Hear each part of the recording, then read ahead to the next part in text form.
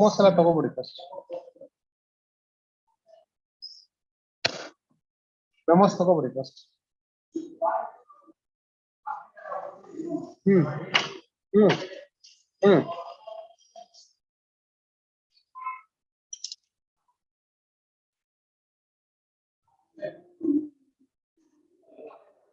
Date ಕೊಟ್ಟಿದೀವ?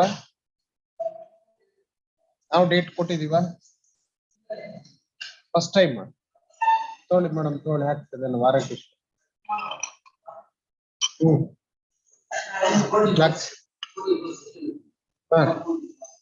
ಯಾವಾಗ ಬೇಕು ತಗೊಳ್ಳಿ. Date ಬರ್ದಿದ್ದೀರಾ?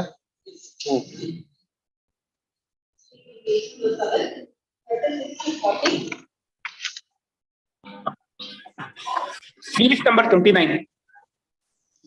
36 to 40. Serial number 36 to 40. Any mentioning? My lordship, 29 series number. 29 orders ಅಲ್ಲಿ ಇದೆ, ಯಾವುದು ಮೆನ್ಷನಿಂಗ್ ಇಲ್ಲ. Next only actually withdrawal application ಹಾಕಿದೀನಿ for me. Petition and final hearing matters. ಅದು I am for appellant. Already I submitted withdrawal application and I have no objection to the withdraw the deposit amount, my lord. 50% ನಾನು 29 series number. ಆಯ್ತು, weight ಮಾಡಿ. ಇಲ್ಲ ನಿಮಗೆ time ಇಲ್ಲ ಅಂದ್ರೆ ನೀವು ಹೋಗ್ಬೋದು. ನಾನು I will pass orders. 41 to 50. ಹೇಳಿ. 41 to 50 ಪೇಜ್ ವೈಸ್ ಕರೆಸ್ತಾ ಇದೀವಿ. 41 to 50 ಯಾರ್ದು ಸಬ್ಮಿಷನ್ ಇಲ್ಲ. ಈಗ ಹೇಳಿ 53 ಏನಾಗ್ಬೇಕು?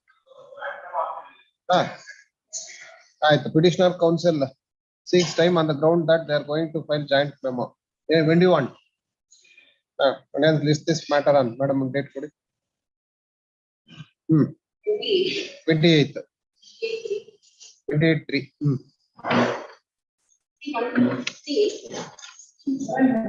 67 ಹೇಳಿ.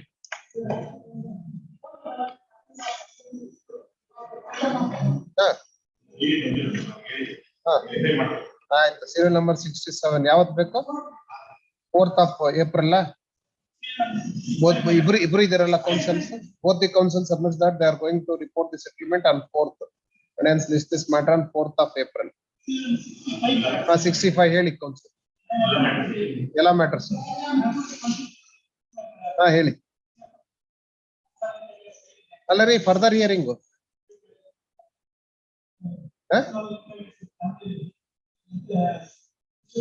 petitioner counsel new proxy counsel seeks time on behalf of the petitioner counsel. List this matter. ಯಾವಾಗ ಬೇಕು? ನೆಕ್ಸ್ಟ್ ವೀಕ್ ಕೊಡಿ ಮೇಡಮ್. ಯಾವ್ದಾದ್ರು ಡೇಟ್ ನೆಕ್ಸ್ಟ್ ವೀಕ್ ಅಂದ್ರೆ 1st April ಹಂಗಾಗುತ್ತೆ ಮೇಡಮ್. 29th ಕೊಡಿ. ಇವತ್ತಿಗೆ ಒಂದು ವಾರ ಅಂದ್ರೆ ಎಷ್ಟು ಆಗುತ್ತೆ? ಯಾವತ್ತು? 28 ಬಿಟ್ರೆ 29, 30th.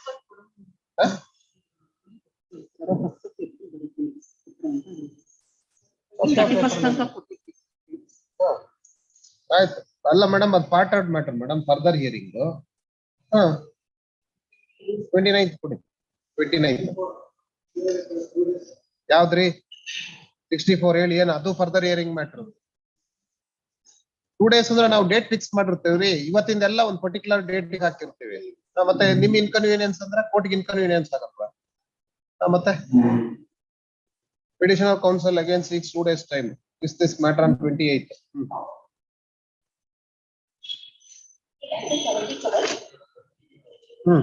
70 ಹೇಳಿ ಏನಾಗ್ಬೇಕು?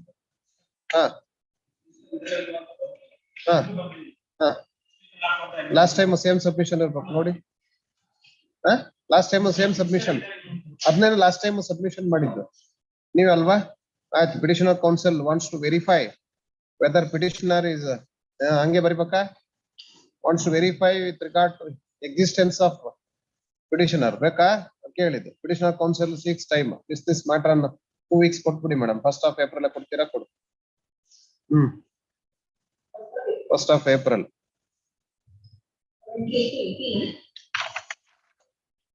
78 to 89. 90 to 101. 94 ಹೇಳಿ. Petitioner counsel seeks time. List this matter on 1st of April.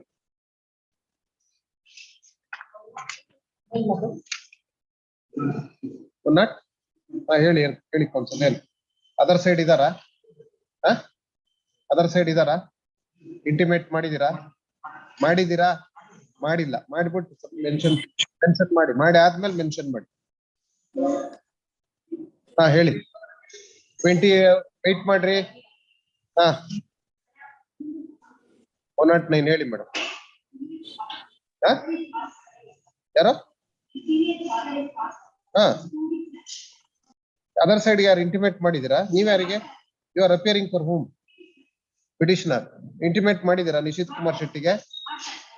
ಮಾಡ್ಬಿಟ್ಟು ಮೆನ್ಷನ್ ಮಾಡಿ, ಡೇಟ್ ಕೊಡ್ತೀನಿ. ಅವ್ರು ಕಾಯೋದ್ ಬೇಡ ಸಂಜೆ 5 ಗಂಟೆವರೆಗೆ. ಅದಕ್ಕೆ ನೀವು ಮಾಡಿ ಮೇಡಮ್. ಮಾಡ್ಬಿಟ್ಟು ಬಂದು ಹೇಳಿ ಕೋರ್ಟ್ಗೆ. ಆಗ್ಬೋದಾ?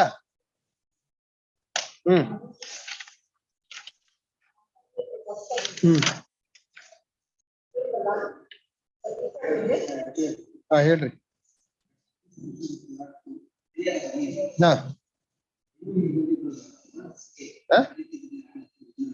ಅದೇನಿದೆ ಕಂಪ್ಲೇಂಟ್ ಮಾಡ್ಬಿಡಿ. ಎಷ್ಟು ದಿವಸ ಬೇಕು ಹೇಳಿ? 2 days. petitioner counsel seeks 3 days time. Granted. Serial number 2. 2 days. Same order. 1 week. granted. 4 Natarajan, petitioner counsel absent. 2 weeks time granted to comply with office objections. 5 Lakshmi Kantke, 2 days granted, 2 days. 6 Anil Ghosh, Appearing for petitioner, I pray for 1 week time, my lord. 1 week granted. Next 7 1 week granted. Jagadishwara, 1 week granted. Next second time Sabarish, 1 week's serial time. number 9, 1 week granted. Next Much obliged. Lankan L, 2 weeks, sir. 2 weeks granted. 11 for petitioner, my lord. 1 week time, my lord. 1 week granted. Oblige, my lord. Dinesh Rao, ಹೇಳಿ. ಹೇಳಿ. ಹ್ಮ್.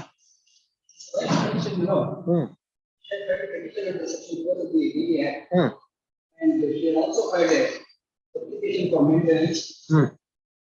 Interim or main? Interim or main petition ಮೇಲೆ section 12.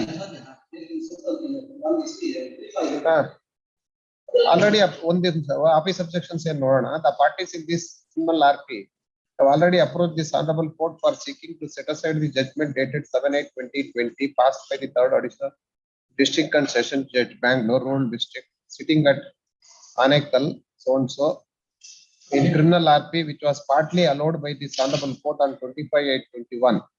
How this criminal RP filed by the same petitioners for seeking same relief for same cause of action is maintainable to be clarified. Head. Why filed the petition? And after receipt of notice, the responsible for to settle the matter is back. So accordingly, he was compared to withdraw the petition. After withdrawal the petition, they refused to take the back. And I filed an application for recall of the order. And the application was rejected. Thereafter, I approached the Supreme Court. So before the petition allowed my prayer and restored the petition. After restoration, my lord, I filed an application for enhanced amount from 50,000 to 75,000. And in the meantime, the trial court granted me only rupees 2,000 rupees. As against that, the husband went in appeal. Sorry, I went in appeal and 5,000 was ordered. Against that, the husband approached the honorable court. And in the revision petition, the honorable court reduced the amount to 4,000 rupees from the date of the application. That is the second application. Now I have filed this application seeking enhancement of the amount from to 4,000 rupees and from the date of the application which are filed in the original petition. This is not by the same party. This is by the wife seeking enhancement. Against the order passed in the appeal matter. Earlier there was no any revision petition filed by you against the said order. But then, madam, why the office has put up like this? Earlier, according to him, ಅದು 629/20 is filed by the husband. The counsel appearing for the petitioner would submit that earlier criminal RP number 629/20 is filed by the husband and not by the wife who is the petitioner herein. And hence, the same cannot be a second revision petition. As the office objection raised by filing second revision petition not sustainable. The counsel submission is accepted and office objection is overruled regarding maintainability of this revision petition. ಅದು ಯಾವಾಗ disposal ಆಗಿತ್ತು? Husband filed by the husband 25/8/21.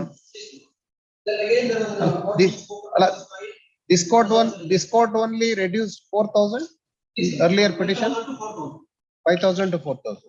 Whether you have appeared in that case or not? Appeared ಆದ್ಮೇಲೆ ಮತ್ತೆ ಅದು attend it's finality ಅಲ್ವಾ? ನಿಮ್ petition ಅಲ್ಲದೆ ಇರಬಹುದು. Order was considered in the presence of you only. Maybe you may be defending. I think different ಆಗ್ತದೆ. I'm seeking from the date of the original petition. Whatever it may be, when the court has considered the maintenance award amount and the presence of the petitioner herein, whether you can maintain one more petition, you would have urged the grounds. Enhancement of the amount from 5,000. I three enhancement ಆಯ್ತು. In your presence only the matter was decided by this court and reduced to 4,000. That order become final ತಾನೆ. How you can maintain one more petition? No, that petition is filed by the husband. Huh. not by the- May be filed by the husband. Maybe you have not filed the petition for enhancement. But earlier, in the presence of both the husband and wife, matter was decided and reduced to 4,000. How again you can maintain one more petition? Now for an enhancement. Cause of action angry different ಆಗ್ತದೆ. Same order has been annulled before this court in the earlier by the husband. During your presence only the matter was decided. Already considered the order of the trial court and reduced to 4,000 instead of 5,000. Now again you can maintain one more petition when this court already taken decision on the order passed by the trial court. Maybe you in your presence only it was decided. If you have not contested the matter, then you get the right to challenge that revision by filing a separate revision. But in your presence only the matter was considered by this court. The office objection correct allagadre. You have participated and you have also urged your ground in the petition filed by the husband. Only to the extent Huh. of defending it, not seeking enhancement, further enhancement. ಆಯ್ತು ನೋಡೋಣ ಬಿಡಿ ಆಮೇಲೆ ನೋಡಿ ಆಯ್ತು ನೋಡಿ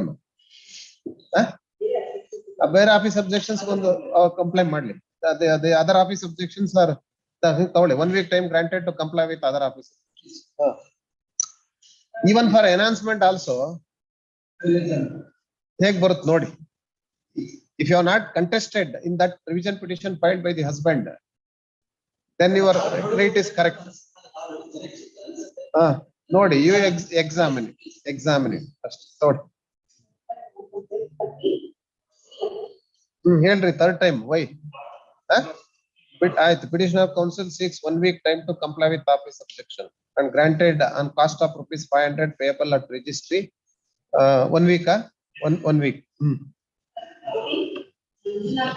Manjunath ND cost not paid pass over ಮಾಡಿರಿ ಮಧ್ಯಾಹ್ನ ಬರ್ಲಿಲ್ಲ ಅಂತ ಡಿಸ್ಮಿಸ್ ಮಾಡೋಣ. 5th ಟೈಮ್ ಬಂದಿದೆ. HCGP ಫಸ್ಟ್ ಟೈಮ್ ಅಲ್ಲ ಆಲ್ರೆಡಿ ನೋಟಿಸ್ ಆಗಿದೆಯಾ? ಆಯ್ತು ಏನಾಯ್ತು ಮೇಡಮ್ ಆರ್ಡರ್ ಆಗಿದೆಯಾ? HCGP is directed to take notice ಅಂತ ಆಗಿದೆಯಾ? ಇಲ್ಲ ಮತ್ ಕೊಡ್ಬೇಕಲ್ಲ ಒಂದ್ ಟೈಮ್ ಅವರಿಗೆ. HCGP ಇಲ್ಲ office learned counsel for the petitioner is permitted to carry out the revision ಅಷ್ಟೇನೆ ಇರುತ್ತಲ್ವಾ ಅವರು ನೋಡಿ. ಆಯ್ತು HCGP is directed to take notice and file objections if any. List this matter on 28 next Monday. Next 16 M Shashidhara Auto Naike age ಎಷ್ಟು 14 years ನೋಡಿ. HCGP is directed to take notice and also HCGP is directed to notify the R2 complainant / victim / informant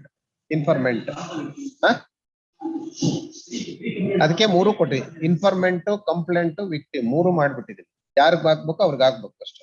ಆಯ್ತು ಇದು 28th ಆಗಲ್ಲ, ಒಂದ್ 4 ದಿವಸ ಜಾಸ್ತಿ ಕೊಡಿ.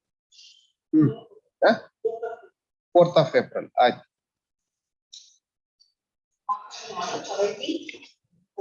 Ramesh EN ಯಾಕೆ ವೈ ಇಟ್ ವಾಸ್ ಅರ್ಜೆಂಟ್? ಬೇಲೇನ ಹೇಳಿ ಪಾರ್ಟ್ ಏನಾಯ್ತು? 1 second. Learned counsel seeks 2 weeks time to consult with the petitioner to repay the amount with interest received. ಇದೇನೋ ಇದ್ರ ಫ್ಲಾಟ್ ಕೊಡ್ತೀನಿ ಅಂತ ಹೇಳಿ ದುಡ್ಡು ಇಸ್ಕೊಂಡು ದುಡ್ಡು ಕೊಟ್ಟಿಲ್ಲ, ಈ ಕಡೆ ಫ್ಲಾಟ್ ಕೊಟ್ಟಿಲ್ಲ ಅಂತ ಆ ಕೇಸ್ ಅಲ್ಲ. ಏನಾಯ್ತು? ಏನ್ ಮಾಡಿದ್ರು?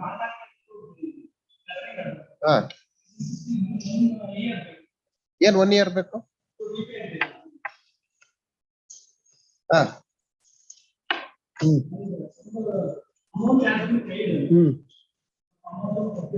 ಇವ್ರು ವಾಪಸ್ ಕೊಟ್ಟಿದಾರಂತ ಎಲ್ಲಿದೆ ದಾಖಲೆ? ಎಲ್ಲಿದೆ? ದುಡ್ಡು ವಾಪಸ್ ಕೊಟ್ರೆ ನಿಮ್ಮವನ ಹತ್ರ ಏನಾರು ರಸೀಟ್ ಏನೋ ದುಡ್ಡು ಕೊಟ್ಟಿದ್ ಇರುತ್ತಲ್ರಿ? ಆ ದಾಖಲೆ ಎಲ್ಲಿ? ಆಯ್ತು ಆರ್ಗ್ಯುಮೆಂಟ್ ಮಾಡಿ ಆನ್ ಮೆರಿಟ್ಸ್ ಮೇಲೆ. ಹೇಳ್ರಿ ಏನ್ ನಿಮ್ದೇನು ಆಗಿಲ್ಲ? ಆಯ್ತು. Charge sheet also filed. ಆಯ್ತು.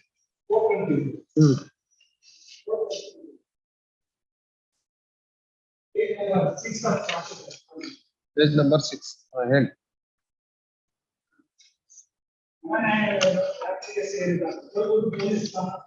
Page number 6 ನೀವು separate charge sheet ಹಾಕಿದ್ದೀರಾ? ಆಯ್ತು. Page number 6. 47 ಲಕ್ಷ ರೂಪಾಯಿ ತೆಗೆದುಕೊಂಡು ಆರೋಪಿಗಳು ಮಾತುಕತೆ ಮಾಡಿಕೊಂಡು ಅದರ ಸಾಕ್ಷಿ ಒಂದೂರವರು ಸದರಿ ಫ್ಲಾಟ್ ಖರೀದಿಸಲು HDFC ಬ್ಯಾಂಕ್ ನ ಪಡೆದು ಹಾಗೂ RTGS ಮೂಲಕ 13,60,000 A1 ಆರೋಪಿಗೆ ನೀಡಿರುತ್ತಾರೆ. ಆದರೆ A1 ಆರೋಪಿಗಳು ಇದುವರೆಗೆ ಇವರು ಪಿಟಿಷನರ್ A1 A2 ನ A1 ಹಾ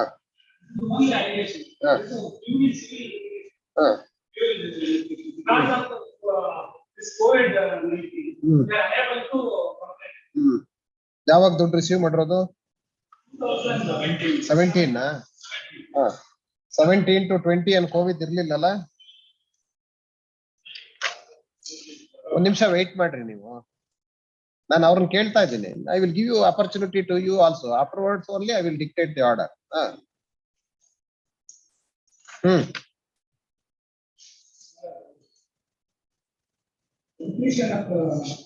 ಆಯ್ತ್ರಿ, ಆಗ್ಲೇ 5 ವರ್ಷ ಆಯ್ತು. ಅವ್ನು ಲೋನ್ ತಗೊಂಡು ಬ್ಯಾಂಕ್ ಅಲ್ಲಿ ನಿಮಗೆ ದುಡ್ಡು ಕೊಟ್ಟಿದ್ದಾನೆ. You are not give provided even the flat as well as even you are not ready to refund the amount also. ಹೇಳಿ.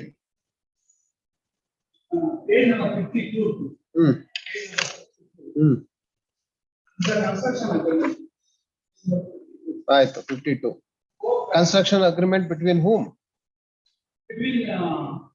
Developer.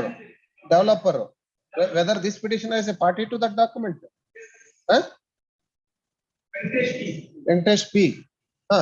Construction agreement. ಏನಿದೆ ಅದ್ರ ಪ್ರಕಾರ?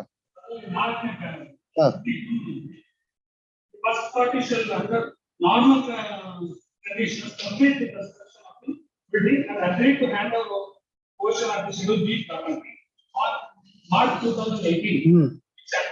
Date period of 6 months. ಆಯ್ತು.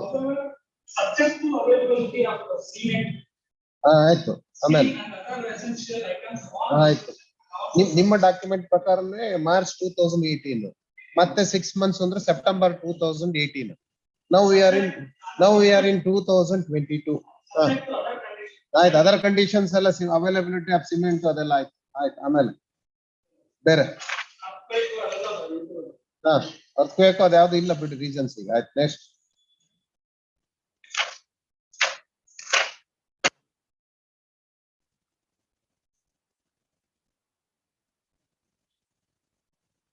ಅಷ್ಟೇನಾ? ಹೇಳ್ರಿ ಈಗ.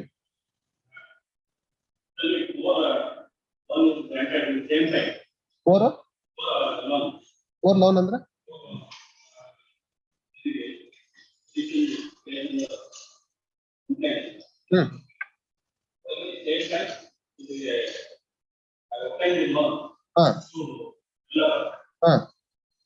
Through developer 4 loans. 4 ಲೋನ್ಸ್ ಗೆದ್ದೇನು prove ಆಗಿಲ್ಲ ಅಂತ ಈಗ ಬರ್ರಿ ಓನ್ಲಿ 420 ಚಾರ್ಜ್ ಶೀಟ್ ಹಾಕಿದ್ದಾರೆ. ಹೌದಾ? ಆಯ್ತು. 4 ಲೋನ್ಸ್ ಅಂದ್ರೆ ನನ್ಗೆ ಅರ್ಥ ಆಗ್ಲಿಲ್ಲ. ಹೇಗದ್ 4 ಲೋನ್ಸ್?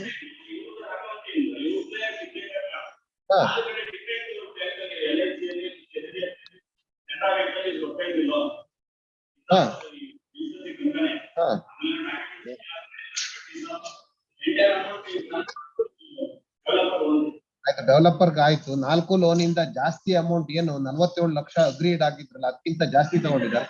ಎಷ್ಟಾಗಿದೆ ಅದನ್ನೇ ಕೇಳ್ತಾ ಇದ್ದೀನಿ ನಾನು. ನೀವೇನಾದ್ರು ದಾಖಲೆ ಕೊಟ್ಟಿದ್ದೀರಾ? For having taken 4 loans. Complaint ಅಲ್ಲಿ ಮೆನ್ಷನ್ ಆಗಿದೆ ರೀ. ಈಗ ಇನ್ವೆಸ್ಟಿಗೇಷನ್ ಆಗಿದೆ.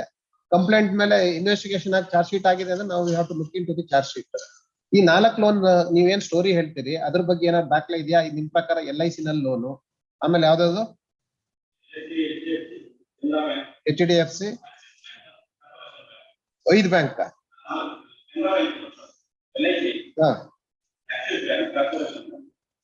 Axis corporation bank. ಎಷ್ಟೆಷ್ಟು ಲೋನ್ ತಗೊಂಡಿದ್ದಾರೆ ನಿಮ್ಮ ಹತ್ರ ಸಿಗ್ನೇಚರ್ ತಗೊಂಡು? 29 ಲ್ಯಾಕ್ ಇಲ್ಲಿ. ಹೌದಾ? ಬೇರೆ LIC ನಲ್ಲಿ ಎಷ್ಟು ತಗೊಂಡ?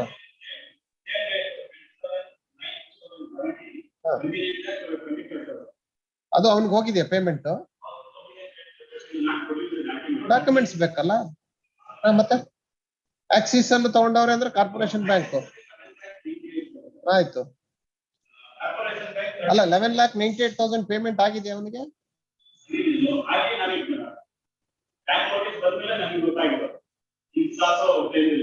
ಹಾ ಈಗ ಹಾ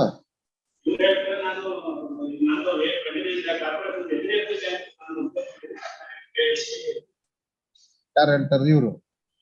ಹಾ ಇವನ್ ಯಾಕೆ 4 ಕಡೆ ಡಾಕ್ಯುಮೆಂಟ್ ಸೈನ್ ಮಾಡ್ಕೊಟ್ಟ?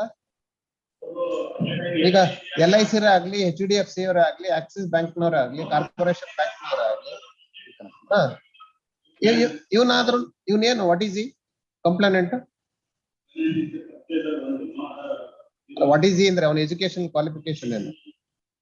4 ಬ್ಯಾಂಕಿಗೆ ಯಾಕೆ ದಾಖಲೆ ಬರ್ಕೊಡ್ತಾನೆ? Mostly it appears invoke not only 420 for other offences also made allegations in the complaint that he had they have obtained the document and obtained loan from different banks.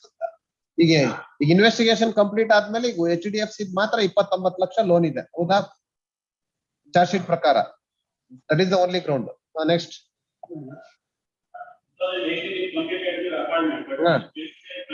Completed. Last time ಏನೋ photos ಕೊಟ್ರಲ್ಲ, ಇನ್ನು ಅವ್ರ ಪ್ರಕಾರ complete ಮಾಡಕ್ minimum 2 ವರ್ಷ ಬೇಕು.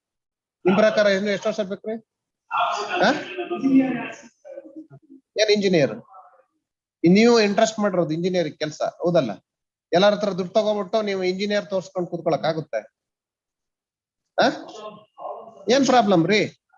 ನೀವೇ ಈಗ rely ಮಾಡಿ ಡಾಕ್ಯುಮೆಂಟ್ ಪ್ರಕಾರ 1 year plus 6 months. September 2018 ಅಲ್ಲಿ ನೀವು ಕಂಪ್ಲೀಟ್ ಮಾಡ್ಬೇಕಿತ್ತು. Now you are not ready to even pay the amount also. Whatever the amount he has paid with interest ಅವ್ರು ಕೊಡಿ ಅಂದ್ರೆ ಅದು ಕೊಡಕ್ಕಾಗಲ್ಲ ನಿಮ್ಗೆ. ಏನ್ ಕೊಟ್ಟಿದ್ದಾರೆ?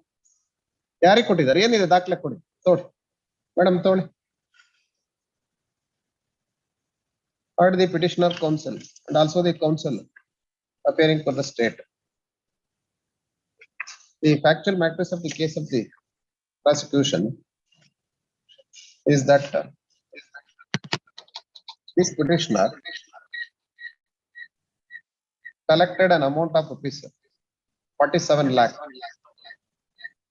from respondent complainant. From complainant, and the complainant covered loan of rupees 29,25,000 from HDFC, and also he transferred the amount through by way of RTGS, an amount of rupees 13,60,000 to this petitioner. And this petitioner though collected the amount and assured to provide plot, he did not provide the plot to CW1. And based on the complaint, police have investigated the matter and filed the charge sheet invoking the offense punishment report 20 of IPC. The counsel appearing for the petitioner would submit that the amount was collected in 2017. And in terms of the agreement between the petitioner and the complainant, as per annexure madidira ಏನು ಇಲ್ಲ, as per the construction agreement, in terms of column number 4,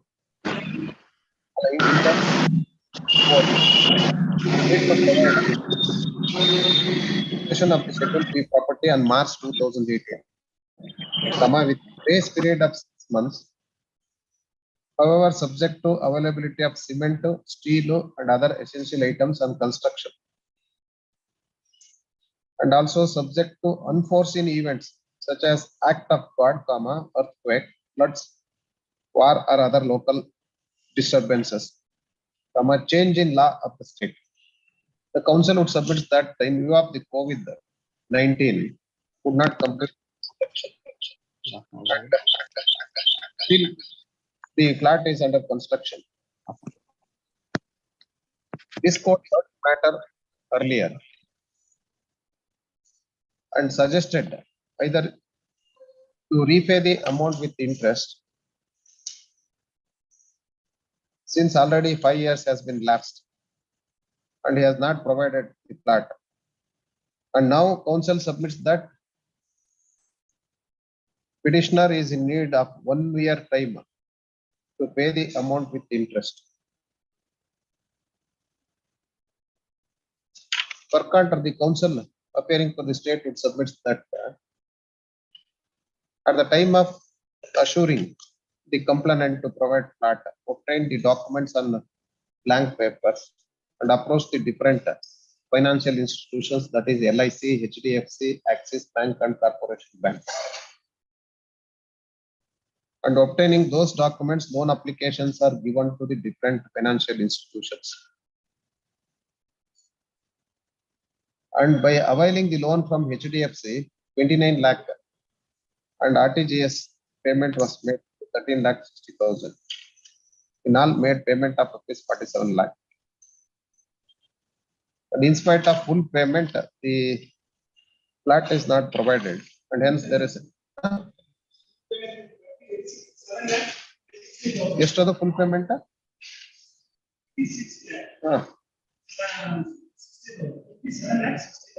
ತಗೊಳ್ಳಿ madam. ಆಯ್ತು madam. Full payment ಅಲ್ಲ, in spite of payment of rupees 47 lakh as against 56,60,000, neither provided the plat nor refunded the amount, and hence it clearly discloses at the inception of the transaction itself there was a cheating on the part of the petitioner herein. Having heard the petitioner counsel and also the counsel appearing to the state, and also looking into the material available on record, particularly in the complaint, specific allegations are made regarding obtaining of documents and approaching the different financial institutions. And when the documents are not supplied to the IO regarding obtaining documents from the complainant to approach the different financial institutions, while filing the charge sheet, the IO comes to the conclusion that payment was made to the tune of rupees 29 lakh, and the same was obtained from the bank HDFC, and also RTGS to the tune of rupees 47 lakh. And the counsel appearing for the petitioner himself would submit that there was a construction agreement, and according to the construction agreement also the time is provided till March 2018, and also grace period of 6 months, and subject to other conditions, and other conditions are not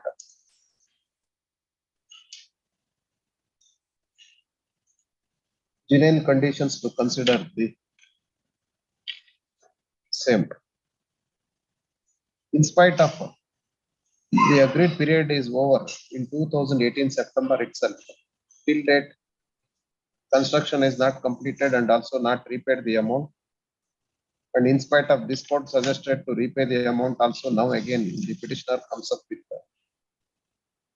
seeking 1 year time to refund the amount also. Hence it is clear that with an intention cheat the complainant, he had entered into an agreement with the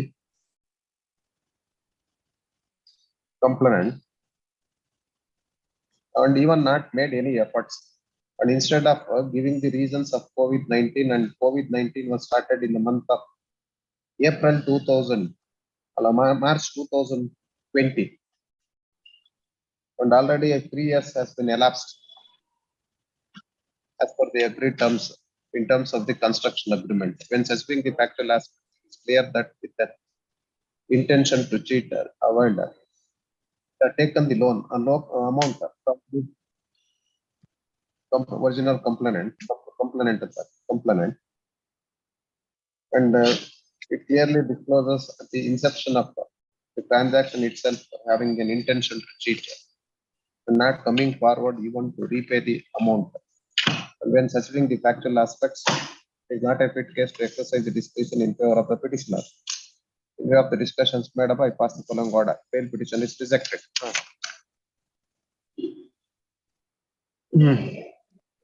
Yes. ಏನಾಯ್ತ್ರಿ ಎಮ್ಮೆ ಹಾಕಿದಾರೇನ್ರಿ? ಹಾಕಿದಾರ ಈಗ ಹಾಕಿದಾರ ಈಗ office objections ಏನಿಲ್ವಾ ಆಯ್ತು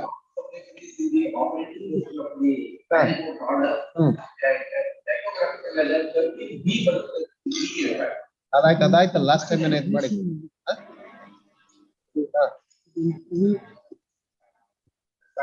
ಅದಕ್ಕೇನ್ submission ಏನು ಅವ್ರದ್ದು ಈಗ ಏನ್ ಮಾಡ್ಬೇಕು seeking permission to correct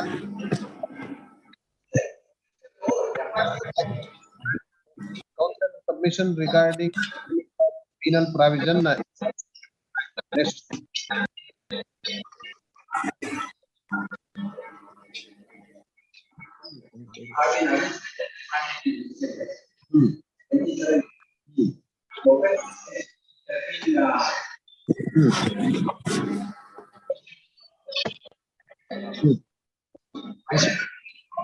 Disproportionate.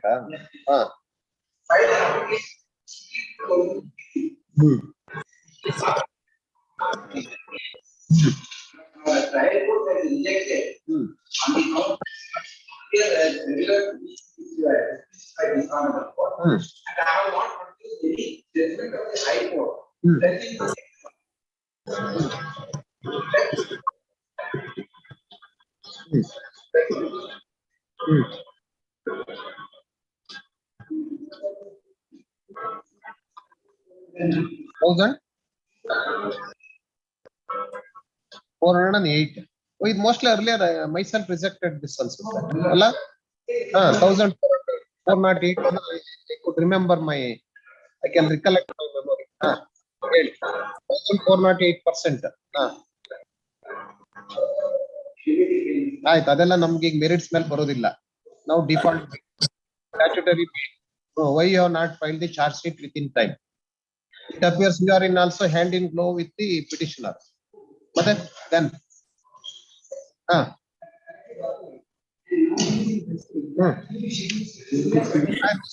ಪ್ರಕಾರ ಅವ್ರು ಕೊಡ್ಬೇಕು ಆಯ್ತು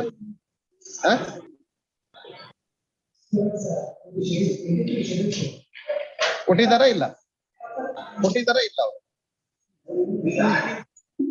ಕಸ್ಟಡಿ ಆದ್ರೂ ಮತ್ತೆ ನೀವು ಕಸ್ಟಡಿಯಲ್ಲಿ ಇದೀರಿ ಅಂತ ಹೇಳಿ ಈಗ ನೀವು ಫರ್ನಿಶ್ ಮಾಡ್ಬೇಕಲ್ಲ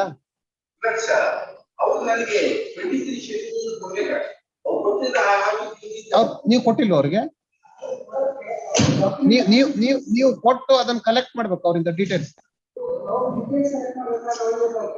ಕಸ್ಟಡಿಯಲ್ಲಿ ಇದ್ರೆ ನೀವು ಅಲ್ಲೇ ತಲುಪಿಸ್ಬೇಕು ಹೌದಿಲ್ಲ ಮತ್ತೆ ಹೌದು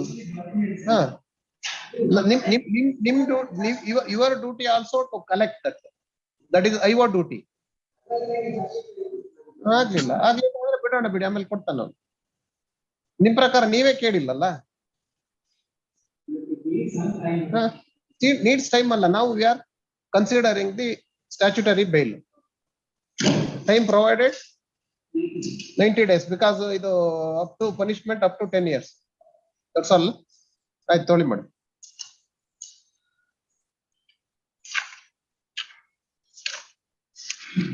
Where is the trial court order? 167-2 judgment ಕೊಟ್ಟಿಲ್ಲ page number 12.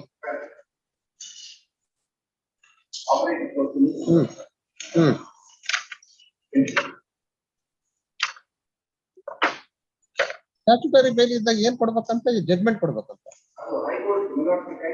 High Court has dismissed the said bail application filed by the present accused number 439 of this case without the charge sheet material before this court. It is not just and proper to exercise the discretion of the powers either under section 439 of CRPC or under 167.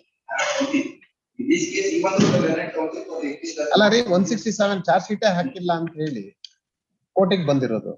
ಇವ್ರು ಏನ್ ಹೇಳೋದು at this junction without the charge sheet material before this court it is not just and proper ಅಂತ ಬರೀತಾರೆ. Charge ಶೀಟೇ ಇಲ್ಲ, charge ಶೀಟೇ file ಮಾಡಿಲ್ಲ.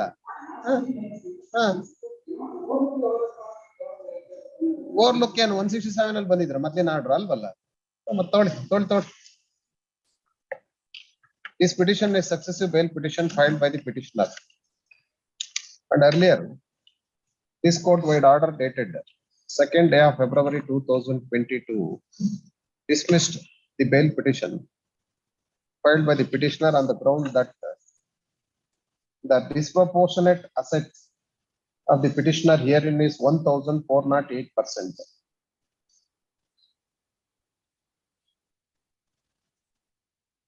And at the time of registering the case, the disproportionate assets was 153%. Excess of his actual income. And thereafter, the petitioner had approached the trial court on the ground that the charge sheet is not filed within the period of 90 days and invoke the provisions under section 167 2A Roman 1 and Roman 2 of the Code of Criminal Procedure. The same is rejected by the trial court with order dated 11th day of March 2022. Hence, the present petition is filed. Though this petition is a successive bail petition seeking statutory bail and charge sheet is not filed within 90 days. The punishment in respect of the penal provision invoked against the petitioner is up to 10 years. And hence 90 days period is provided to file the charge sheet. The counsel appearing for the respondent ACB, it submits that the petitioner himself has not provided the details to file the charge sheet. The schedule, they are not furnished the schedule details has not furnished, and hence could not file the charge sheet within 90 days, and no lapses on the part of the respondent. The said contention cannot be accepted, and it is the duty of the IO to seek all details as per the schedule, and filing of charge sheet is also time provided is 90 days. And now cannot contend that details are not furnished. And when the statute provides the right to the petitioner seek for statutory bail if charge sheet is not filed within time stipulated, automatically the petitioner is entitled for bail.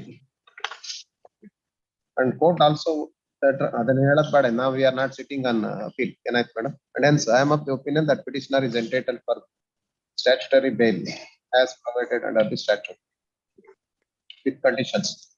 Conditions have put it.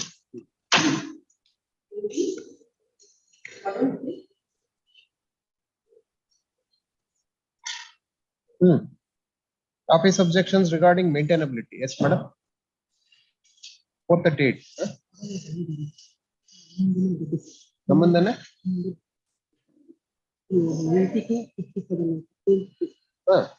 same petitioner earlier it was dismissed.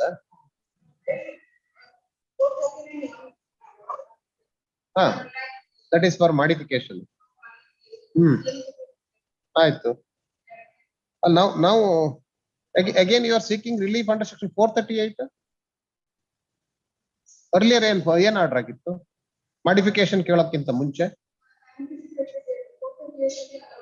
ಮೊದಲೇ grant ಆಗಿತ್ತ ಮತ್ ನಾವು again how you can seek for 438 again modification reject ಆಗ್ಲಿ ನಾವು ಈಗ again you are seeking for anticipatory bail. ಯಾರು ವರುಣ್ ಅಂದ್ರೆ ಯಾರು ಮೇಡಮ್ ನಿಮ್ senior? Where is he now? Other court ಬರ್ತಾರ ಹೇಳಿ. ಮತ್ತೊಂದು ಸೆಕೆಂಡ್ ಪಿಟಿಷನ್ ಹೆಂಗ್ ಮೇಂಟೈನ್ ಆಗುತ್ತೆ ಮೇಡಮ್? 438 ಪಾಸ್ ಓವರ್ ಮಾಡಿರ್ತೀನಿ, ನಿಮ್ ಸೀನಿಯರ್ ಕರ್ಕೊಬನ್ನಿ. ಆಯ್ತು.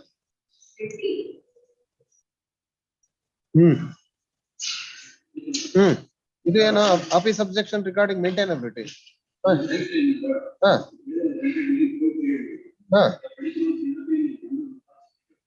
ಆಯ್ತು ಆಯ್ತು ಆಯ್ತು ಆಯ್ತು.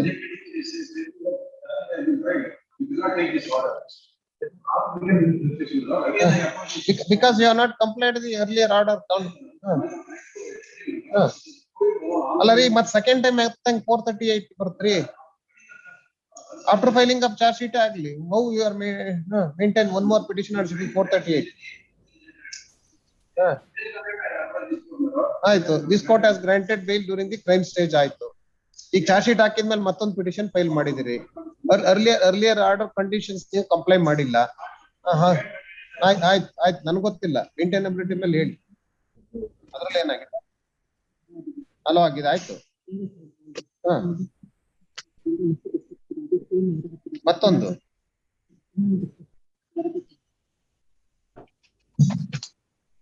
ಈ 439 ಮೇಡಮ್, ನಟರಾಜನ್ ಸಾಹೇಬ್ರ ಮುಂದೆ ಒಂದು 439 ಅಲ್ಲಿ ಹೋಗಿದ್ದೀರಲ್ರಿ? ಆಯ್ತು, ಅದ್ ಬಿಟ್ಬಿಡ್ರಿ. Earlier actually criminal petition justice Phanindra ಸಾಹೇಬ್ರ ಮುಂದೆ ಆಗಿತ್ತು 29/28 of 2020 ಅಲ್ಲಿ. ದಟ್ ವಾಸ್ ಅಲೋಡ್, ಹೌದಲ್ಲ? That has not been complied with the order. One more petition was filed by same Vijay Kumar S Shetty, ಹೌದಾ? Already approach this court in criminal petition number 10 of 22. ಈಗಲೇ ಮನ್ಮನೇನು ಒಂದು file ಮಾಡಿದಿರಿ, which is dismissed before Honorable K. Natarajan and merits ಮೇಲೆ. ಮತ್ತೆ ಆಯ್ತು, dismiss for non prosecution ಆಗಿದೆಯಾ? Non prosecution ಒಂದ್ ನಿಮಿಷ ಇರಿ. Not maintainable. ನಾಟ್ ಮೇಂಟೈನಬಲ್ ಅಂತ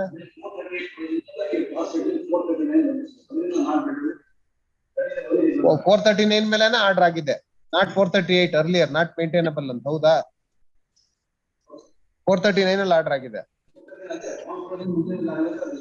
ಆಯ್ತು, ಈಗ 438 ಅಲ್ಲಿ ಅಪ್ರೋಚ್ ಮಾಡಿದಿರಿ. Whether second petition is maintainable before the court, you convince the court, that's all. Earlier you have already exercise, already got the benefit of 438, ಹೌದಾ? Comply ಮಾಡಿದ್ರೆ ಈಗ ಏನ್ ಮಾಡಕ್ಕಾಗಲ್ಲ. ಮತ್ತೆ ನೀವು ಕಂಪ್ಲೈ ಮಾಡ್ಲಿಲ್ಲ ಅಂತ ಮತ್ತೊಂದ್ಸರಿ 438 ಇನ್ವೋಕ್ ಮಾಡಕ್ಕಾಗಲ್ಲ. ಯಾವ್ದಾದ್ರು ಸೈಟೇಷನ್ಸ್ ಇದ್ರೆ ಕೊಡಿ. ನೀವೇನೋ ಹೇಳಿದ್ರಲ್ಲಿ ಈಗ ಕ್ರೈಮ್ ಸ್ಟೇಜ್ 1 ಮತ್ತೆ 439 ಏನು charge sheet after filing of charge sheet one more ಅಂತ ಎಲ್ಲಾರು ಜಡ್ಜ್ಮೆಂಟ್ ಇದ್ರೆ ಕೊಡಿ, ನೋಡೋಣ. Will consider it. 2 weeks ಆಯ್ತು. Petitioner counsel 2 weeks time. Convince the court regarding maintainability of second 438. ಯಾವ್ದು ಬೇಕು ಹೇಳಿ, ಡೇಟ್ ಕೋಡ್. Actually, madam, with Natarajan sir, whether it is 438 or 439, rejected by the judge who is,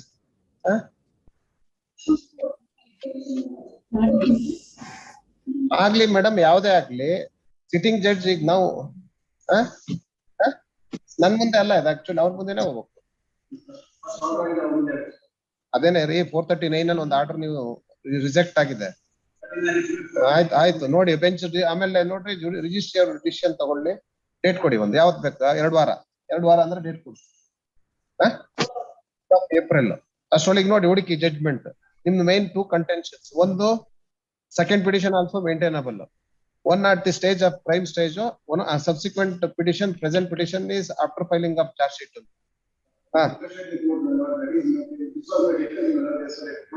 ಆಯ್ತು, ಅದ್ ಬಿಟ್ಬಿಡ್ರಿ. ಈಗ ನಾವು 430 I am not sitting on appeal R any ಇದು. ಈಗ ಮೇಂಟೈನಬಿಲಿಟಿ ಮೇಲೆ ಹೇಳಿ. ಆಯ್ತು, 4th of April ಅಲ್ಲೇ ಒಂದು ಸೆಂಟೆನ್ಸ್ ಸೇರಿಸ್ಕೊಡಿ. Let the registry to take decision to place the matter before the appropriate bench. ನಮ್ಮ ಮುಂದೆ ಬಂದ್ರೆ ನಾವೇ ಕನ್ಸಿಡರ್ ಮಾಡೋಣ, ಇಲ್ಲ ಅವ್ರ ಮುಂದೆ ಹೋದ್ರೆ ಅಲ್ಲೇ ಮಾಡಿ.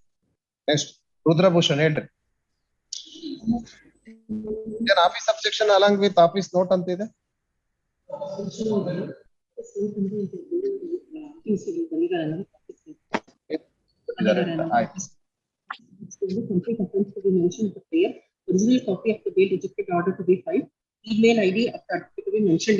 ಅದ್ಯಾವ್ದೋ ಕಂಪ್ಲೇಂಟ್ ಮಾಡಿಲ್ವಾ?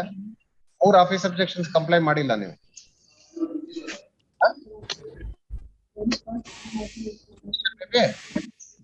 Next week ತಗೊಳ್ಳಿ. Petitioner counsel seeks 1 week time to comply with office objections. ನಿಮ್ಗೆ ಆಲ್ರೆಡಿ ನೋಟಿಸ್ ಆಗಿದೆಯಾ ಮೇಡಮ್? ಆಗಿಲ್ಲ.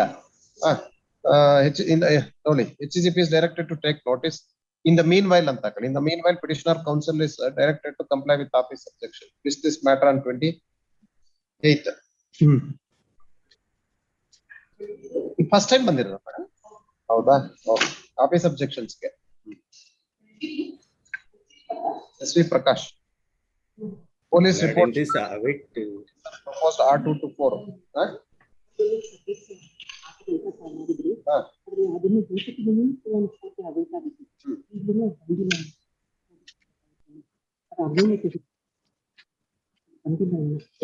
ಬರೋದಿಲ್ಲ ಅದು.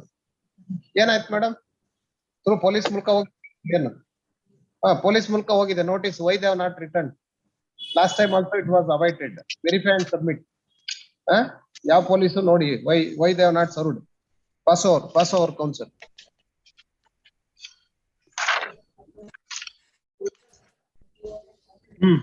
ನಾನ್ taking of steps against deceased respondent. ಆಯ್ತ್ರಿ, ಯಾವ ತಗೊಂಡಿಲ್ಲ ಅಂತ ಸ್ಟೆಪ್ಸ್. ಆರ್ಡರ್ ಶೀಟ್ ಕೊಡಿ madam. Documents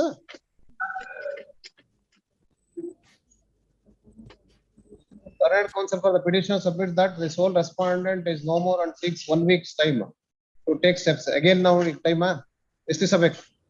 1 week. Petitioner counsel again seeks 1 week time to take steps against the respondent and list this matter on 30th.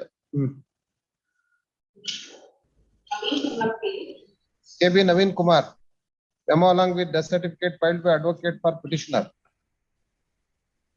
Yes, madam. Petitioner, my lord. Petitioner was died on 25/8/2020, my lord. 25/8/20. Offense no? 353 and 504. Abate ಆಗ್ತದಲ್ಲ. So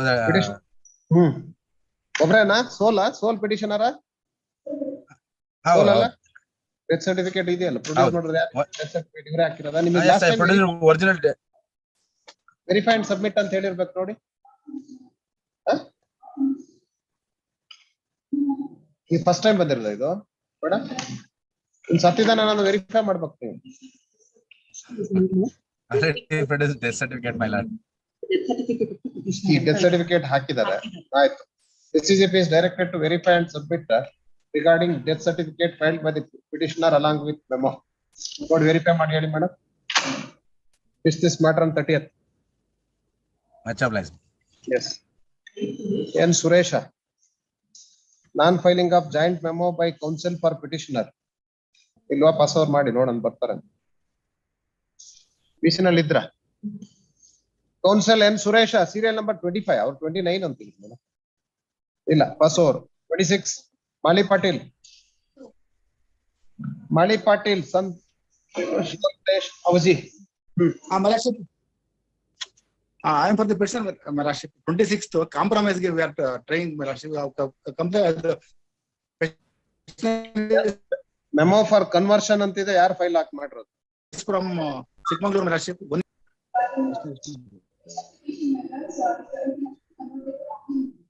Appeal. Why? Any divergent finding? Any divergent finding? Divergent finding. Acquittal, conviction. Petitioner counsel has filed memo for conversion and permitted to convert as sought in the memo for the statistical purpose. RP 844 of 2014 is disposed of. Next, non-furnishing of correct address to issue notice to R2. Dilraj, this time in the ಬರ್ತಾ ಇದೆ ನೋಡಿ madam. 2018.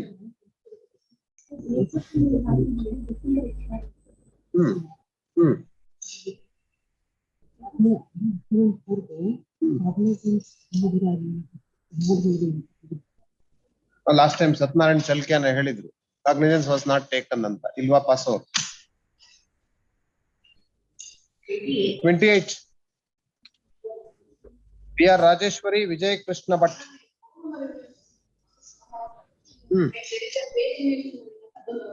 ಆಯ್ತು. Petitioner counsel seeks time to comply with office objection. Pass over ಮಾಡ್ಬೇಕು. ಏನ್ ಮಾಡ್ತೀರಿ? Pass over ಮಾಡಿರ ಹಂಗ್ ಮಾಡ್ತೀರಿ? ಏನ್ ಮಾಡಿಲ್ಲ? Compliance of office. ಆಯ್ತು, ಇಟ್ಟಿರಿ ನೋಡೋಣ ಮೇಡಮ್. ಏನಿದೆ ನೋಡಿ ಆಫೀಸ್ ಅಬ್ಜೆಕ್ಷನ್ಸ್. ಇಲ್ಲೇ ಮಾಡೋಂಥದ್ದ ಅಥವಾ ಕಾಪಿ ಸರ್ವ್ ಮಾಡಿಲ್ಲ? ಕಾಪಿ ಸರ್ವ್ ಮಾಡ್ಕೊ ಬರ್ಬೇಕಲ್ಲ. ನನ್ ಗೊತ್ತಿಲ್ಲ, ನೀವು ಕಾಪಿ ಸರ್ವ್ ಮಾಡ್ಬೇಕು. ಫೋನ್ ನಂಬರ್ ಎಲ್ಲ ಮೇಲೆ ನಾವೇನ್ ಮಾಡ್ಲಿಕ್ಕೆ ಆಗಲ್ಲ. You have to serve the copy on the other side. ಅದಕ್ಕೆ ಟೈಮ್ ಬೇಕಾ ಅಥವಾ ಪಾಸ್ ಓವರ್ ಮಾಡ್ಬೇಕು? ನೀವು ಕಾಪಿ ಸರ್ವ್ ಮಾಡ್ಕೊಡೋದಾದ್ರೆ ಮಾತ್ರ will make it order to keep it.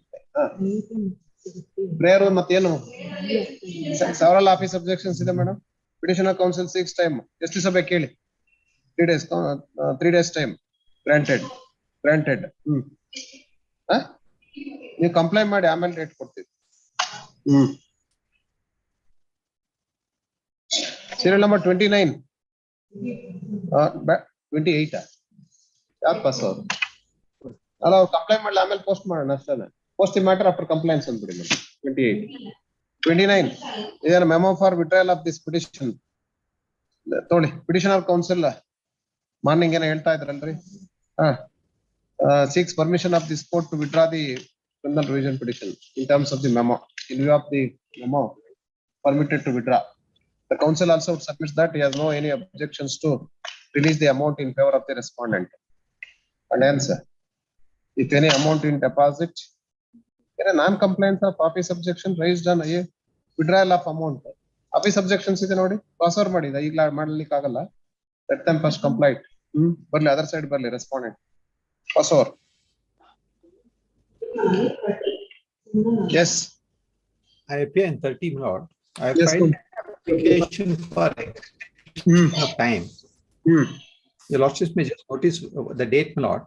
Your lordship's order, my lord, granting 6 months. Now, how much was time you passed. sought for extension of time? 6 months, my lord. 6 months. Why 6 months? Your lordship Earlier this court granted time of 6 months. Once again, why 6 months? my lord, in that 6 months, my lord, what has happened is I produced the order sheet. My lord, your lordship's order was 9/4/2021, my lord. Yes. The 6 months expired, my lord, on 8/10/21.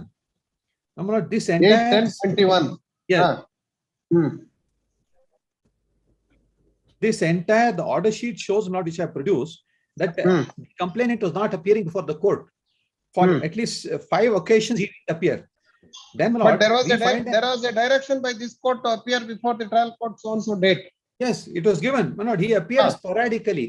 My lord, he appeared on 9/24/5. He appeared. Whether After that, my lord, 2 days. whether this court fixed the date before the trial court for appearance of parties? No, my lord, in the order it was not fixed. But then, my lord, they appeared, my lord. First date they appeared. First day he appeared. ಆಮೇಲೆ ಸುಮಾರು ದಿವಸ ಬರಲಿಲ್ಲ. Then, my lord, what happened was we filed an application for summoning certain records. That application, my lord, was contested, then it was allowed. The record we called for was from the official liquidator. Yes. The official liquidator, my lord, because this company, my lord, which issued the cheque is now in liquidation. And records of the company were needed. And the liquidator's office, my lord, said we are not able to trace the record. You send somebody to search in our record. Yes. So that exercise was also done, my lord. Then the matter was set down for cross-examination. And thereafter, my lord, 2 dates were taken for cross-examination. Therefore, my lord, now the matter is set down now for further evidence and for production of those records. So your lordship may consider, my lord, granting some time, my lord. If 6 months your lordship feels is too long, my lord, I leave it entirely to you all. Almost 1 year is elapsed. Adhe, 1 year alli, 9/4. 1 year alli, my lord, 5 months, my lord, took away COVID. Thereafter, 5 months, they didn't Then appear. why you have not approached the court before the expiry of the time of 6 months? No, By no, filing we an were application regularly- for seeking extension of time. My lord, we were regularly appearing before the court. It is not that Maybe we you are started appearing doing when the time bound direction was given by this court. Why you have not sought for the extension of time before the expiry of the time? My lord, normally, my lord, your lordship's experience will bear out. If the learned magistrate, my lord, thinks time is not sufficient, communication is addressed to the registry of the court by the learned presiding officer. We are thinking that permission would have taken. It was not taken. Then, my lord, we noticed that since the time had expired, somebody should move the court, so we moved the court. I leave it to your lordship's kind discretion, Lord. Kindly give some time because that Yes. Who is appearing for other side? I appear for the first respondent, Lords. Yes, counsel. My lords, after filing of the application, my lords, to summon the records of the official liquidator, my lords, on a joint inspection, my lords, along with the petitioner and my lords, the practicing. First, counsel, first you make submission with regard to why you have not cooperated before the trial court when this court has directed for time bound trial. May I make a submission, my lords? After my Yes. Mahalatama was filed in the first instance, my lords, and as per the direction of this honorable court, I did appear. Thereafter, my lords, on account of my personal inconvenience, my lords, I had some cardiac problem. We still gather on my lords quite often. Anyhow, trial was not completed on account of you have not also not cooperated before the trial court. That was only for 3 months, my lords. Later on, my lords, I reported to the honorable court. My lords, Yes. my lords, I have been, my lords, continuously appearing. The cross-examination, my lords, 2 witnesses are over. Now, my lords, tomorrow the matter is set down, my lords, for cross-examination, today, my lords, for summoning of the accused number 1, and my lords, on the cross-examination. Yes, I will fix another 3 months for disposal. My lords, there is only one, my lords, witnesses to be cross-examined, and my lords, arguments. My lords, that should be over by 1 month, my lords, is my respectful submission. Only one witness is there, my lords, otherwise, my lords, the trial is over. One witness on behalf of whom? That's my lords, the accused number 1. Accused number 1. Yes, my lords, we have to leave. We don't know whether he is going to examine other witnesses also. Anyhow, I will grant 3 months time that the matter be disposed of another 3 months. Only, madam. Heard the petitioner counsel, it joint is the madam, what are petitions is. Heard the petitioner counsel and also the counsel appearing for the respondent. The petitioners who are the accused before the trial court have filed an application under section 482 of CRPC, praying this court to extend the time fixed for the disposal of the case by a period of 6 months. The counsel appearing for the petitioner would submit that though the complainant appeared before the trial court and subsequently he did not appear sometime, and also when the witness was examined took some time for cross examination also, and also the petitioner counsel would submit that the petitioners have thought that court would seek for extension of time but not sought any time, and hence the petitioners were forced to file the present petition. The counsel appearing for the respondent also would submit that due to some cardiac problem, the complainant was unable to appear before the trial court sometime. And now already witnesses are examined and only one witness the petitioner is going to examine, and it can be disposed of within 1 month. Having heard the respective counsel, this court passed an order on 9/4/21 directing to dispose of the matter within 6 months, since all these matters are very old matters and several rounds of litigation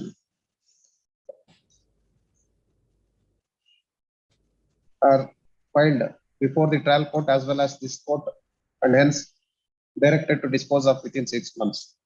It is also important to note that the said period was expired on 8/10/21, and after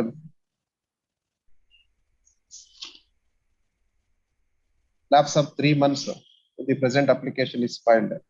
That is on 25/2/2022. The counsel appearing for the petitioners have also produced the order sheet, and order sheet also reveals that some progress in the matter but could not complete the trial. Having considered the fact into consideration, and there are series of cases between the parties, it is appropriate to extend another 3 months time from today and direct the parties to cooperate before the trial court for disposal of the matter within 3 months. Of the discussions made above, application filed for extension of time is partly allowed, granting 3 months time to dispose of the matter within 3 months. Both assist the court. Make again the judge to come before this court for extension of time. We'll do it. Good.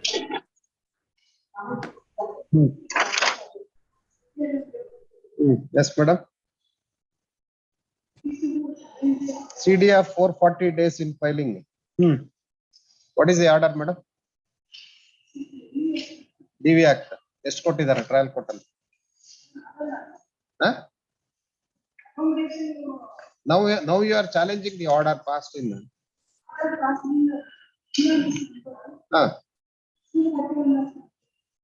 241 of 17, and thereafter you also filed an appeal. Appeal was also disposed of on 2018, 20th day of 2018. Why you are before this court after lapse of 4 years?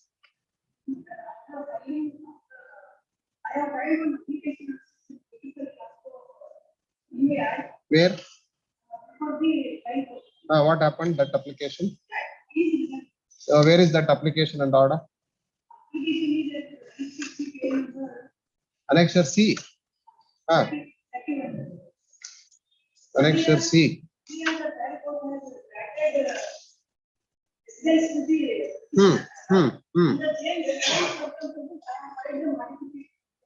What happened that order? And what date it was dismissed, madam? 8th day of September 2017. Have you filed any appeal against that order? Hmm.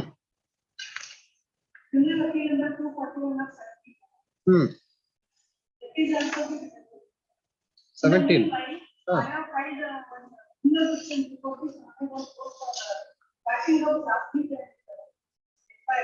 Madam, why there was a delay of 440 days?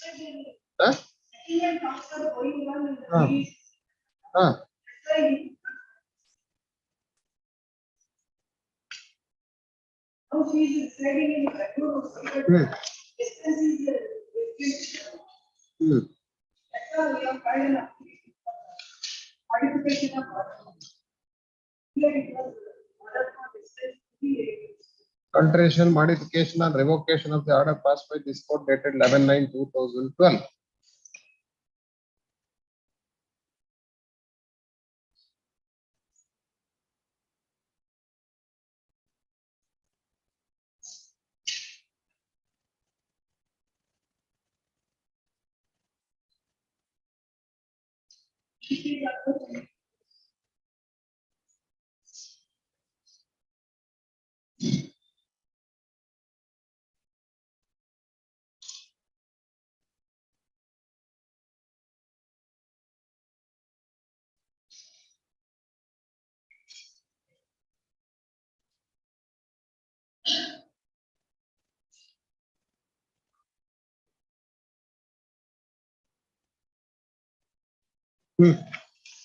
To notice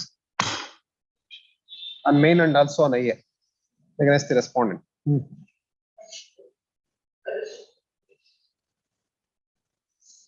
Extension of time for production of additional documents. Dispensation for not pressed. IA3 not pressed. Council submits that IA3/20 is not pressed, and hence IA3 is dismissed as not pressed. Then IA2 bar extension of time. What is that extension of time?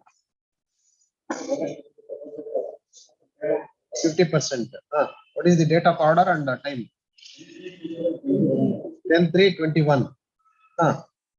Time was given 6 weeks. Present IA is filed. Present IA is filed on 23. Why you are seeking extension of time after lapse of 6 weeks? Have you served the copy of this application on the other side? Agidya copy serve madidira?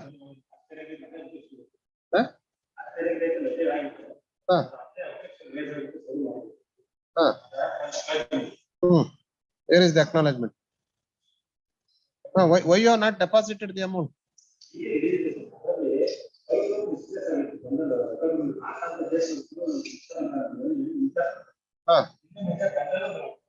Trial court ಅಲ್ಲಿ.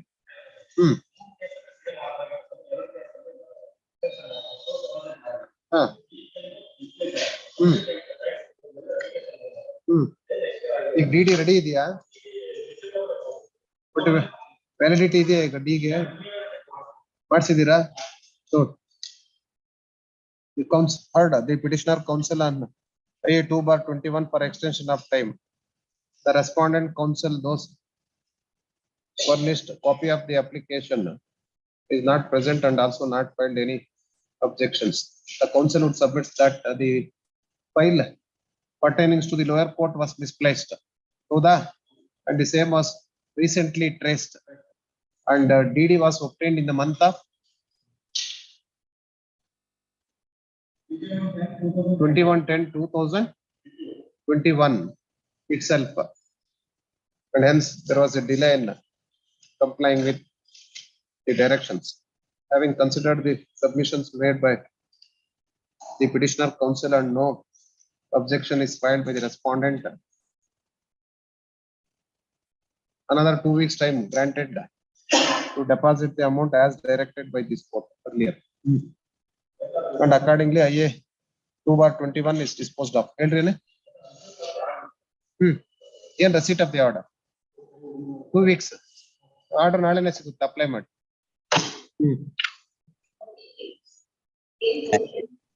I appear for the petitioner, my lord, a delay of 367 days in filing the revision, my lord. What is the order? Lord, order is the matter pertaining to 138 of NI Act, my lord. The both the courts do not have. Appeal was disposed of in 2019 itself. My lord, 11/9/2019 it was disposed. Thereafter, my lord, due to advocate. Not 11/9, 11/7. 11/7/2019. ಹೌದು, ಹೇಳಿ. Thereafter, my lord, due to the on record advocate has died accident, my lord, due to accident. Due to communication, my lord, he could not file the appeal. Counsel, why revision has to be entertained? You have not adduced any defense evidence before the trial court. Lord, reason is, my lord, the check belongs. No rebuttal evidence, counsel, before the trial court. Why this court has to entertain the revision? When there is no evidence on the part of the accused before the trial court, what has to be considered in revision? How this court can consider the perversity of the order of the trial court? When you have not let any rebuttal evidence before the trial court.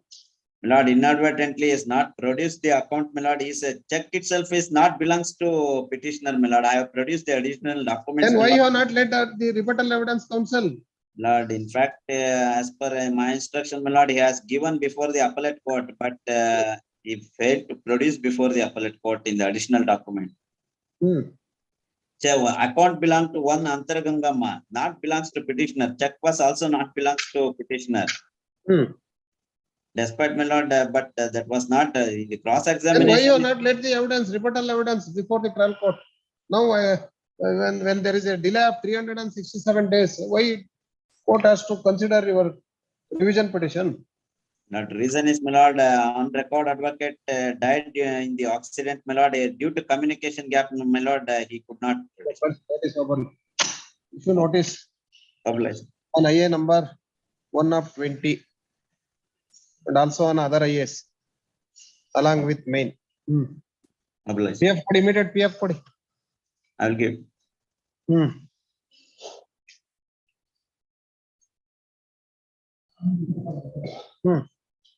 Memo for withdrawal. Serial number 34. More case idea. Petitioner counsel files memo for withdrawal of all the 3 petitions on the ground that ground entry reason. ಸತ್ತಿದ್ದಾರೆ, ಯಾರು ತಿಳ್ಕೊಂಡಿದ್ದಾರೆ? ಹೌದಾ, petitioner is no more. Right. On the ground that petitioner is no more. In view of the memos filed by the petitioner counsel, permitted to withdraw. Permitted to withdraw. Yes. What happened, madam? Then also, now it is completed.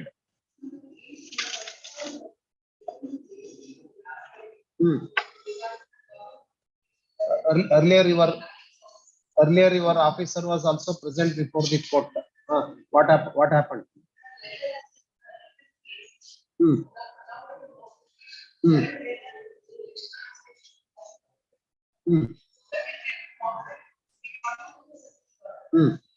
Have you sent it or not? ACB, but you have not yet sought the permission from the central government till date.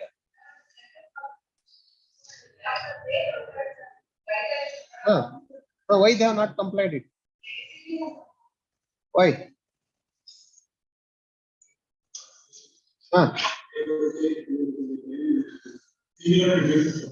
What seniority? This is the complaint of the year 2015 or 16? 15. This is the complaint of the year 2015. Almost 6 years. First of all, you have not initiated action based on the complaint. Now you are telling that the seniority for translation.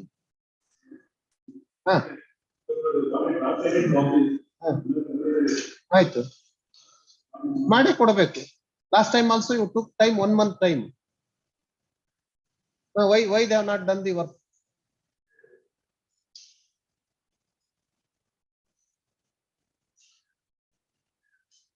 You wants to the accused accused should die anta. ಮತ್ತೆ let the case be abated anta. Then first of all, you have not registered the case from last 2016. Complaint was given in 2016. One or the other way you are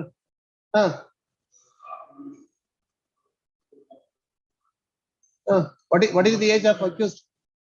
Former chief secretary, mother age. What is her age? 80 plus. That's what. Modus operandi is for that only. Maybe he may be arraigned. Why you are leaving the mother who had encouraged the son who is the former chief secretary to knock off the property of the state to the extent of 66 acres?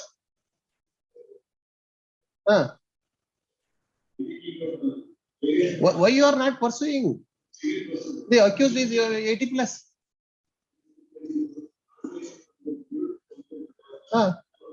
You have to get it by giving top priority. Till date you have not even sent it to the concerned department for seeking. ಯಾವಾಗ ಕಳಿಸಿದ್ರಿ?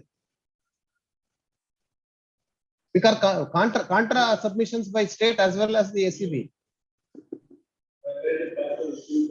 Sealed cover ಬಿಟ್ಬಿಡ್ರಿ, ಅದೇನದು ನೀವು ಕೆಲಸ ಏನ್ ಮಾಡಿದ್ರಿ ಹೇಳಿ. ಆ sealed cover ಕೆಲಸ ಬಿಡಿ. ಯಾವಾಗ ಬಂದಿದೆ ಮೇಡಮ್ ಲೆಟರ್? ಆಫ್ಟರ್ ಟ್ರಾನ್ಸ್ಲೇಷನ್ ಮಾಡಿ ನಿಮಗೆ ಸಬ್ಮಿಟ್ ಮಾಡಿದಾರ? ಮಾಡಿಲ್ಲ ಅಂತ ಅವ್ರು ಹೇಳ್ತಾರೆ, ನೀವು ಮಾಡಿದಿರಿ ಅಂತ ಹೇಳ್ತೀರಿ.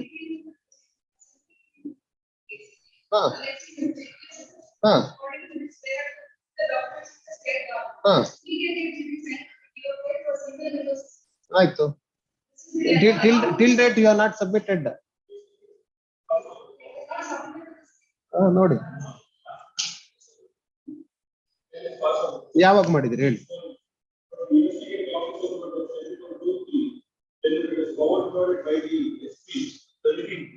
2-3 ಇಂದ 17-3 ಯಾಕ್ರಿ? SP ಏನ್ ಮಾಡ್ತಾ ಇದ್ದಾರೆ? 12-3. When there was a direction by the court, why he kept the file SP for a period of 10 days in the ಅಲ್ಲ ಸರಿ ರೀ, ರಿಸೀವ್ ಮಾಡಿದ ಯಾವಾಗ? 12-3 17-3 ನಲ್ಲಿ ಕಳ್ಸಿದಾರೆ. ಮತ್ತೆ ಇವರನ್ನ 2-3 ಅಂತ ಹೇಳಿದ್ರಲ್ಲ, 4-3 ನಲ್ಲಿ ಕಳ್ಸಿರೋದು.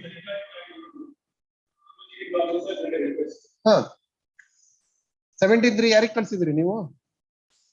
ಇಲ್ವಲ್ಲ, ನಿರ್ದೇಶಕರು ಭಾಷಾಂತರದವ್ರಿಗೆ ಕಳ್ಸಿದ್ರಿ ನೀವು. ಟ್ರಾನ್ಸ್ಲೇಷನ್ ಮಾಡಿಸಿ ವಾಪಸ್ ಸರ್ಕಾರಕ್ಕೆ ಸಬ್ಮಿಟ್ ಮಾಡಿದಿರ ನೀವು.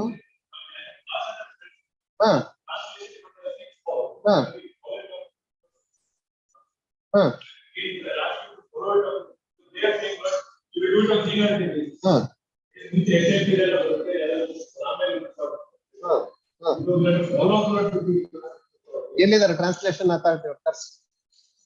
You get them. You get them. We call it 2:30. How much time they require? Let them be here. There must be some limit, Ray. ಮತ್ತೆ ನಲ್ಲರಿ ಒಂದು ಕಂಪ್ಲೇಂಟ್ ನ 2016 ಅಲ್ಲಿ ಕೊಟ್ಟಿದ್ದ ಕಂಪ್ಲೇಂಟ್ ನ ಲಾಜಿಕಲ್ ಎಂಡ್ಗೆ ಇನ್ನು ಚಾರ್ಜ್ ಶೀಟ್ ಹಾಕಕ್ ನೀವು ರೆಡಿ ಇಲ್ಲ ಅಂದ್ರೆ ಚಾರ್ಜ್ ಶೀಟ್ ಹಾಕಿ ಕೇಸ್ ಡಿಸ್ಪೋಸ್ ಆಗೋದು ಇನ್ನೆಷ್ಟು ವರ್ಷದ ಮೇಲ್ರಿ?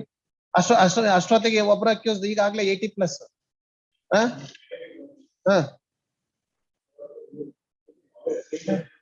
ನಾವು ಲಾಸ್ಟ್ ಟೈಮ್ ಮ್ಯಾಟರ್ ಬಂದಿದ್ದು ಯಾವಾಗ? 18-2. Why you took time for till 17-3 writing letter to the translation department? 1 month ಯಾಕೆ ತಗೊಂಡ್ರಿ ಅಂತ ನನ್ನ ಪ್ರಶ್ನೆ ಅಷ್ಟೇ. ಆಯ್ತ್ರಿ 18 ಆರ್ಡರ್ ಆಗಿದ್ದು ನೀವೇನ್ ಟೈಮ್ ತಗೊಂಡ್ರ ಆರ್ಡರ್ ಶೀಟ್ ಕೊಡಿ madam. Learned additional government advocate submit that already sanction is given in so and so ಆಯ್ತು 11 ಆಯ್ತು. Accused number 8 is already retired from service and the competent authority has to give sanction and the same is in process and it takes time to since they have to get a sanction from the central government DOPT. Advocate has also filed memo along with the sanction order and the same is taken on record. This order was passed on 18/2/22. Why the ACB has not persuaded this matter from 18/2? Why they took already you are aware of that this matter date is given today.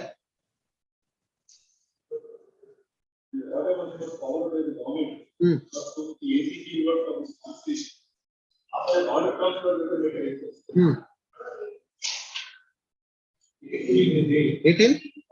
18/2 only they sent the letter.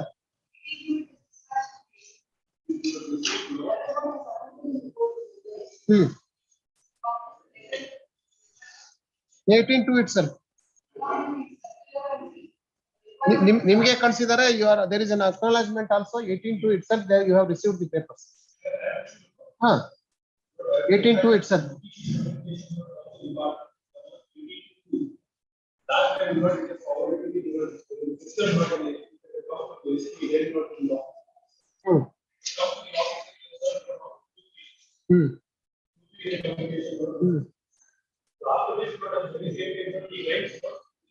ನೀವು ದಿನಕ್ಕೊಂದು reasons ಕೊಡ್ತಾ ಇರ್ತೀರಿ ಏನ್ ಮಾಡಕ್ಕಲ್ಲ you get the person who is going to translate this will fix the time bound come at 2:30 along with translation department who are telling that priority will be given.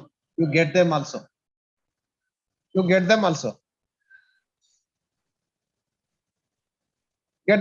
if they are saying that priority will be given. This is also a priority. I will direct. Complaint was given in 2016 till date. Even the state as well as ACB is not ready to file the charge sheet even after 6 years also. I think last time you made submission that mother of the former chief secretary is in deathbed. She is in deathbed. I think it appears waiting for death of the one of the accused. No. You get them at 2:30. Otherwise, I will pass orders against ACB itself. If you are not cooperating.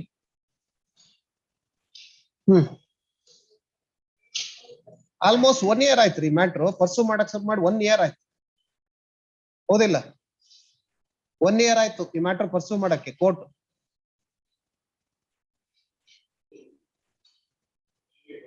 ಹೇಳಿ.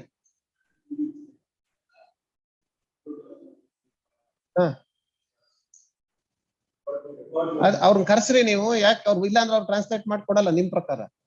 They are telling the reason that it is they are having the other matters also. Keep them before the court at 2:30. How many times this court has to urgent the matter? Only for prosecution. Once 17 permission, now 19 prosecution permission.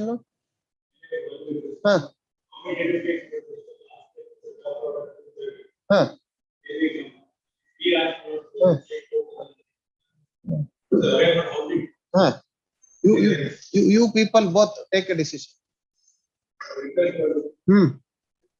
Or otherwise you give a assurance to this court that you would get the translation within 2 weeks. I will urgent the matter. Okay. Otherwise no end.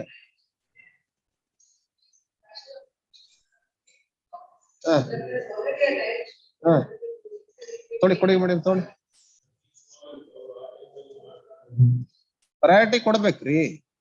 ಮತ್ತೆ order sheet ಕೊಡಿ madam ಸಾಕು.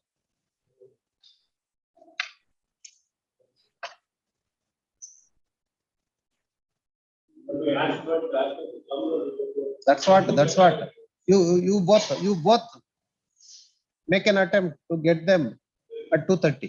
Then in their presence only I will direct the concerned department to translate and give it to you. Yes, keep present at 2:30.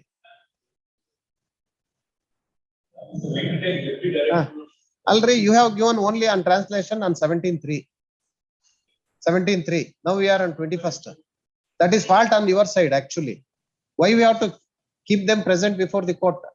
It is fault on your side, ACB. You have given the letter on 17.3. No lapses on their part. It is lapses on the part of the ACB, not on the Department of Translation. You have given on 17.3. That's why I said it is modus operandi of the ACB. ಏನೋ ನಮ್ಮ ಬಲವಂತಕ್ಕೆ ನೀವೇನೋ ಮಾಡ್ತಾ ಇದ್ರಿ ಕೆಲಸ ಅಷ್ಟೇನೆ. ಏನ್ taking forward ರೀ?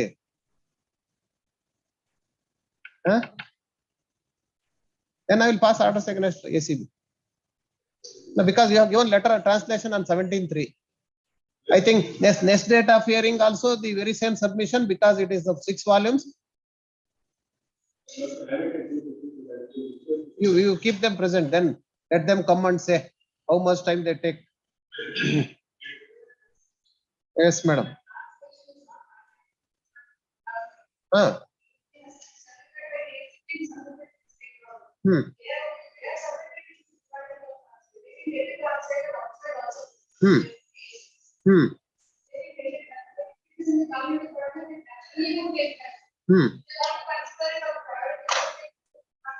Yes, you can get it translated.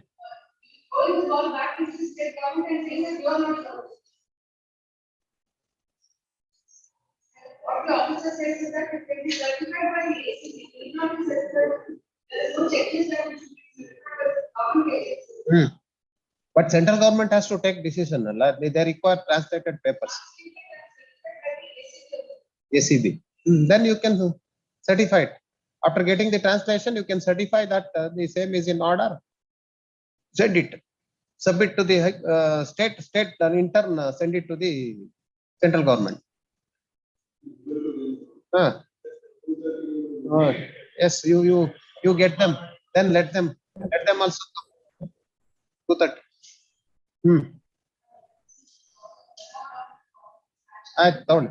Sanction given in favor of. Now you are additional government advocate. Now additional government advocate files memo along with sanction order in respect of accused number 10. Accused number 10. With order dated 11/3/2022. 11/3/22. The same is taken on record. ತಗೊಳ್ಳಿ ಇಟ್ಕೊಂಡಿ ಮಧ್ಯಾಹ್ನ 2:30. His presence is not required. Only to pursue the matter, I am calling the concerned department. You also send message to the translation department. Both you send the message. Keep them present before the court. Yes. 36. Yes, counsel. Compromised. Good. Balance amount 75,000. ಇದರ ಇಬ್ರು complainant and cash ಕೊಡ್ತಾ ಇದ್ದೀರಾ?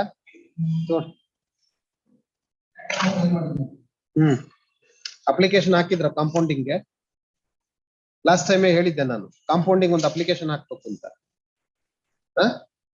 Compounding of offence ಒಂದು application ಹಾಕ್ಬೇಕಲ್ರಿ.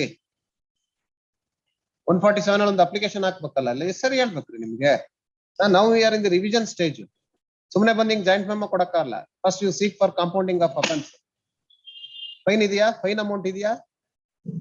Trial court ಅಲ್ಲಿ fine ಹಾಕಿದಾರ? ಆ amount ಯಾರು ಕಟ್ಟೋದು? ಈಗ ನೀವು ಕಾಂಪ್ರಮೈಸ್ ಮಾಡ್ಕೊಂಡ್ರಿ. Supreme Court judgment prakara, if the matter is compounded in appellate stage and revision stage, 15% of the fine amount has to be collected. 15% collect ಮಾಡಬೇಕಾ ಅಥವಾ ಫೈನ್ ಅಮೌಂಟ್ ಕಟ್ತೀರಾ ಹೇಳಿ? ಚೆಕ್ ಅಮೌಂಟ್ 9 lakhs, ಫೈನ್ 9 ಹಾಕಿ ಅಲ್ವಾ? Mostly magistrate ಸಂಬಳ ತಗೊಳ್ದಲ್ಲ ಕೆಲಸ ಮಾಡ್ದಂಗಿದೆ.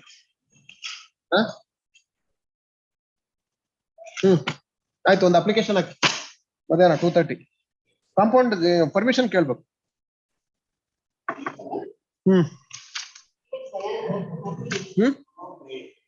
Amount ಕೊಟ್ರ ಅವ್ರ ಮಧ್ಯಾಹ್ನ ಇರ್ಬೇಕಷ್ಟೇ, ಇಲ್ಲ ವಾಪಸ್ ಇಸ್ಕೊಳ್ಳಿ. ಆಮೇಲೆ ಮಧ್ಯಾಹ್ನ 2:30 ಅವ್ರು ಬರ್ದವ್ರು ಏನ್ ಮಾಡ್ತಾರೆ? ಆಯ್ತು, ಇರ್ಲಿ ಬಿಡಿ, 2:15 ಇರ್ಬೇಕು. ಅಷ್ಟೊಳಗೆಲ್ಲ ಎಷ್ಟಿದೆ ದುಡ್ಡು ಅಂತ ಲೆಕ್ಕ ಮಾಡ್ಕೊಳ್ಳಿ. ಕರೆಕ್ಟ್ ಆಗಿದೆಯಾ ಅಂತ. B S Dayananda, R B Deshpande. ಏನಾಯ್ತ್ರಿ? ಹಾ ಆಗ್ಲಿಲ್ವಾ? ಆಯ್ತು, 2,50,000 ಆಯ್ತು. ಇನ್ನು 1.25 ಲಕ್ಷ ಇದೆ. ಆಯ್ತು.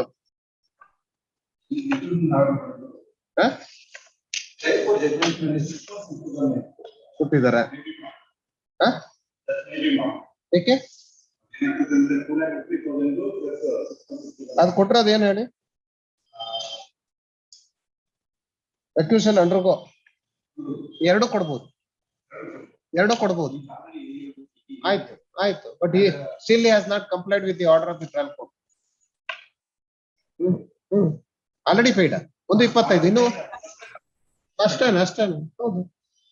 Y court has to modify the sentence.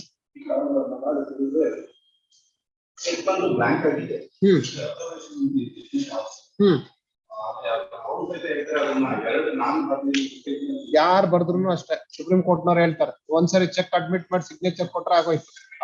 ಅವರಿಗೆ ನೀವು ಬ್ಲಾಂಕ್ ಚೆಕ್ ಕೊಟ್ಟು ಪೇಯರ್ಗೆ ಫಿಲ್ಅಪ್ ಮಾಡಕ್ ಕೊಟ್ರೆ ಏನು ನೋ ಡಿಫೆನ್ಸ್ ಅಂತ.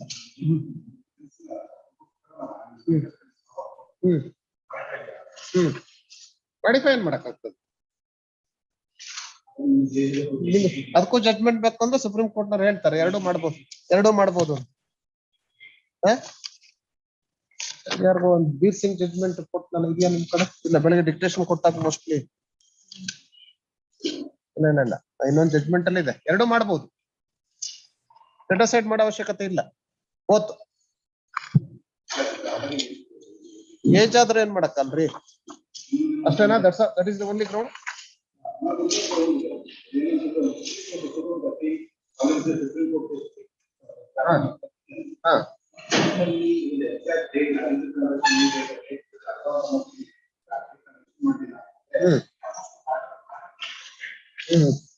ನಾವೆಲ್ಲ ಡಿಫೆನ್ಸ್ ಓದ್ರಿ. ಆ ಡಿಫೆನ್ಸ್ ಎಲ್ಲ ಓದ್ವಿ. ಈಗ ರೀಸೆಂಟ್ ಜಡ್ಜ್ಮೆಂಟ್ ಪ್ರಕಾರ 2019-20 ಅಲ್ಲಿ ಅದೆಲ್ಲ ಡಿಫೆನ್ಸ್ ಕಡೆಲ್ಲ ಹೋಯ್ತು.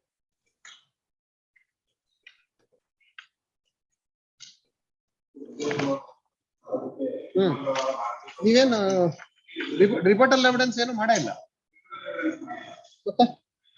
Borrowed a sum of ₹2 lakh from the complainant in the year to agree to repay the amount on so taken contribution. ಅದು ಪಾಸು ಮಾಡಿಲ್ವಾ?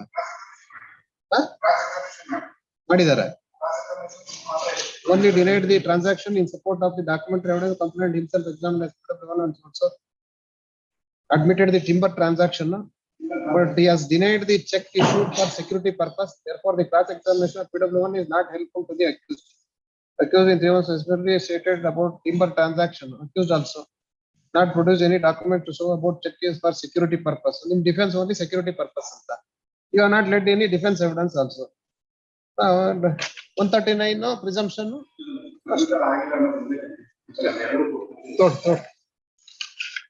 Or the petitioner counsel and also the counsel appearing for the respondent. But ಅವರೇ ಬರ್ದವ್ರು ನೀವೇನ್ರಿ ಮಾಡ್ತೀರಾ? You have already made your effort. ಆಯ್ತು.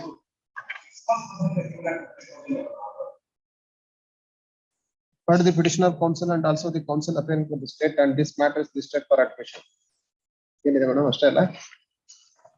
The factual matters of the case of the respondent oblique complainant that this petitioner borrowed a sum of ₹2,50,000 as a hand loan in the month of September 2012.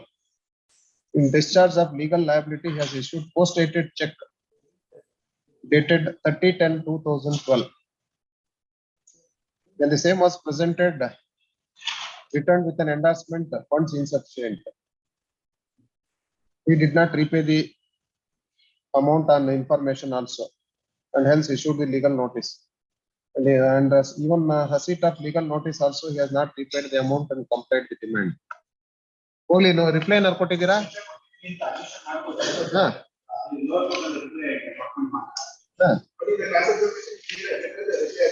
Yaru.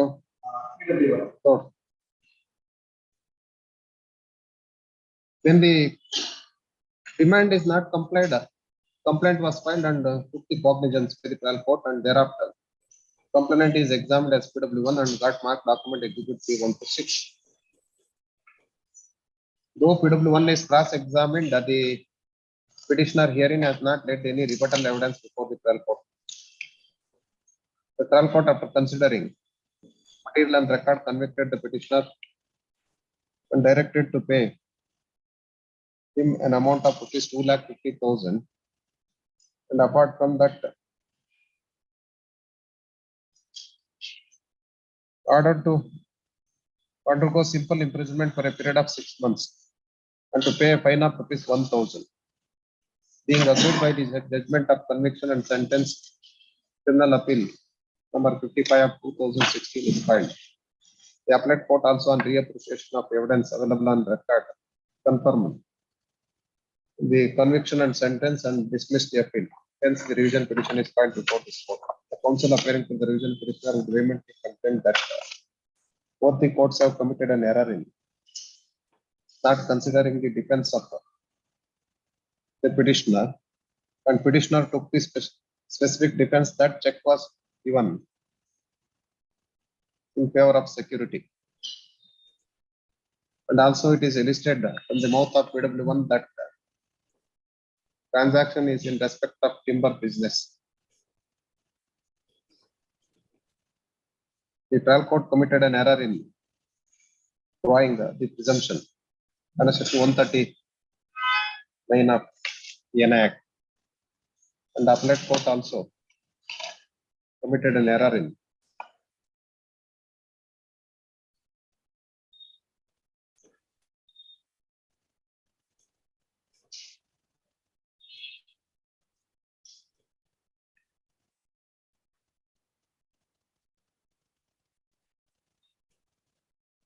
madam. Error in not considering the material and record. The appellate court has also invoked section 118 and 139 of NI Act regarding presumption in favor of the complainant, that is holder of the check. And check has not been disputed.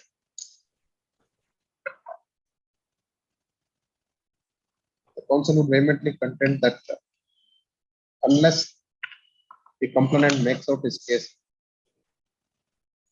the presumption doesn't arise. And he also admitted in the class examination that there was a transaction in respect of timber business. Hence, the order passed by the trial court and also the appellate court is perverse as against the material and record. For counter, the counsel appearing to the respondent who submits that issuance of check is admitted. And signature also not disputed. Both the courts rightly drawn the presumption invoking 118 and 139 of the NI Act. The petitioner also not led any evidence to prove his defense that he has given the check for security. And when there is no any rebuttal evidence, this court cannot find fault with the finding of the trial court as well as the appellate court. Having heard the respective counsel, also on perusal of material, the very case of the complainant respondent is that he had received an amount of rupees 2,50,000 as loan, and he also issued post-dated check. And the same was presented and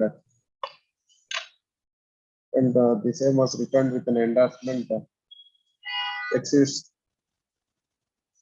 the fund. The fact that notice is issued is not in dispute. And also, counsel would submit that in the class examination, PW1 admits that reply was given, but reply notice was not placed before the trial court. On perusal of the documents which have been marked, no reply notice is marked. Only legal notice as well as postal acknowledgement, exhibit 3, 4, and 6 are marked. The main contention of the revision petitioner before the trial court that check was issued towards the security. And the fact that issuance of exhibit P1 and its signature is not in dispute. When such being the material on record, when the petitioner has not disputed the issuance of check and also his signature, There is a presumption in favor of holder of check under section 118 and 139 of NI Act. No doubt, the presumptions are rebuttable presumption, and the same has to be rebutted. In order to rebut the presumption, and when the petitioner took the specific defense that check was given for security, ought to have let the evidence before the trial court, and the same has not been done. The apex court also in the judgment reported in 2019 within bracket 4 Supreme Court cases 197 regarding presumption under section 139. Veer Singh versus Mukesh Kumar held that raises presumption of law that check duly drawn was in discharge of debt or liability. However, presumption is rebuttable and onus lies on drawer to rebut it by adducing present evidence to the contrary. The apex court also held in the judgment that presumption that check duly signed and voluntarily made over to payee was in discharge of debt or liability arises irrespective of whether check was post-dated or blank check for billing by payer or any other person, in absence of evidence of undue influence or coercion. Court has to draw the presumption.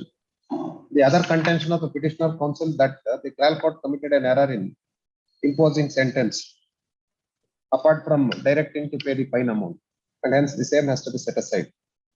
The said contention also cannot be accepted for the reason that the apex court in the judgment referred supra in Veer Singh case held that fine by way of compensation, provision both punitive as well as compensatory and restitutive.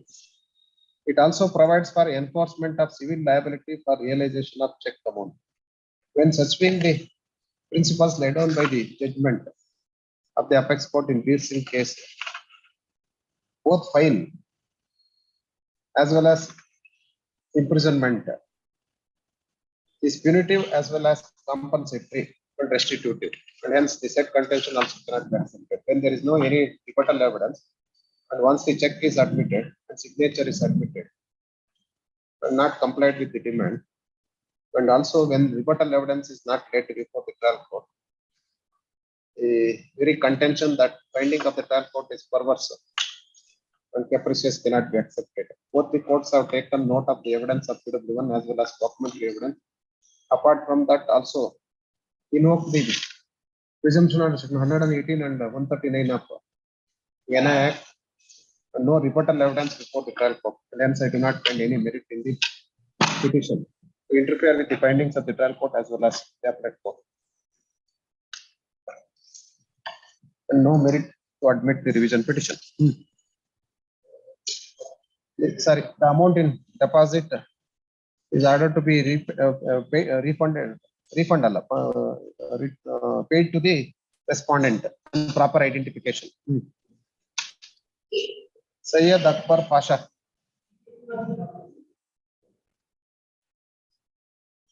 Then I thought sheet for the last time. Learned counsel for the petitioner seeks time. Learned counsel is directed to verify and submit regarding whether interim order granted by this court is complied or not.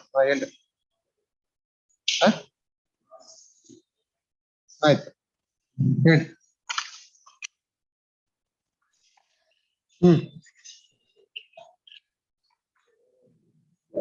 lakh. Amount is 2 lakh. Fine amount is 2,05,000. Have you led any rebuttal evidence? Examined. These deed also you have produced. What is your defense before the trial court? Admitted.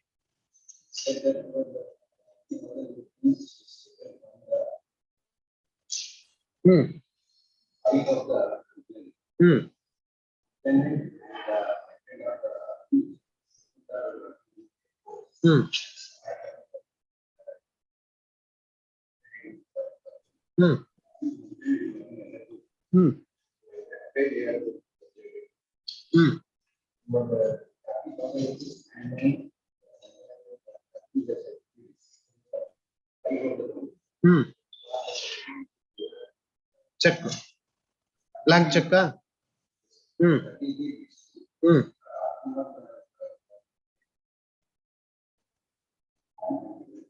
14 paid, repaid.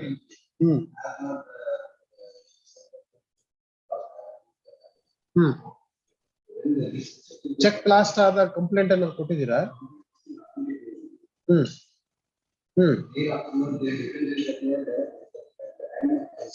Date of closure of account ಯಾವಾಗ? The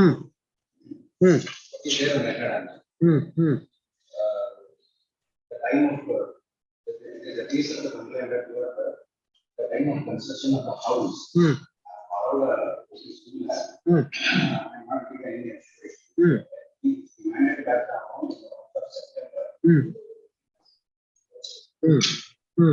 But the lease is the time of.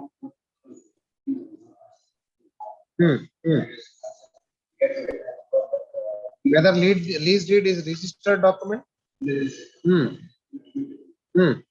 Admitted by whom?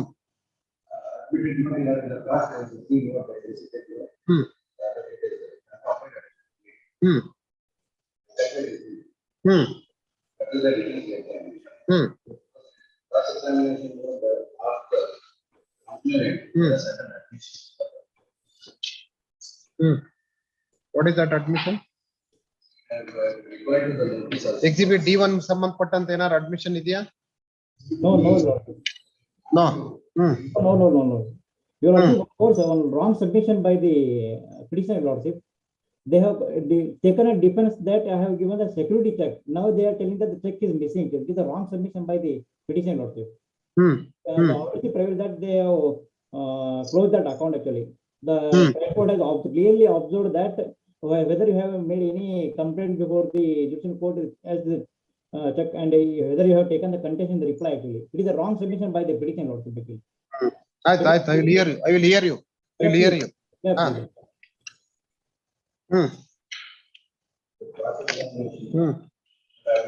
According to you, you have borrowed an amount of rupees 30,000 and repaid. Any document regarding repayment? There's no document that required in a notice.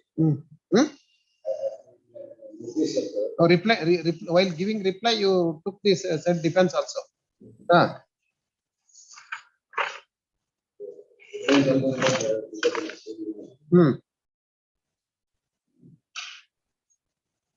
Cross-examination.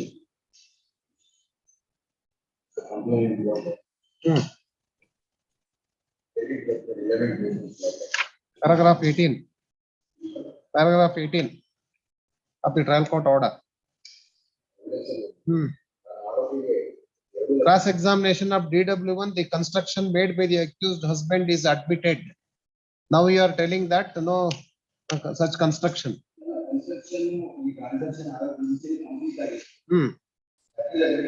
Cross-examination of DW1, she admits she had specifically admitted in financial distress and she had borrowed the amount from the complainant. However, the amount is contained only 30,000.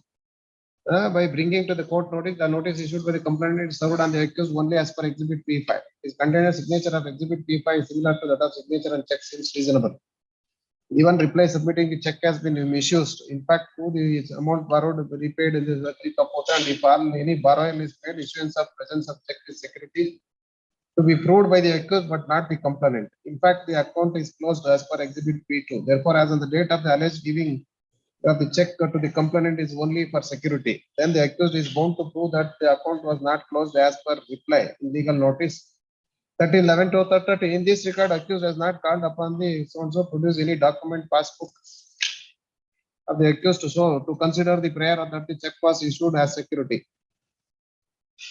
Reply was given legal notice, then only the question of security purpose as contained in it also. In fact, before considering the prayer of the accused, has proved issuance of check and presentation, so account closed.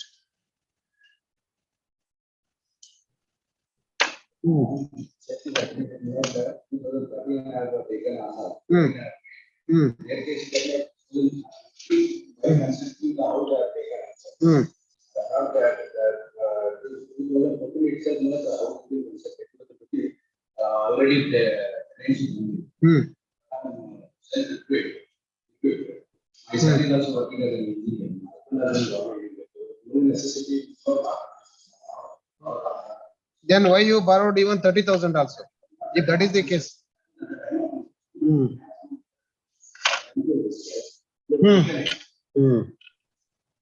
That's all. Yes, Counsel. Your Lordship, trial court or Lordship, your pair number 11, your Lordship. CC number 11, 517. page number 11 of trial court order. Trial court, please, para number 11, your Lordship, para number 11. Para number 11. Because I don't have the petition copy, your Lordship, so that. Yes, para number 11. 11. The accused in her examination in chief deposed she never borrowed 2 lakhs. She had completed her house in the year 2014 and she has given house for the rent for rupees 15,000. This witness deposed she had no any necessity to borrow any amount into 15 and admits about receiving a legal notice and giving report her examination of the once they contend this one and in her cross examination they admitted that she has borrowed a loan from his friends, brothers and others actually. And she had taken a contention that respondent's wife has given 30,000 and repaid the amount actually.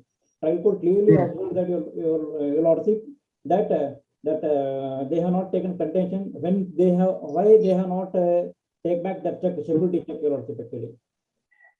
And petitioner in her cross-examination clearly admitted that she borrowed a loan to purchase the site as well as the construction of the house, your Lordship.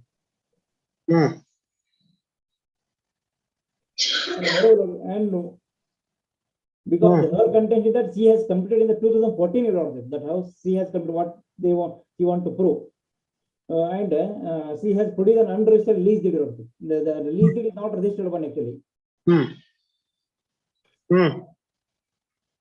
And trial court has rightly held that there is a legal debt against the respondent, your Lordship actually, and applied also the same we were the same one.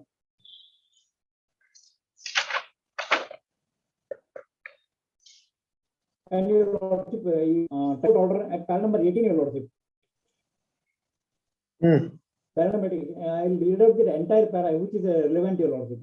The Learned Complaint Council before the considering the citation placed for the record, the facts to be appreciated in prayer. It is contained that the complaint has advanced hand loan to the tune of rupees 2 lakhs. The issuance of the check by the accused admitted. They have not never disputed that check has not been issued by her actually. The signature on the check is also admitted. There is no any discrepancies in the materials placed by the complaint about the issuance of the check and the same being endorsed as the account closed.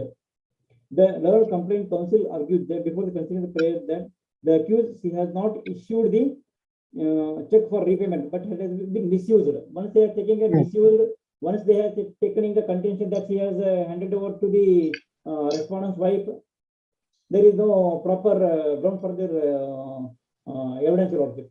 And the endorsement issued by the banker is an account closed. Whether the account is closed before the check has been issued or hand loan is borrowed is to be put by the accused to prove her innocence. If the same is failed, automatically the accused is liable to be answered for the offence punishable under section 138 of a Negotiable Instrument Act as per the complaint. And moreover, Lordship, however, the amount is contained, they have admitted that they have taken to 30,000. The trial court observed why you have after paying the 30,000, why you have not taken that check back to the by the petition Lordship. They have also taken admittedly she has borrowed a loan for the purchasing of the site and constructed the house. She only admitted that the house is worth 85 lakhs. She only admitted in her examination. She is an only an employee, lastly employee in that IAF, Indian Air Force. That's all. Yes, that's all. Heard the petitioner, counsel, and also this matter is listed for admission. Heard the petitioner, counsel, and also the counsel appearing to the respondent. Go ahead.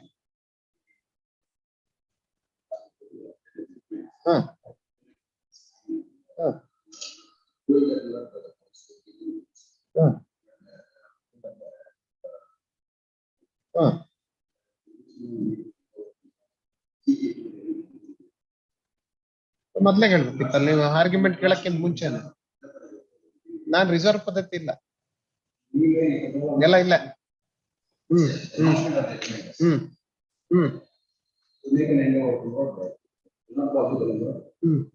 ಆದ್ರೂ ಮಾಡ್ಬೋದಲ್ಲ, ಆಮೇಲೆ ಕೊಡ್ಬೋದಲ್ಲ. If really your party is intent to settle the matter, already paid 1,25,000. Remaining 1,25,000, even after pronouncing judgment also you can pay the amount. Negotiation ಇದೆ, ಅದಕ್ಕೆ ಇದುವರೆಗೆ time ಕೊಟ್ಟಿಲ್ಲ. Last time also I directed you to verify ಅದನ್ನು ಕೂಡ ನೀವು ದುಡ್ಡು ಕಟ್ಟಿದೀರೋ ಇಲ್ವೋ ಅದನ್ನು ಹೇಳೋದಿಲ್ಲ. ಇಲ್ಲ ಸರ್, ಕಟ್ಟಿಲ್ಲ ಸ್ವಾಮಿ, ಕಟ್ಟಿಲ್ಲ. They have misused the order. They have misused the order, Your Lordship. In the appeal stage only, I have convinced my client to for the compromise also. They have not paid the amount. ಏನ್ council Your Lordship, ನಾವು appeal period ಅಲ್ಲಿ compromise ಮಾಡ್ಲಿಕ್ಕೆ ಬಹಳ ಶ್ರಮ period ಅಲ್ಲ ಅದೆಲ್ಲ ಆಗ್ತದೆ. ಈಗ ಲಾಸ್ಟ್ ರೆಸಾರ್ಟ್ ಒಂದು ಮತ್ತೆ ಇನ್ನೊಂದ್ಸರಿ ಇಲ್ಲ. ಒಂದು ವಾರ ಟೈಮ್ ನನಗೆ ಎಲ್ಲ next week ಅಲ್ಲಿ ದುಡ್ಡು ಕೊಟ್ಟರೆ ನನಗೆ ತೊಂದರೆ ಇಲ್ಲ. Next week ಅಲ್ಲಿ ದುಡ್ಡು ಕೊಡಿ. Madam. Third in part, the petitioner counsel since 1 week time to report to make to 1 week time to settle the matter. This matter on 22nd 29th next Tuesday. Much obliged. 29th ನೋಡೋಣ. Much obliged. ಏನಾಗ್ತದೆ air ಮಾಡಿರ್ತೀವಿ ಈಗ at least ಒಂದ್ 10 ನಿಮಿಷ dictation ಮುಗ್ದೋಗ್ತಾ ಇತ್ತು. ಮತ್ತೆ ಇನ್ನೊಂದ್ಸರಿ ಮತ್ತೆ ಏರ್ ಮಾಡ್ಬೇಕು, ಟೈಮ್ ವೇಸ್ಟ್. ಮುಂಚೆ ಹೇಳ್ಬೇಕು ಅದನ್ನ ಮುಂಚೆನೆ. 39 ಎಸ್ ಕೌನ್ಸಿಲ್.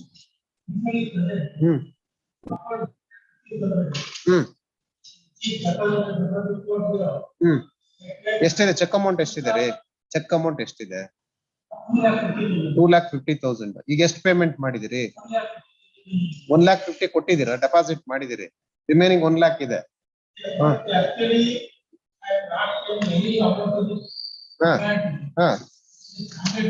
ಆಯ್ತು.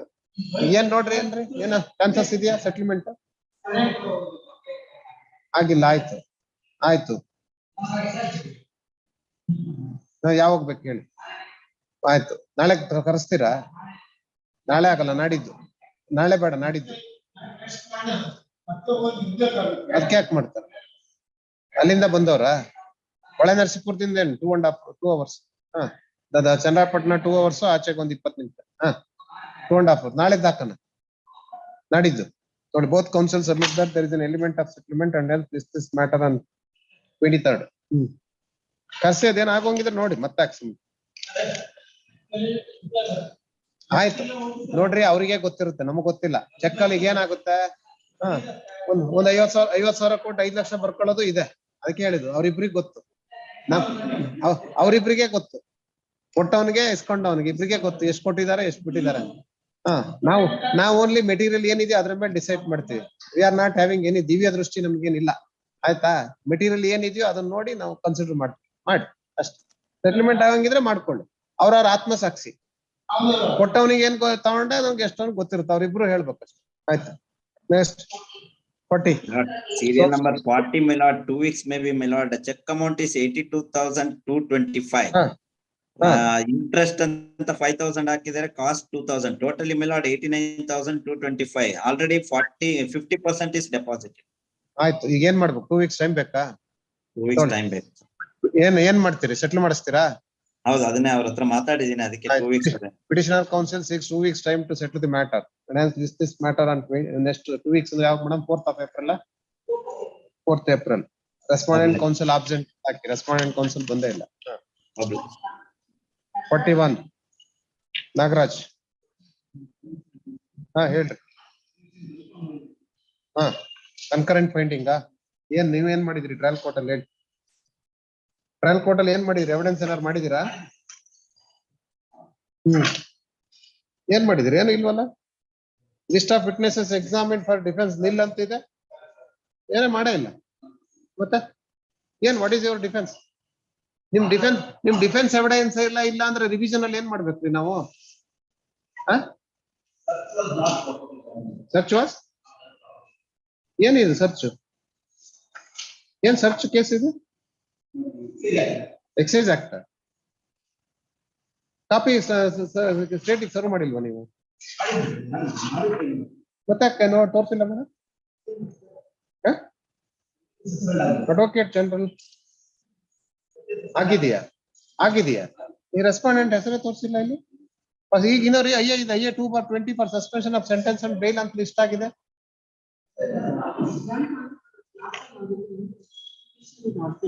ನೀವು ಇರ್ಲಿಲ್ಲ ಅಂತ ಡೇಟ್ ಕೊಟ್ಟಿದೀವಿ ಅಷ್ಟೇನೆ. ಯಾವಾಗ ಸಸ್ಪೆಂಡ್ ಆಗಿದೆ ಸೆಂಟೆನ್ಸ್? ನೀವು ಹಾಕಿರೋದು ಅಪೀಲ್ 2020 ಇಲ್ಲಿವರೆಗೂ ಮರೆತು ಮಲಗಿದಿರಿ, ಹೌದಾ?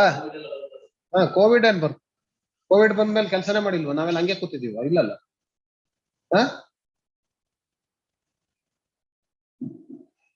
ನೀವು ಅಲ್ಲ ರೀ ನೀವು appeal hockey suspension of sentence move ಮಾಡಲ್ಲ ಅಂದ್ರೆ ಏನ್ ಅಡ್ವೊಕೇಸಿ ಮಾಡ್ತೀರಿ ಆಯ್ತು ಲಾಂಗ್ ಟೈಮ್ ಅಂದ್ರೆ ನೀವು ನೋಡ್ಬೇಕು ನೀವು ಅಪೀಲ್ ಹಾಕಿದ್ಮೇಲೆ ಪರ್ಸೂ ಮಾಡ್ಬೇಕು ನೋಡಿ madam HCCP is directed to take notice this matter next week. The office is directed to show the name of SPP. Copy serve ಮಾಡಿದ ತಕ್ಷಣ ಮಾಡ್ಬೇಕಲ್ಲ ತೋರಿಸ್ಬೇಕಲ್ಲ ತೋರಿಸಿಲ್ಲ ಫಸ್ಟ್ ಬನ್ನಿ ನೀವು ಆಮೇಲೆ ನೋಡಿ ದಿಸ್ ಮ್ಯಾಟರ್ ಯಾವ್ದಾರು ಡೇಟ್ ಕೊಟ್ಬಿಡಿ ಮೇಡಮ್ 2 weeks ಬೇಕಾ 4th April ಆಯ್ತು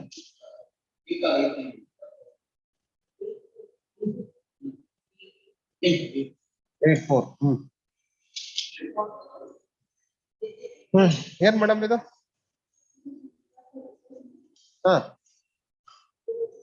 ಎಕ್ಸೈಸ್ ಮ್ಯಾಟ್ರ ಏನು ರೀಸನ್ ಏನು ಅಕ್ವಿಟಲ್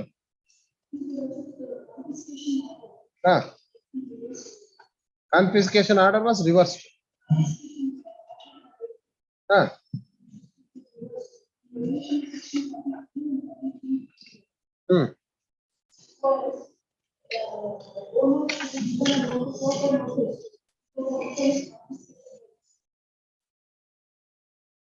Set aside ಮಾಡಿದಾರಲ್ಲ ಏನು ಏನಕ್ಕೆ ಮಾಡಿದ್ರು ರೀಸನ್ ಏನು ಕನ್ಫಿಸ್ಕೇಶನ್ ಸೆಟ್ ಅಸೈಡ್ ಮಾಡಕ್ಕೆ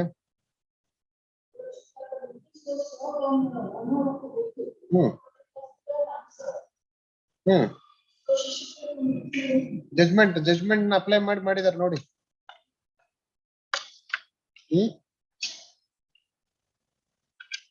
judgment of this court 2018 decision of the Honorable High Court of Karnataka perused the decision wherein revision petition was filed against the order passed by the division court in a criminal offense nature as the sessions court dismissed the appeal confirming the orders. In that case, the facts were that a crime was registered transporting the liquor in a Maruti Omni car. In that also, the excess episodes also dismissed. When the matter was taken before the Honorable High Court in revision, it was observed that accused in that case was acquitted for the alleged offence under the Excise Act. Therefore, confiscation of the vehicle held to be unjustified.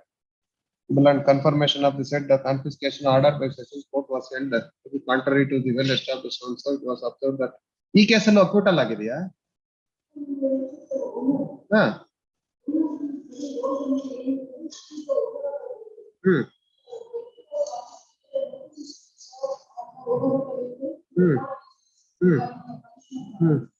It was also observed that the excise officials before confiscation have to follow the procedure under 43 of the Act, which mandates the issuance of so-called notice before confiscation. In that case, notice was served on the owner petitioner who took defense before the executive excise authorities had no knowledge about the same. Therefore, Honorable High Court observed that the excise officials pursuing the without examining the defense taken by the order deserves to set aside and accordingly set aside the order and allowed the reason and so on. Judgment na apply ಮಾಡಿದ್ದಾರೆ ಅಷ್ಟೇ. ನೋಡಿ. Heard the counsel appearing for the state. Respondent counsel is absent. This matter is listed for admission. This revision petition is filed challenging the order of the trial court passed in criminal appeal number 129 of 2018, wherein set aside the order of confiscation of the vehicle. The main contention of the state before this court is that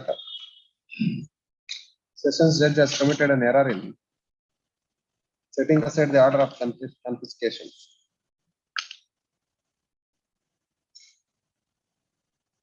And the Excise Act envisages both the criminal prosecution as well as initiation of confiscation proceedings.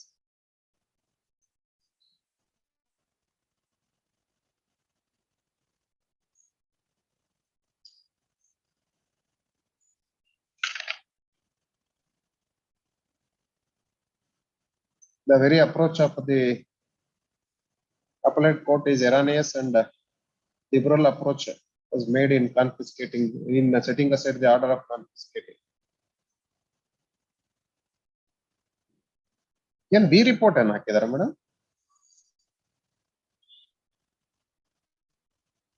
Illicit liquor which is harmful effect and so in a criminal case, the filing of B report before journalist is due to paucity of the evidence. And then I enter B report again discussion and hence it requires certificate of this court. Having heard the petitioner counsel appearing for the state, and also on perusal of the order passed by the sessions judge in criminal appeal number 129 of 2018.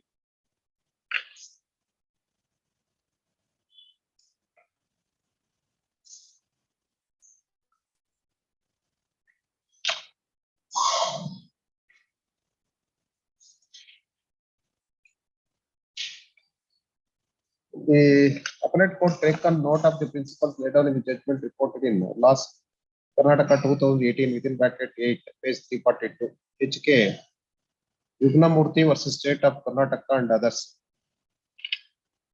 wherein the appellate court discussed the principles laid down in the judgment. We considered the factual aspect that when the accused was acquitted, the question of confiscation of the vehicle doesn't arise. Apart from that, take a note of the observations of this court that before confiscation, has to follow the procedure under 43B of the Act, which mandates the issuance of so-called notice before confiscation.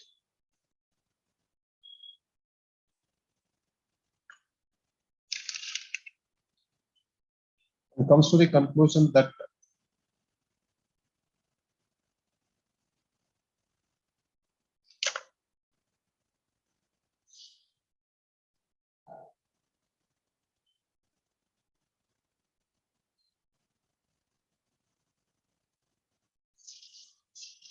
no notice has been served to the appellant herein admittedly as it was sent to the address in which he would no more residing in the said address.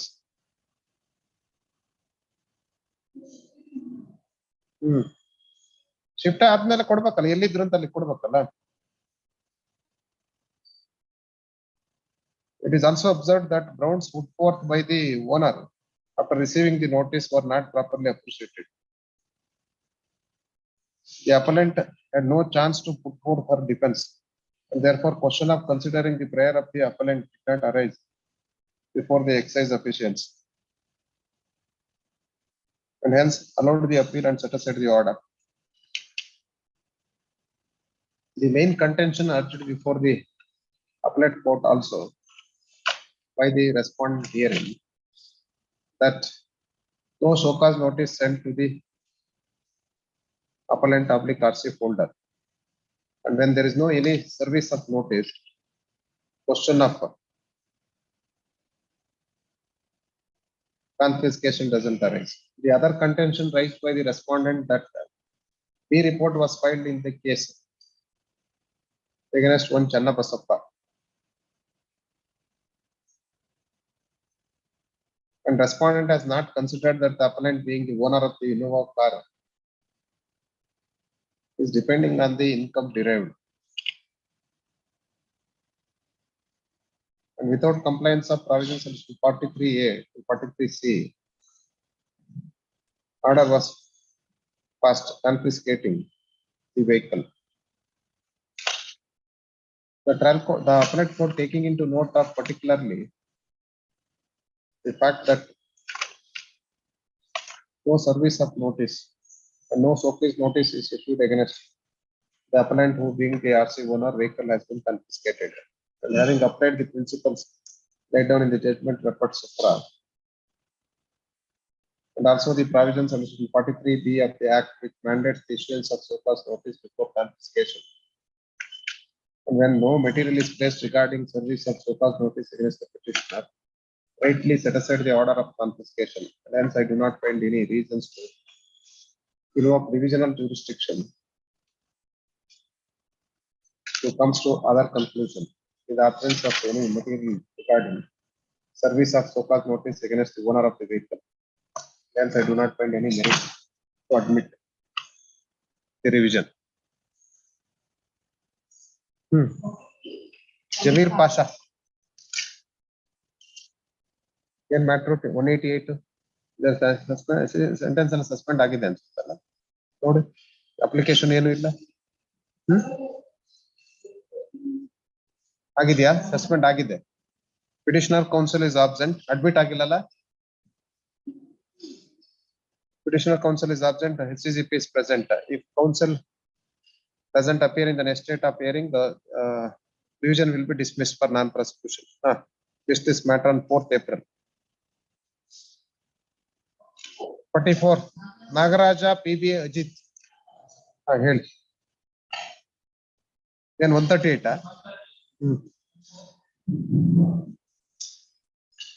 In counsel grounds.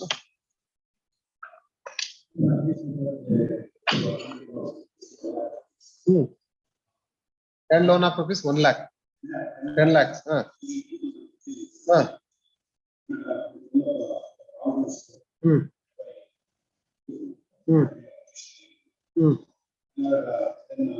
What is your defense?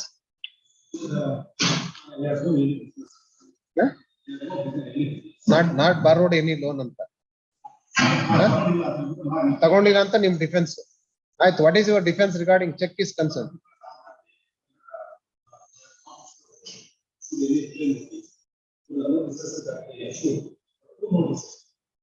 Two notices?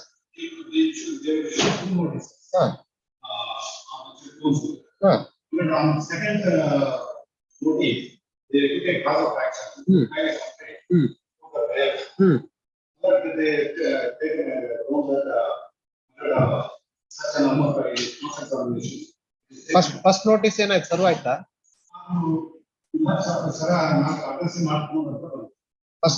First in serve ಆಗ್ಲಿಲ್ಲ. Second notice issue ಮಾಡಿದ್ರು. Serve ಆಯ್ತಾ? ಅದು return as refused. ಆಯ್ತು ಆಯ್ತು. ನಿಮ್ ground ಏನ್ ಈಗ revision ಅಲ್ಲಿ? You have not let any defence evidence before the trial court. ಮತ್ತೆ ಹೋಗ್ಲಿ ಕ್ರಾಸ್ ಆರ್ ಮಾಡಿದೀರಾ PW1? ಕ್ರಾಸ್ ಅಲ್ಲಿ ಏನಾರು ಎಲಿಸಿಟ್ ಮಾಡಿಸಿದ್ರಾ?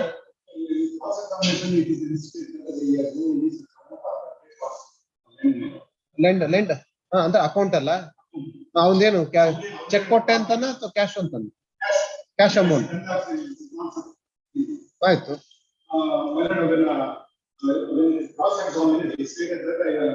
Have you disputed the issuance of check? Disputed. Cheque admit ಮಾಡಿದೀರಾ? ಸಿಗ್ನೇಚರ್ನೇ ರೀ. ಚೆಕ್ ಅಡ್ಮಿಟ್ ಮಾಡೋದಂದ್ರೆ ಸಿಗ್ನೇಚರ್ನೇ ಅಡ್ಮಿಟ್ ಮಾಡಿದೀರಾ ಅಂತ. What is your defence? Why you gave the check?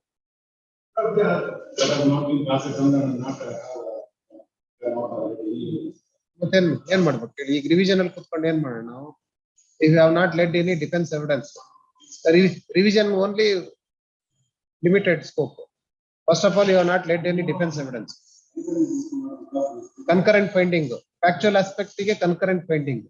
Revisional jurisdiction only any perversity. If not consider the cogent evidence, then only court can exercise the revisional jurisdiction. What is the material? No rebuttal evidence.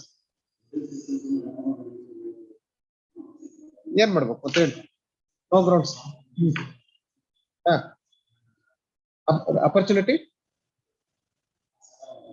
Remind.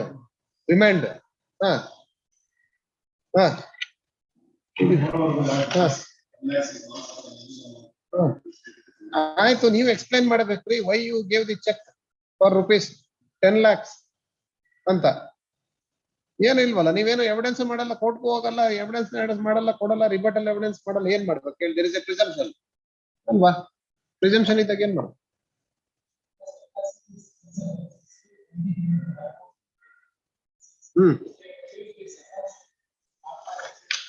ಹಾ 56.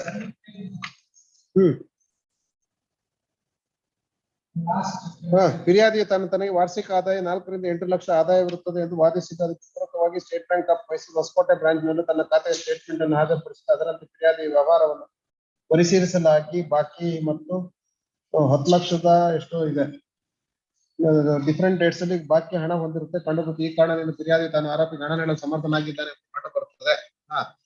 ಇವನ್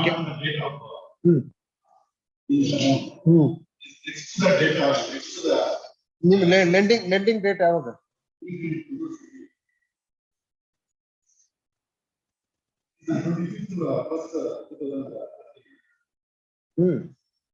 amount ಇಲ್ಲ 4 ದಿವಸ ಆದ ನಂತರ ಅವರು deposit ಮಾಡ್ತಾರೆ. ಆಮೇಲೆ ಇದೆಯಲ್ಲ ದುಡ್ಡು, ಆಮೇಲೆ ದುಡ್ಡಿದೆ ಅಂತಂದ್ರೆ ಅವ್ರ ಹತ್ರ ದುಡ್ಡಿದೆ ಅಂತ ತೋರ್ಸಕ್ಕೆ ಅವ್ರು ತೋರಿಸಿದಾರೆ ಅಷ್ಟೇ. ಆಯ್ತು ನೆಕ್ಸ್ಟ್, ಆಮೇಲೆ next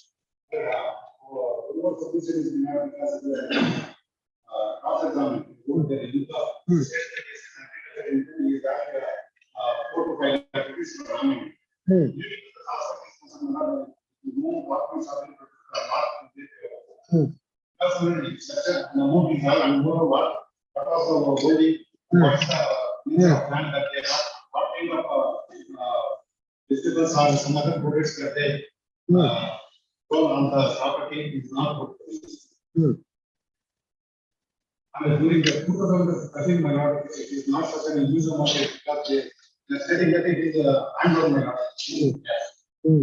They have not taken any document or any other document related to the transport business as they have given amount. And moreover, they have not brought any witness, even like stated that someone is this. Well, giving that backup amount, my lord, I can't fit into the transport process. I have not taken any.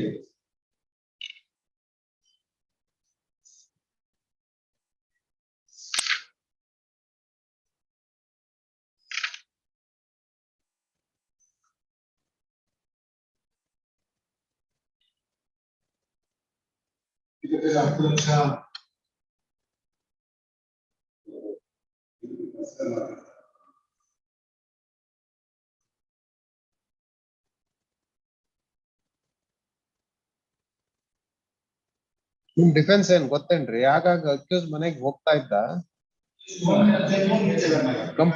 Complainant, ಆವಾಗ ಮನೆಯಲ್ಲಿದ್ದ ಒಂದು check ಅನ್ನು ತೆಗೆದುಕೊಂಡು ಬಂದು ದುರುಪಯೋಗ ಪಡಿಸಿಕೊಂಡಿರ್ತಾರೆ ಅಂತ ನಿಮ್ defence. ಈ ಡಿಫೆನ್ಸ್ ನ ನೀವು ಎವಿಡೆನ್ಸ್ ಮಾಡ್ಬೇಕಲ್ವಾ? That is the defence.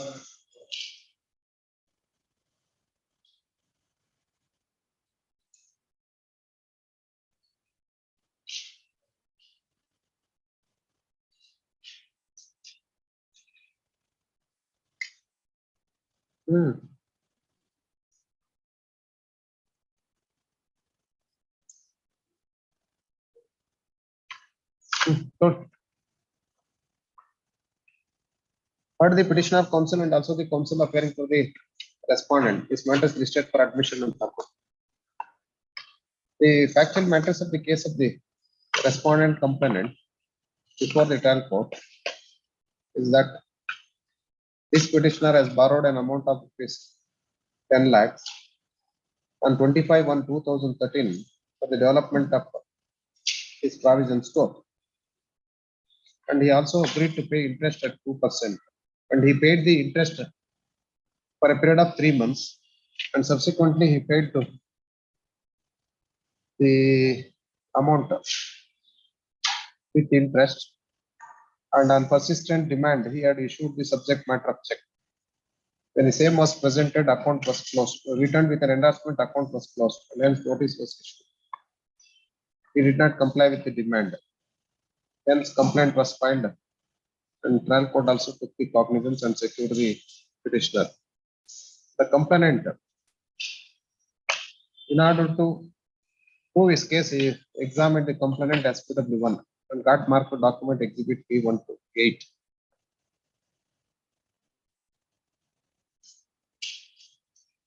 ಯಾರನ್ನೊಬ್ಬನ ವಿಚಾರಣೆ ಮಾಡ್ದಂಗಿದೆ ನೋಡ್ರಿ, ಇಲ್ಲ ಅಂತೀರಿ ನೀವು? ಯಾರ ಹೆಸರು ಹಾಕಿದ್ರು? ಮಾಡಿಲ್ಲ, ಅದು ಮಾಡಿಲ್ಲ. The petitioner has not laid any evidence. The trial court, after considering both the oral and documentary evidence, convicted the petitioner for the offence section 138 of NI Act, and also ordered to pay an amount of fine of rupees 10,05,000. And default also impose sentence of 1 year. Being agreed by the said conviction and sentence and imposing of fine, filed appeal, criminal appeal number 48 of 2017. The appellate court also on reappreciation of the material available on record dismiss the appeal.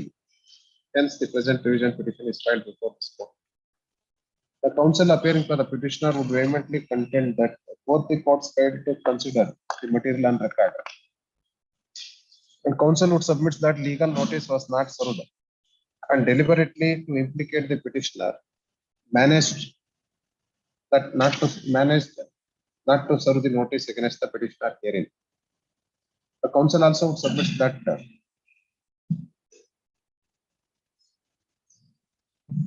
no any witness spoken anything about the capacity of the complainant to lend an amount of rupees 10 lakhs. The counsel also would submit that complainant is also an agriculturist and he was having that much of amount before advancing the loan amount, no document is placed.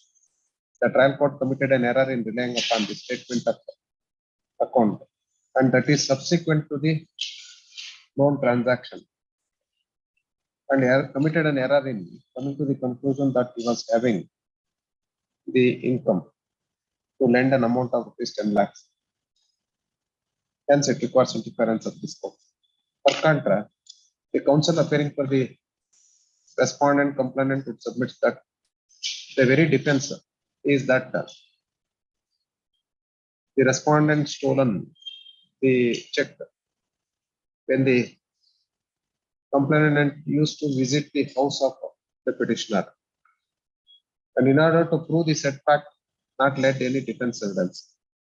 And counsel also brought to notice of this court that the trial court in paragraph number 10 discussed with regard to the source of income to lend the money and taken note of the bank statement and given finding based on the material available on record. And hence, the very contention of the petitioner counsel that both courts have committed an error cannot be accepted. Having heard the respective counsel and also on perusal of material, the very contention of the complainant respondent before the trial court that on 25/1/2013, this petitioner had availed loan of rupees 10 lakhs. And also he paid the interest at the rate of 2% for a period of 3 months. But subsequently, he failed to pay the amount and interest. And on persistent demand, he had issued the subject matter of check. And the same was presented and returned with an endorsement account closed.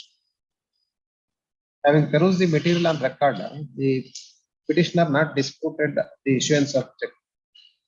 Not disputed the check which contains the signature of the petitioner. But his contention before the trial court through his counsel is that the check was stolen. And in order to prove the factum of check was stolen, no complaint was given. And in spite of that issuance of the check, account was closed. The endorsement by the bank is account was closed. The other contention of the petitioner counsel that he was not having money to pay the amount of 10 lakhs and he is an agriculturist. And the counsel appearing for respondent also brought to notice of this court discussion made by the trial court regarding the bank statement which has been produced by the petitioner. The petitioner also, the respondent also relied upon the document exhibit P8 statement of account, wherein amount of the respondent found in the account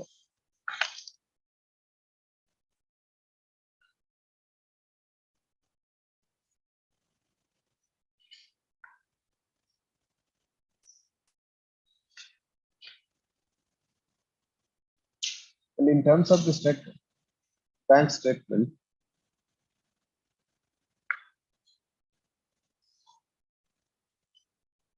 on 18/3/2013, an amount of rupees ಎಷ್ಟು ಇದು 10,000 10,330 more than 10 lakh, and on 5/6/2013 also more than 10 lakh, and in the month of May also having more than rupees 10 lakhs. and same was taken note of by the trial court. It's important to note that when the defense was taken that check was stolen, and specific defense was taken that whenever the complainant used to visit the house of accused, so whenever he took the check and made use of the said check, it is the burden on the petitioner oblique accused to prove the same. The same has not been done. The apex court also in the judgment, when the defense was taken that check was stolen, and that is the duty of the accused to prove the said defense by leading cogent evidence before the trial court. Uttam Ram.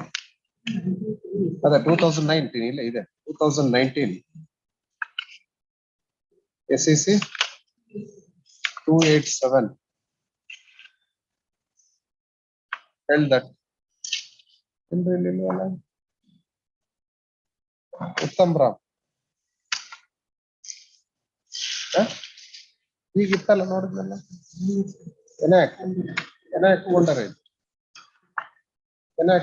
ಇದ್ರಲ್ಲಿ ಏನು ನೋಡಿ ಉತ್ತಮ Ram ಇರ್ಲಿರ್ಬೇಕು mostly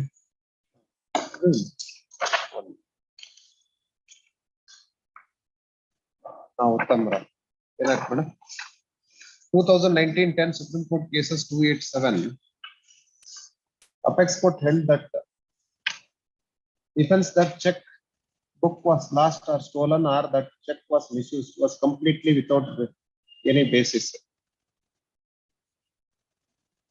and the same has to be proved by the accused.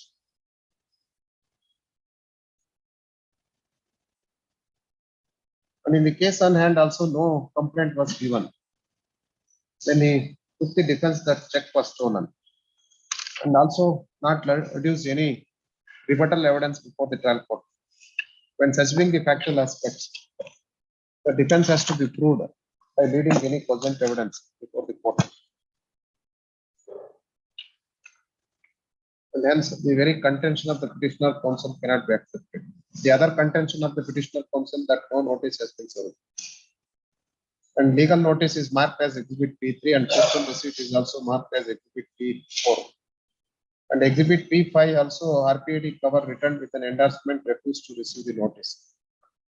When such endorsement is clear with regard to the refusal of receipt of notice, the very contention that no notice was served also cannot be accepted. In the absence of any rebuttal evidence before the trial court, I do not find any error committed by the trial court as well as the appellate court considering the material on record. This court can invoke revisional jurisdiction only when there is a perversity in the finding of trial court as well as the appellate court. When material available on record is very clear that no rebuttal evidence is adduced. Apart from that, issuance of check is not disputed, and also the defense is that check was stolen, and in order to substantiate the said defense that no complaint was given and not explained why he has kept the signed check in his house in order to steal the check of the petitioner, that too in the house of the accused. And hence I do not find any merit to admit the revision.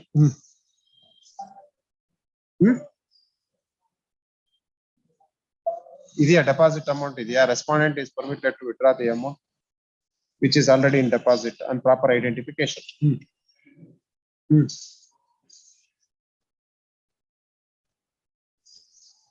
Notice ಮಾಡಿದ್ನಲ್ಲ notice ಗೆ reasons ಕೊಟ್ಟಿದ್ದು. Next notice there is no bar. The counsel would submit that 2 notices are issued and case is filed based on the second notice. One ನಿಮಿಷ ಹೇಳ್ಬಿಡ್ತೀನಿ ಅದಕ್ಕೆ. And the same is not a bar. And earlier notice which was issued is not served on him. And the second notice is also there is no any bar. ನಮ್ದು ಮನೋಂಚ judgment ಕೊಡಿ ಅದೇನೋ ಇದೆಯಲ್ಲ. And apex court in the year 2013 itself is held that No bar in filing the complaint based on the second notice. Honest. ಅದು ಹೇಳಿದ್ ನಾನು ಹೇಳಿದ್ದೇನೆ. ಆಯ್ತು. Respondent ಎಸ್ ಏನಾಯ್ತ್ರಿ? ಅದೇನೋ 30th ಅಷ್ಟೊತ್ತಿಗೆ ಏನೋ ಸೆಟಲ್ ಮಾಡ್ಕೋತೀವಿ ಅಂತ ಇದ್ದಾರೆ. 30th ಹೊತ್ತಿಗೆ ಕೌಂಟರ್ ಪಾರ್ಟ್ ಜೊತೆ ಏನೋ ಮಾತಾಡ್ತೀವಿ ಅಡ್ವೊಕೇಟ್ ಅಂತ ಹೇಳಿದ್ದಾರೆ. ಅವ್ರು ನಾನು ಕೌಂಟರ್ ಪಾರ್ಟ್ ಅಡ್ವೊಕೇಟ್ ನಂಬರ್ ಕೊಡ್ತೀನಿ ಇವತ್ತು. ಏನ್ ಮಾತಾಡಿದ್ರೆ 30th ಹಾಕೊಳ್ಳಿ ಸುಮ್ಮನೆ. ಅದು ಆಗದೆ ಇದ್ರೆ we will address. ಆಯ್ತು. Respondent counsel would submit that going to report settlement on 30th. Finance list this matter on 30th. 46. Sridhar Abhi has not pressed. ಏನಾಗಿದೆ ಮೇಡಮ್? ಅಯ್ಯೇ. Petitioner counsel is last time absent. ಕೊಡಿ order sheet ಕೊಡಿ. ಏನ್ matter ಅನ್ನೋದು? ಎಷ್ಟರೇ absent? ನೋಡಿ, this petition is listed earlier twice on 15/2/22. Petitioner counsel was absent, and again listed, and again petitioner counsel was absent. Today also counsel is absent, and petition is not admitted, and hence dismissed. Prakash K. Appear for petitioner, my lord. My lord, what is the matter? Offence is under my lord, offence is under 279 and 304A of IPC, my lord. My lord, the petitioner was the driver of the Tata Sumo van, my lord. Heard admit heard on IA 1 of 20 for suspension of sentence and bail. Having heard the counsel and also on perusal of the grounds searched in the petition, the IA is allowed subject to following conditions. Executing. Have you deposited the fine amount? No, not yet, my lord. I'll deposit. The petitioner is directed to execute a bond for ₹1 lakh with 1 scrutiny before the trial court for the satisfaction of the trial court within 2 weeks. Right? The petitioner also directed to pay the fine amount within 2 weeks from today. Post the matter for final hearing as soon as the cards are received. Yes, PP Agada.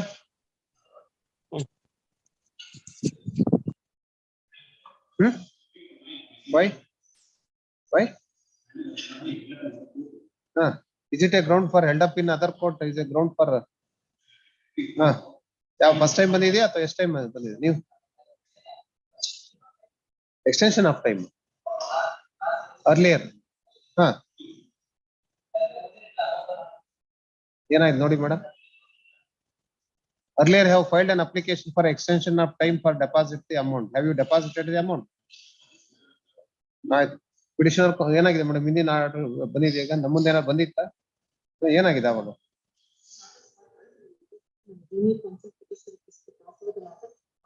ಆಮೇಲೆ ಬರ್ಲಿಲ್ಲ. Petitioner counsel seeks time. You confirm in the next date of hearing whether have you deposited the amount or not. Petitioner respondent counsel submits that they have not deposited the amount in terms of the interim order. Hence, petitioner counsel also directed to make submission with regard to the compliance of the order passed by this court. This matter on when do you want? ಯಾವ್ದಾರ date ಕೊಡಿ madam. 1st of April. Pradeep R.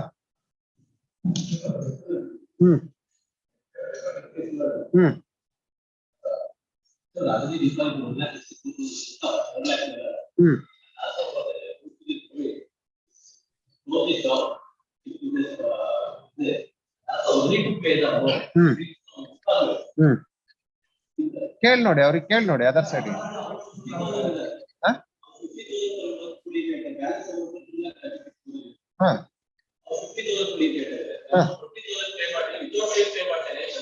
$20,000 ಯಾವ್ಯಾವ per month? 20,000 ನೀವು 2,36,000 ಕಳ್ಸಕ್ಕೆ ತೀರ್ಸಕ್ಕೆ ಎಷ್ಟು ದಿವಸ ಆಗುತ್ತೆ? 24, 2,40,000 ಅಂದ್ರೆ 12, 1 ವರ್ಷ ಬೇಕಾಗುತ್ತೆ. 11 ಆಗಲ್ಲ, 2,36 ಇದೆ, 2,40 ಆಗುತ್ತೆ. 20 ಅಂದ್ರೆ 12 ತಿಂಗಳಾಗುತ್ತೆ. ಆಯ್ತು ಹೇಳಿ. 20,000 ಕೊಡೋದೇ ಇನ್ಸ್ಟಾಲ್ಮೆಂಟ್ ಹೆಂಗ ಆಗ್ತದ್ರಿ? ಯಾವ ವರ್ಷದ ಟ್ರಾನ್ಸಾಕ್ಷನ್ ಯಾವ ಇಯರ್? 18. ಏನ್ರಿ? ಅಲ್ಲ ಅವನೇನ ಅಂಗಡಿ ಎಲ್ಲ ಮುಚ್ಚಿಬಿಟ್ಟವನೆ ಅಂತ, ನಿಜಾನದು? ನಿಜಾನ ಅಂಗಡಿ ಎಲ್ಲ ಕ್ಲೋಸ್ ಮಾಡಿದಾನೆ ಅಂತ ಈಗ COVID-19 ಆದ್ಮೇಲೆ? ಎಲ್ಲರಿಗೂ ಪ್ರಾಬ್ಲಮ್ ಇರ್ತದೆ, ಅವ್ರಿಗೂ ಇರುತ್ತೆ, ಇವ್ರಿಗೂ ಇರುತ್ತೆ, ಇಬ್ರಿಗೂ. ಆಯ್ತು ಕೊಡಿ, ಸ್ವಲ್ಪ ಜಾಸ್ತಿ ಕೊಡಿ. ನೀವು 50 ಅಂತ ಕೇಳಿದಾಗ ನೀವು ಒಂದ್ ಸ್ವಲ್ಪ ಜಾಸ್ತಿ ಕೊಡ್ಬೋದು. 20,000 ಅಂದ್ರೆ ಹೆಂಗಾಗುತ್ತೆ?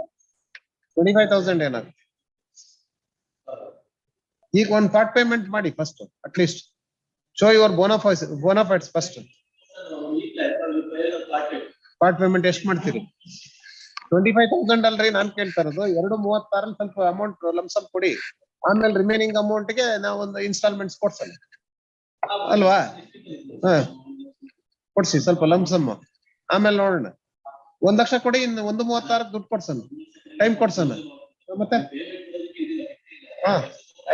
ದುಡ್ಡು ಕೊಡುವಾಗ ಯಾವಾಗ್ಲೂ ಶಕ್ತಿ ಇರಲ್ಲ, ಇಸ್ಕೊಳಕ್ ಮಾತ್ರ ಶಕ್ತಿ ಇರ್ತದೆ. ಇಸ್ಕೊಳಕ್ ಮಾತ್ರ ಶಕ್ತಿ ಇರ್ತದ್ರಿ, ಕೊಡಕ್ ಶಕ್ತಿ ಇರಲ್ಲ. ಆಯ್ತು, ನೆಕ್ಸ್ಟ್ ವೀಕ್ ನೋಡ್ ಮಾಡ್ಲಿ, ಅವ್ರು ಪೇಮೆಂಟ್ ಮಾಡ್ಲಿ, ಆಮೇಲೆ ದೆನ್ ವಿಲ್ ಕನ್ಸಿಡರ್. ಆಯ್ತು. Both the council submits that there is an element of settlement and hence list this matter on 29th. 25,000 ಅಲ್ಲ, ನೀವು ಲಂಸಮ್ ಕೊಡ್ಬೇಕು. ನಾನು ಹೇಳಿದ್ನಲ್ಲ, ಬರೀ 25,000 ಅಂದ್ರೆ ಫಸ್ಟ್ ಇನ್ಸ್ಟಾಲ್ಮೆಂಟ್ ಆಗುತ್ತೆ ಅಷ್ಟೇನೆ, ಅದಾಗೋದಿಲ್ಲ. 1st April ಬೇಕಾ? ಇನ್ನೂ ಜಾಸ್ತಿ ಟೈಮ್ ಕೊಡ್ತಾರ ಅವ್ರೇನೆ, 15 ದಿವಸ ಕೊಡ್ತಾವ್ರೆ, ಅದರಿಂದ ಸ್ವಲ್ಪ ಜಾಸ್ತಿ ಕೊಡಿ. this matter on 1st April.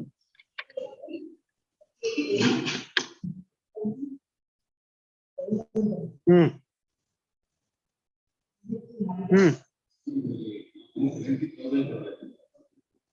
17,000 ಕೊಡ್ಬೇಕು ಅಷ್ಟೇನಾ?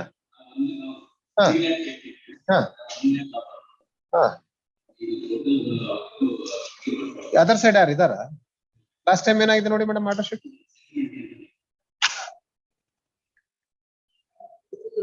ಆಯ್ತು, ಈಗ ಏನ್ ಕೊಡ್ಬೇಕು? ನಿಮ್ ಪ್ರಕಾರ ಎಷ್ಟಿದೆ ಬ್ಯಾಲೆನ್ಸ್ ಅಮೌಂಟ್?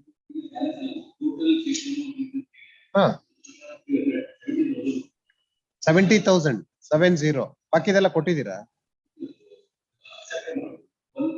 ಇರೋದೇ ನಿಮ್ ಪ್ರಕಾರ 70,000 ಟ್ರಾನ್ಸಾಕ್ಷನ್. ಅವ್ರು ಬರ್ಬೇಕಲ್ಲ, ಈಗ ಬರೋದೇ ಇಲ್ವಾ? ಲಾಸ್ಟ್ ಟೈಮ್ ಅವ್ರು ಇರ್ಲಿಲ್ವ ಮೇಡಮ್?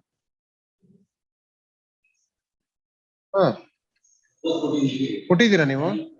ಈಗ ಮಾತಾಡಿದೀರಾ ನೀವು?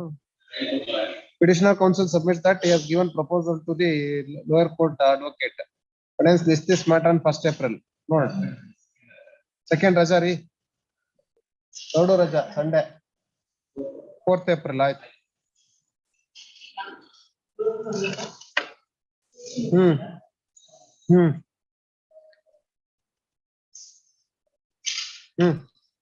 ಎಸ್ ಕೌನ್ಸಿಲ್ ಇವ್ರು ಇಲ್ವಾ? ಪಿಟಿಷನರ್ ಕೌನ್ಸಿಲ್ ಇಲ್ವಾ? 51 ಮಲ್ಲ. ಎಸ್ ನಿಮ್ದೇನೆ ಮೆಲಾಡ್. ಇದ್ರಲ್ಲಿ 1-2 ವಾರ ಟೈಮ್ ಬೇಕು ಸ್ವಾಮಿ. ಸೆಟಲ್ಮೆಂಟ್ ಏನೋ ಪಾರ್ಟಿ ಹೇಳಿದಾರೆ, ಬಂದಿಲ್ಲ ಸ್ವಾಮಿ, ಅವ್ರು ಹುಷಾರಿಲ್ಲ ಅಂದ್ಬಿಟ್ಟು. ನೀವು ಸೆಟಲ್ಮೆಂಟ್ ಅವ್ರಿಗೆ ಪ್ರಪೋಸಲ್ ಕೊಟ್ಟಿಲ್ಲ ಅಂತಲ್ಲ? ಇದ್ರಲ್ಲಿ ಆಲ್ರೆಡಿ ಅರ್ಧ ದುಡ್ಡು ಡೆಪಾಸಿಟ್ ಮಾಡಿ ಅವ್ರು ತಗೊಂಡಿದ್ದಾರೆ ಸ್ವಾಮಿ, ಕೋರ್ಟಿಂದ ವಾಪಸ್ ಎಲ್ಲ. ಅರ್ಧ ದುಡ್ಡು ಡೆಪಾಸಿಟ್ ಆಯ್ತು, ತಗೊಂಡ್ರು ಸ್ವಾಮಿ. ಅದಕ್ಕೆ ವಿಚಾರಿಸ್ತೀನಿ ಸ್ವಾಮಿ, ದಯವಿಟ್ಟು. ನೀವೆಲ್ಲ ಹೊಸ ಬೆಂಚ್ ಬಂದಾಗೆಲ್ಲ ಇದನ್ನೇ ಹೇಳ್ತೀರಿ ಅಂತ, ಸೆಟಲ್ಮೆಂಟ್ ಮಾಡಲ್ಲ, ಬರೀ ಸುಮ್ಮನೆ ಅಂತ. ಒಂದ್ 2 ವಾರ ಟೈಮ್ ಕೊಡಿ ಸ್ವಾಮಿ. ನೆಕ್ಸ್ಟ್ ವೀಕ್ ನಾನು ವಿಲ್ ಗೋ ವಿತ್ 2 ವಾರ ಆಮೇಲೆ ಸಮ್ಮರ್ ವೆಕೇಶನ್ ಬರುತ್ತೆ ಅಂತನಾ? ಇಲ್ಲ ಸ್ವಾಮಿ, 4ನೇ ತಾರೀಕು ಹಾಕೊಳ್ಳಿ ಸ್ವಾಮಿ ದಯವಿಟ್ಟು. 50% ಡೆಪಾಸಿಟ್ ಮಾಡಿದೀವಿ ಸ್ವಾಮಿ, ಅರ್ಧ ದುಡ್ಡು ಆಲ್ರೆಡಿ ಅವ್ರು ವಿಡ್ರಾ ಮಾಡಿದ್ದಾರೆ ಸ್ವಾಮಿ. ಆಯ್ತು, 1 ವಾರ ಕೊಡ್ತೀನಿ ನೋಡಿ.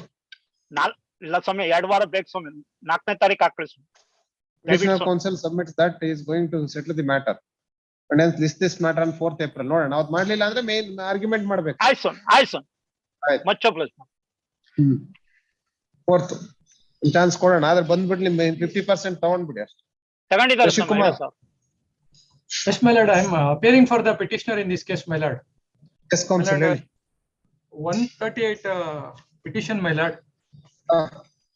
My lord, the background of the case is, my lord, one TB Manjana. What is your defense? Background, have you led any evidence before the trial court? Yes, my lord. What is your defense? My lord, my defense is, my lord, I have issued check to the one TB Manjana, the cousin brother of the respondent herein, who is the tenant under the father of the petitioner, my lord. During the tenancy, the petitioner has availed the loan of 1 lakh rupees from the said TB Manjana. So for the said security purpose, he has issued 4 signed check and 3 signed blank stamp papers, my lord. Subsequently, my lord, after 1 year, his entire loan was repaid and he has requested to return the said checks and blank signed papers, my lord. He has postponed the same and subsequently, from the date of the availing the loan from the said TB Manjana, he has not paid the rents which is in the possession of the property. After the repayment of the said loan amount, the father of the petitioner has demanded to pay the arrears of the rent. And they have demanded. Heard the petitioner counsel on IA 1/21. The counsel would submit that. Yes, Tawandri TB Manjanatra. 1 lakh rupees, Swami. The petitioner has borrowed an amount of rupees 1 lakh from one TB Manjana. Who is the tenant of? The father petitioner of the petitioner. Petitioner father. Who is the tenant of petitioner father? And at the time of availing the loan, obtained the signatures and the blank check and also on the stamp papers. And there was no any transaction between the complainant and this petitioner, and made use of those checks. In order to prove the said fact, examined the petitioner as DW1 and got marked document exhibit D1 to D4, D1 to D10, and those documents are considered by the trial court as well as the appellate court. In view of the submission made by the petitioner counsel and also the grounds urged in the revision petition, IA 1/21 is allowed subject to following conditions. Deposit 50% within 4 weeks. Check amount 10 lakhs is amount. There is no transaction between the petitioner and respondent. Concurrent finding. My lord, 10 lakhs, 5% with 2 lakhs with one surety. That's all. Next. Much obliged, my lord. 54. Subhash Chandra Bose. Yes.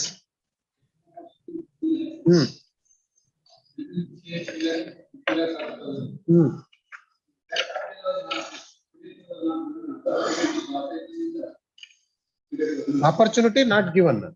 Order sheet idea? Order sheet produce ಮಾಡಿ ನೋಡಿ. ಯಾಕೆ opportunity ಕೊಟ್ಟಿಲ್ಲ? ನೀವು ಮಾಡಿಲ್ವಾ cross examination opportunity ಕೊಟ್ರು?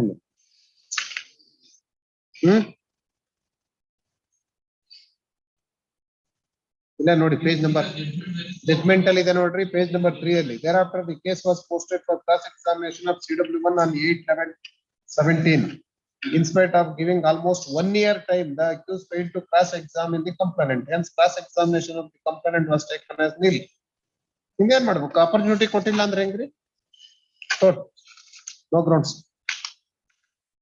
Heard the petitioner counsel.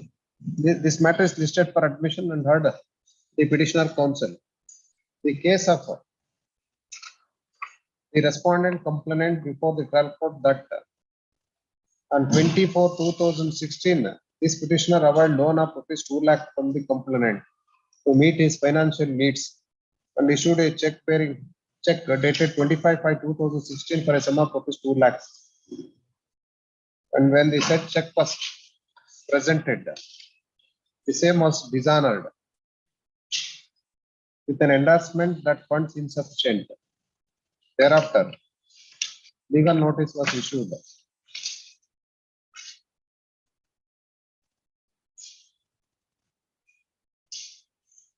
And the petitioner did not pay the amount, and hence complaint was filed. And thereafter, the complainant also examined himself as petitioner before the trial court and got marked exhibit 3 to 4. The records reveals that though the petitioner represented through counsel did not cross-examine the witness, that is PW1. Even though case was set on for cross-examination of PW1 on 8/11/2017, and giving one more almost 1 year time to cross-examine the witness, not cross-examine the witness. Hence, the trial court convicted the petitioner hearing. Thereafter, an appeal is also filed before the appellate court, and appellate court also dismissed the appeal. Hence, the present revision petition is filed. The counsel would submit that no opportunity was given to the petitioner to cross-examine the witness. And the said submission cannot be accepted for the reason that the trial court in the order in page number 3 mentioned that though case was set on for cross-examination on 8/11/2017, no cross-examination was done. And even almost 1 year time was granted to petitioner to cross-examine the witness. And in spite of the same, he failed to cross-examine the witness. Then there is no any cross-examination and also no rebuttal evidence. The question of now reminding the matter, giving an opportunity to the petitioner to cross-examine the PW1 doesn't arise. In order to exercise the revisional jurisdiction, then either there must be a perversity in the finding of the trial court, and if only court below not consider the material available on record and given finding, under the circumstances, revision can be exercised. In the absence of any cross-examination or rebuttal evidence by the petitioner, the question of invoking revision doesn't arise. Hence, I do not find any reason to admit the revision petition. If I know that I appear for petitioner, that the matter could not be settled, it may proceed for concurrent ಆಗ್ಲಿಲ್ಲ. ಆಗ್ಲಿಲ್ಲ ಹೇಳಿ ಏನ್ರಿ ಆಗ್ಲಿಲ್ವಾ? ಮಾತಾಡ್ಲೇ ಇಲ್ವಾ? ನೀವು ಮಾತಾಡ್ಲಿಲ್ಲ ಅವ್ರು ನನಗೆ ನಮ್ ಮಾತಾಡ್ಲಿಲ್ಲ ಅಂತ ಕ್ಲೈಂಟೇ ಒಪ್ಲಿಲ್ಲ, ಅದಕ್ಕೆ ಆ ಕ್ಲೈಂಟ್ ಒಪ್ಲಿಲ್ಲ. ಆಯ್ತು ಹೇಳಿ, ಆರ್ಗ್ಯುಮೆಂಟ್ ಹೇಳಿ ಏನ್ ನೋಡಿ. Only argument 138 and amount is 2,06,400. It is a transaction with regard to a purchasing the site which was formed by us. And I could not meet because that the entire project was not completed since the conversion order could not be obtained. So that the agreement which was entered into is cancelled. And the contention view what we have taken is that the notice is not served when the complaint was lodged, because that by that time the office was shifted. Anyway, that the endorsement is already there, that is served. So based on that, both the courts have concurrently held that the offense is made out and 2,06,000 ಇದೆ. ಅಲ್ಲಿ ಆಮೇಲೆ ಅವರು ಇನ್ನೊಂದು project ಮಾಡ್ತಾ ಇದ್ದಾರೆ, ಅಲ್ಲಿ ಏನಾದ್ರು ಹೋದಾಗ ಅವ್ರು ಏನಾದ್ರು ಸೆಟಲ್ ಮಾಡ್ಕೊಂಡ್ರೆ ಮಾಡಿ. This is the only ground we have. No defense evidence also. Defense evidence we have not led in, but we have cross-examined. Stand on. Good. This matter is listed for admission. Heard the petitioner, counsel, and also the counsel for the respondent. The factual matters of the case of the respondent complainant is that he had booked a site by paying an advance amount of ₹2,06,400 to the accused, and together entered into a sale agreement. However, due to delay in registration of the sale deed, the site booked by the complainant was cancelled. And in turn of the said advance amount, the accused have issued a check bearing subject matter of check dated 26/2/2018. When the check was presented and the same was returned with an endorsement funds insufficient. Thereafter, legal notice was sent through RPID and also the certificate of posting. In spite of served on the accused on 7/5/2018, neither paid the amount nor repaid the notice, and hence complaint was filed. The trial court also took the cognizance and secured the petitioner and complainant in order to prove his case, examined himself as PW1 and got marked document exhibit P1-7. Though the PW1 is cross-examined, not led any defense evidence, the trial court, after considering both oral and documentary evidence, convicted the petitioner to pay an amount of fine of ₹3 lakhs. In default of pay of fine amount, shall undergo simple imprisonment for a period of 3 months. Being agreed by the said conviction and sentence, an appeal is filed in criminal appeal number 25003 of 21. The appellate court also, on reconsideration of material available on record, dismissed the appeal. Hence, the revision petition is filed before this court. The main contention of the petitioner counsel that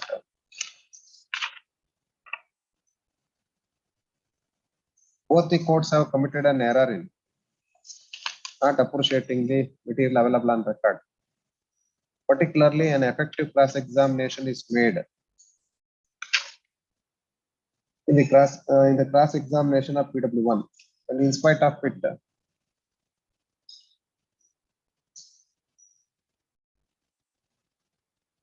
answer illustrated in the cross-examination that the said disputed check is signed and handed over by one of the executive of the office by the petitioner.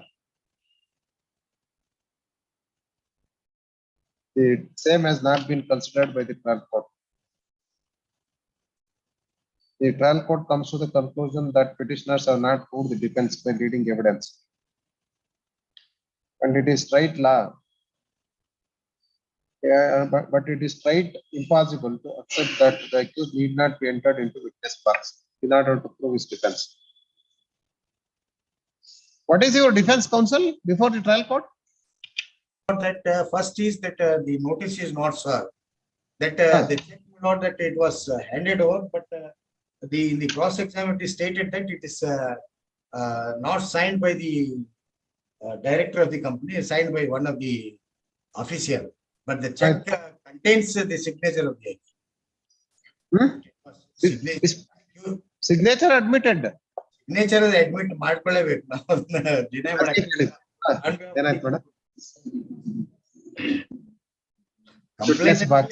the very contention of the petitioner that no notice has been served. And in spite of that, the trial court committed an error. For counter, the counsel appearing to the respondent which submits that the issuance of check is not disputed and transaction between the petitioner and the complainant is not in dispute, that the said amount is paid in respect of the consideration of the site. And when the agreement was cancelled, he repaid the amount by issuance of check. And the said fact is also not disputed. And hence, both the courts have not committed any errors. Having heard the respective counsel and also on perusal of material available on record, particularly the subject matter of check, which is marked as Exhibit P1 before the trial court, and also considering the bank endorsement, demand notice, postal receipt, and also courier receipt, and postal acknowledgement Exhibit P6, the very contention of the petitioner counsel that no notice was served and the petitioner cannot be accepted, and even if the notice is served on the one of the official of the petitioner itself is service, and the very contention of the petitioner cannot be accepted with regard to the no proper service. The other contention of the petitioner that both the courts have committed an error cannot be accepted when check is admitted and the payment is also made towards non-payment, for cancellation of sale agreement, and the check was issued towards repayment of the amount which has been received by the petitioner, and also taking into note of both oral and documentary evidence, both the trial court and also the appellate court considered the material available on record, and hence I do not find any merit in the petition to admit the revision petition. 56 Satisha DJ.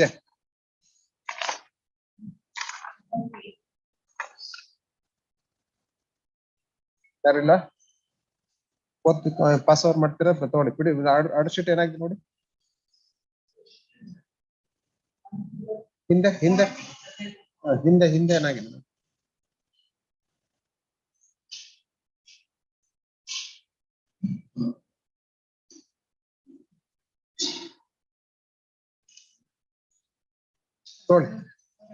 Petitioner counsel is absent. The petitioner counsel in the earlier occasion was absent. ಯಾವಾಗಲೂ ಬಂದ ಇಲ್ವಾ ಕೊಡಿ ಅಂತ ಹೇಳಿದ್ದೆ. Why we have to keep the matter?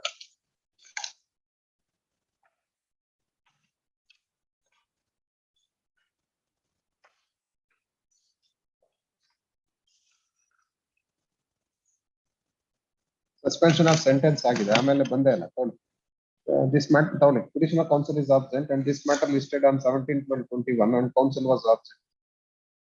And again listed on 21/1/2022.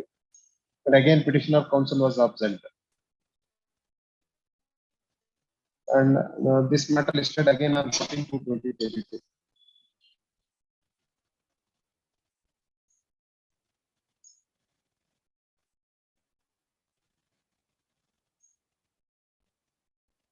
And again not appeared before the court.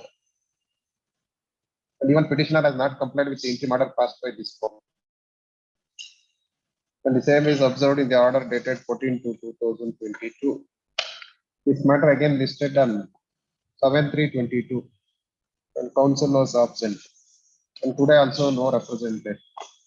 When the petitioner counsel is not pursuing the matter and not deposited the amount as directed by this court, no grounds to continue the petition, since petition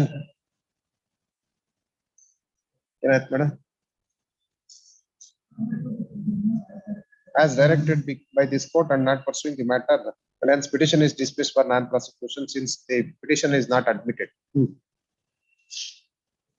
Dismiss ಮಾಡಿದ್ವಿ ಅಷ್ಟೇ. You proceed with ಅಷ್ಟೇ. Girish B ಬಳದರೆ, Manjunatha K, ಏನಾಯ್ತು order sheet ಕೊಡಿ.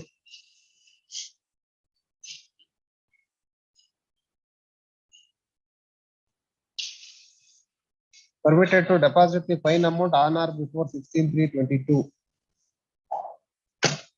Extension of time ತಗೊಂಡಿದ್ರ. Petitioner both the counsel absent ಅಂತ ಹಾಕಿ. This matter on 1st of April. If petitioner counsel doesn't appear in the next date of hearing, matter will be dismissed for non-prosecution. Next, Feroz Nizam. Yes. ಯಾವ್ದು ಹೇಳಿ ನಿಮ್ದ date ಕೊಟ್ಟಿದ್ದೀನಿ. ಏನಾಯ್ತು deposit ಮಾಡಿದ್ರಾ? ಮಾಡಿದಿರಿ 1st of April.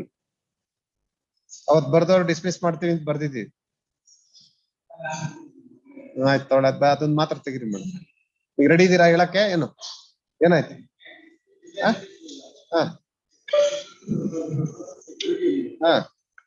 Trial court ಅಲ್ಲಿ evidence ಮಾಡಿದಿರಾ? ಮಾಡಿದಿರಿ. ಆಯ್ತು ನೋಡೋಣ. ಕನ್ಸಿಡರ್ ಅವತ್ ಫಸ್ಟ್ ಕನ್ಸಿಡರ್ ಮಾಡೋಣ ಮೇಡಮ್. ಅದು ಅಷ್ಟೇ ಹಾಕ್ಬಿಡಿ. ಪಿಟಿಷನರ್ ಕೌನ್ಸಿಲ್ 6 ಟೈಮ್ ಅಂತ ಹಾಕ್ಬಿಡಿ. 1st of April ಅಂತ ಹಾಕಿ. ಆಮೇಲೆ ನೋಡಿ 58 Feroz Nizam. Petitioner counsel absent, list this matter on 1st of April. Harish Bhandari. ಇಬ್ರು ಇದ್ದೀರಾ?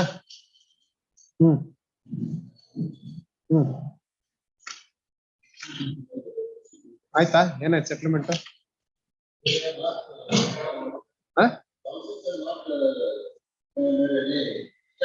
ಕೌನ್ಸಲ್ಸ್ ಅಂದ್ರೆ ನೀವು ಸೇರ್ಕೊಂಡ್ಬಿಡ್ತೀರಿ. ಅದ್ ಕೇಳಿದ್ವಿ. ನೀವು ಮಾಡಿದಿರ ಅವ್ರಿಗೆ? ಅಲ್ಲಿ ಲೋಯರ್ ಕೋರ್ಟ್ನವ್ರಾ? ಆಯ್ತು.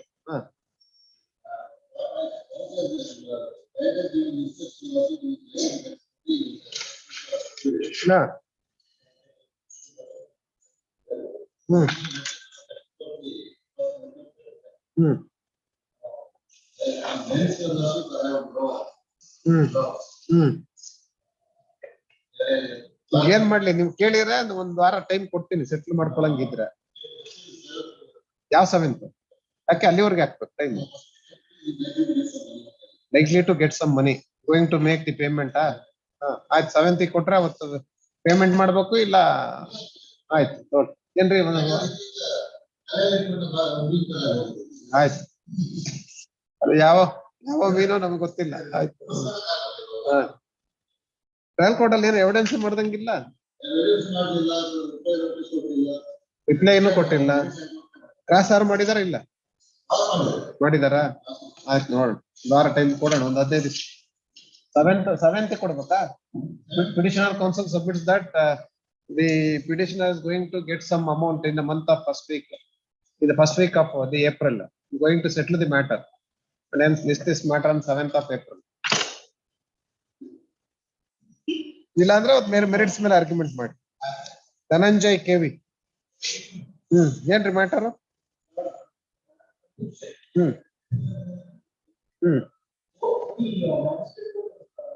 Concurrent finding.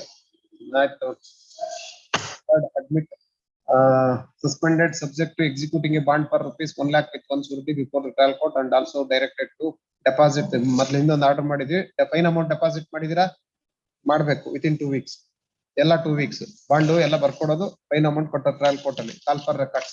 ಮೊದ್ಲು ಯಾರಿಗೆ ಹೇಳಿದ್ನಲ್ಲ, ನೀವ ಯಾರಿದ್ದಾರೆ ಬೇರೆ ಸೇಮ್ ಅದೇ same order. Call for records 2 weeks. Bond ಬರ್ಕೊಡೋದು ಮೇಡಮ್, ಹೋಗೋದು ಟ್ರಯಲ್ ಕೋರ್ಟಲ್ಲಿ ಒಂದು ಸೂರಿಟಿ ಬಾಂಡ್ ಬರ್ಕೊಡೋದು ಅಷ್ಟೇ. ಫೈನ್ ಅಮೌಂಟ್ 2 ವಾರದಲ್ಲಿ ಕಟ್ಟೋದು. ಫೈನ್ ಅಮೌಂಟ್ ಏನು ಜಾಸ್ತಿ ಇರಲ್ಲ. ಎಷ್ಟಿದೆ? 1000. ಮತ್ತೆ call for records and post matter for final hearing as soon as records are received. Next 61 state HCP ಆಗಿಲ್ವಾ? ಡೈರೆಕ್ಷನ್ ಆಗಿಲ್ವಾ? ನೋಡ್ರಿ, HCP is directed to take notice ಅಂತ ಮಾಡ್ಬಿಡಿ. ಅದು ಮಾಡಿದಿರಿ, ಬಟ್ ಕೋರ್ಟ್ ಇಂದಲೂ ಒಂದು ನೋಟಿಸ್ ಆಗಬೇಕು. HCP is directed to take notice. ಆಮೇಲೆ ಹರ್ಡ್ ಅಂತ ಮಾಡಿ madam. Next Vivek Paul T K. What is the matter? Cheque bounce. Have you laid any evidence before the trial court? Cross-examine the witness. What is your defense before the trial court?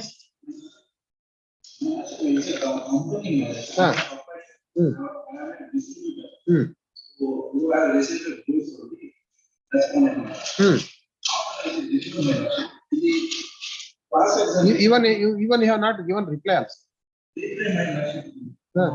There is an agreement also with regard to the then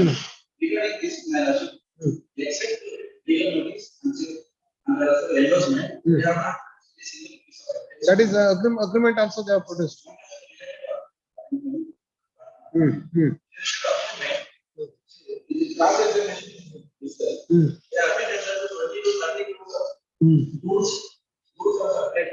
Sorry, madam.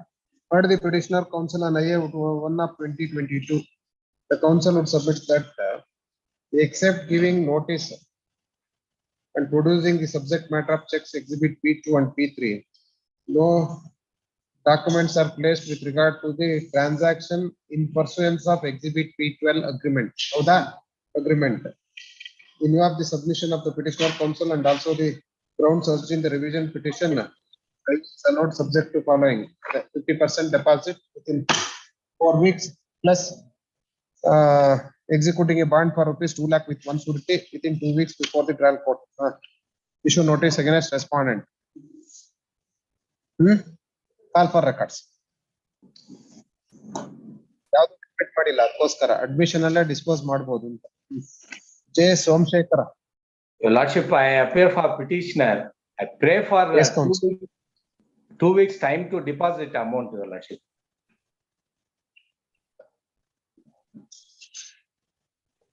Deposit ಗೆಲ್ಲ ಆಮೇಲೆ first you make out a case for suspension of sentence, counsel. What is your defense? Your Lordship, last date of hearing, Your Lordship has suspended with the conditional order. I have to deposit 50%. Already suspended. Already. Sorry, madam, order ಕೊಡಿ ನೋಡಿ. 2 weeks time may be granted to deposit amount in trial court. Already, I think 4 weeks time was granted. Yeah, 2 weeks also. Within 2 weeks we have already given time. Have you deposited? No, we have not deposited.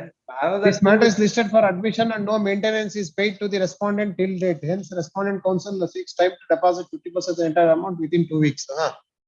Why you have not deposited the amount? No, Lordship. I pray another 2 weeks time to deposit amount. Counsel, this is with regard to the maintenance is concerned. You pay the amount. Why you have not paid the amount? I think you have not paid.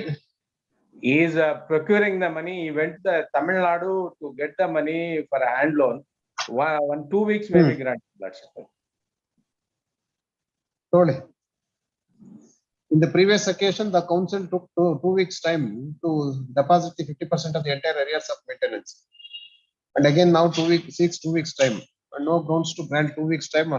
Another 1 week time granted to deposit the amount. Lordship, ordered for 50% deposit amount. 50% only. 50% only you pay the amount. That's all. This matter on 30th. This matter on 30th. Much of it. Go on, ಹೇಳ್ರಿ ಏನು ಏನಂದ್ರು party ಏನಂದ್ರು private complaint ಯಾಕೆ ಮಾಡಿಲ್ಲ ಅವರು last time ಏನೋ ಹೇಳಿದ್ವಲ್ಲ ಇದೇನಾ accused number 2 Shrimati Shubha KS ಯಾರನ್ನ ಮಾಡಿದ್ರಲ್ಲ ಇಲ್ಲಿ ಸ್ಟೇಟ್ ಮಾಡಿಲ್ವಾ ಕಾಗ್ನಿಜೆನ್ಸ್ ತಗೊಂಡಿದ್ದಾರೆ ಪ್ರೈವೇಟ್ ಕಂಪ್ಲೇಂಟ್ ಆದ್ಮೇಲೆ ಮಾಡ್ಬೇಕಲ್ಲ ನೀವು ಆರ್ಡರ್ ಮಾಡ್ಬೇಕಂತ ಆರ್ಡರ್ ನಾವ್ ಹೆಂಗ್ ಮಾಡಕ್ಕೆ ಅಲ್ಲ ನೀವು ಅಮೆಂಡ್ ಮಾಡಕ್ ನೀವು ಒಂದು ಅಪ್ಲಿಕೇಶನ್ ಹಾಕೋಬೇಕು. You make an application, then I will permit you. ಅಷ್ಟೇ. The petitioner counsel seeks time to make necessary application to array the state as respondent. And hence, just 1 week, hence 1 week time granted. ಬೇಕಾ date ಅಷ್ಟೊಳಗೆ ಹಾಕೊಳ್ತೀರಾ? List this matter on 30th. Further argument 2 urgent ಆಗಿದೆ. 66 time ಆಗೋಯ್ತಾ madam? ಅದೊಂದು ಯಾರು ಇದಾರ? Prasanna DP. Out of station. Last time ಏನೋ settlement 40-45,000 ಅದ ಮೇಡಮ್? ಅಲ್ಲ 40-45,000 ಅದ? When your senior will come back? When your senior will come back madam? 23rd ತಗೊಳ್ಳಿ.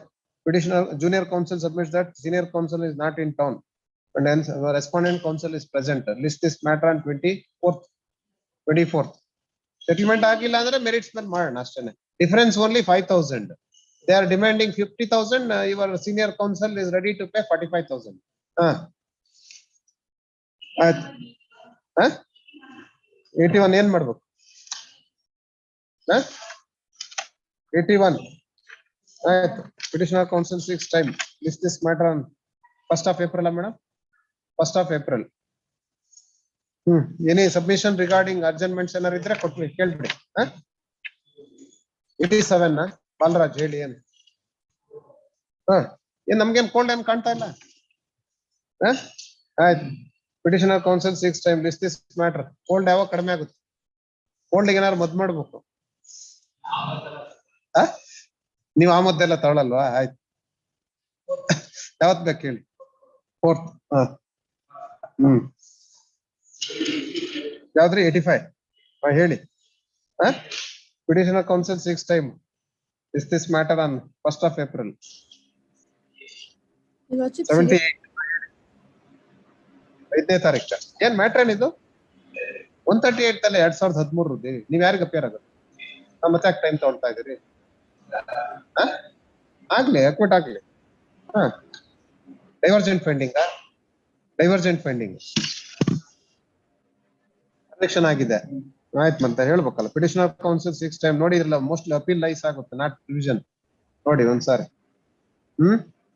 Appeal lies, not the revision. 1st of April. Respondent counsel ಇದಾರ? ಅವ್ರಿಗೆ ಹೇಳಿದೀರಾ? ಮತ್ತೆ ಹೇಳ್ಬೇಕಲ್ಲ ನೀವು. ಅವ್ರಿಗೆ ಸಂಜೆ ಮೇಲೆವರೆಗೂ ಬಂದು ಕಾಯ್ದ್ರೆ ಏನ್ ಮಾಡ್ತೀರಿ? ಮಧ್ಯಾಹ್ನ ಬನ್ನಿ ನೋಡೋಣ. ಮಧ್ಯಾಹ್ನ ಬನ್ನಿ, ಯಾವಾಗ ಕನ್ಸಿಡರ್ ಮಾಡೋಣ ನಿಮ್ ರಿಕ್ವೆಸ್ಟ್. 85 ಏನಾಗ್ಬೇಕು ಹೇಳಿದ್ರಲ್ಲ? 1st of April ಕೊಟ್ವಲ್ಲ. ಏಕೆ ಅದು 5th April ಮಾಡಿದ್ವಲ್ಲ. Yes madam? Number 90, Your Lordship. 90, yes madam. Your Lordships, we've received the communication that one of the accused number 6 is passed away, Your Lordships. We will file the memo of the death certificate, Your Lordships. May kindly grant 2 days time, 2 or 3 days time, Your Lordships. Petitioner counsel seeks time on the ground that they have received the information that accused number 6 is no more and going to produce the death certificate. And hence this matter next week ಕೊಡಿ madam, ಅದೊಂದು ವಾರ ಕೊಡಿ. 1st of April. Please, Your Lordships. Any other accused are there? Yes. You have to continue. Lordships, we'll make argument on 1st of April, Your Lordships. Yes. Oblige, Your Lordships. ಎಷ್ಟು matters ಇದೆ madam? ಇನ್ನು 3 ಮೇಲೆ ಇದ್ದಂಗಿದೆ.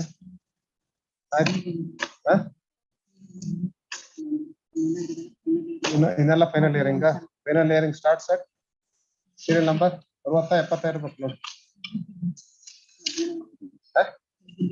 ಶುಕ್ರವಾರ ರಜಾ ಕೊಟ್ಬಿಟ್ಟು ಎಲ್ಲ ಇವತ್ತಿಗೆ ತುಂಬಿದ್ದಾರೆ ನೋಡಿ. ಕಲಬುರ್ಗಿ 2-3 ಇರ್ಬೇಕು.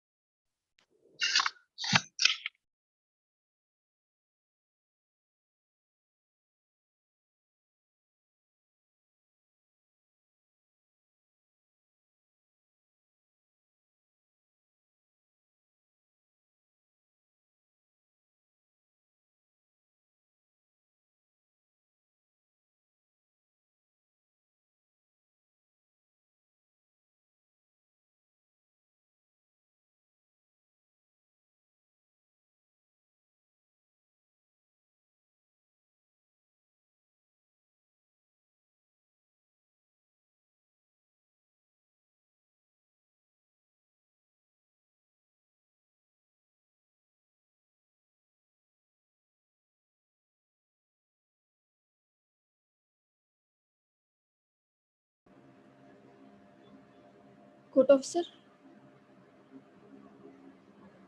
Court officer, sir. Hello? Serial number Sir, 90. ಹೇಳಿ. Sir, serial number 90 ಅರ್ಜನ್ ಆಯ್ತಲ್ಲ ಒಂದ್ ಸ್ವಲ್ಪ ಚೆಕ್ ಮಾಡಿ ಹೇಳ್ತೀನಿ. 90. Madam, sir, 90. ಹಾ.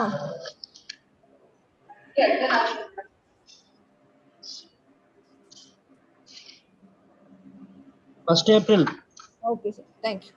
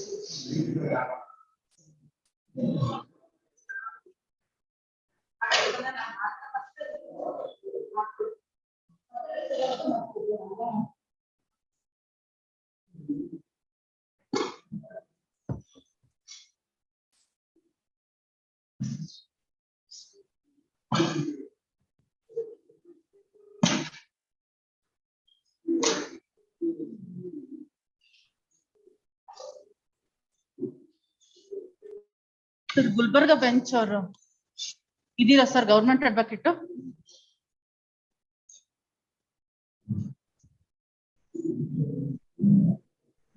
Gulbarga bench madam? Court officer? ಹೇಳಿ. HCGP from Gulbarga. ಮೇಡಮ್ ನಿಮ್ಮ ಹೆಸರು? ಮಾಯಾ ಟಿ ರಾಜಣ್ಣ. SCGP ಅಲ್ವಾ? ಹೌದು. Hello, court officer.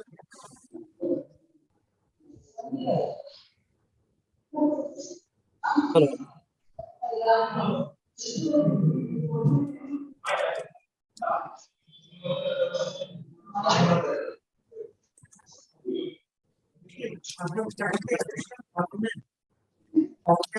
ಅಕೌಂಟ್ ಚಲೋ ಅಕೌಂಟ್ ಚಲೋ ಏನೇನು ಓದ್ಬೇಕು ನಾವಿದು ಏನು ಮಾತಾಡ್ತೀವಿ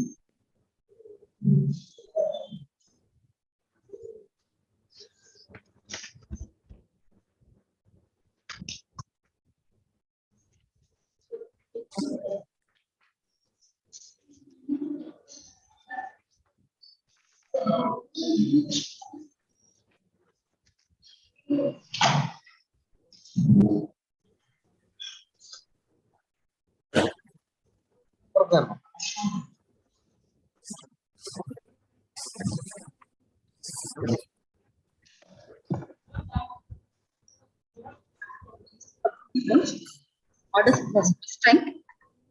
Serial number 1, Shivananda F.B. Patana Shetty. First time. First time. HECP is directed to take notice of this matter on 28th. Please. 28th. Please. Sanjay A. Patil. Sanjay A. Patil, office note regarding office objections raised on memo, along with FSL report copy to be served to the petitioner advocate. Minutes, I appear for petition. ತಾವು FSL report ಬರ್ಲಿ ಅಂತ ಹೇಳಿ earlier your lordship ಅವರೇನ time ತಗೊಂಡಿದ್ರು last time. ಹೌದು, ಅದು CPI ನಾಳೆ ಹಾಕ್ತಾರೆ ಅಂತ ಹೇಳ್ಬಿಟ್ಟು ಲಾಸ್ಟ್ ಟೈಮ್ ಟೈಮ್ ತಗೊಂಡ್ರು. ನಿಮಗೆ ಕಾಪಿ ಕೊಟ್ಟಿಲ್ವಾ? ಇಲ್ಲ ಸರ್, ಇನ್ನು my lords, but the copy it will be served in due course of the time. Madam, you have to serve the copy and then Yes, sure. you can consider. HECP is directed to furnish the copy of the FSL report to the petitioner counsel forthwith. ಯಾವಾಗ? ನಾಳೆ ಹಾಕ್ತೀರಾ? ಯಾವಾಗ ಹಾಕ್ತೀರಾ? Copy serve ಮಾಡಿ. Yes. List this matter on Monday, same 21st, 28th. Please. Serial number 3.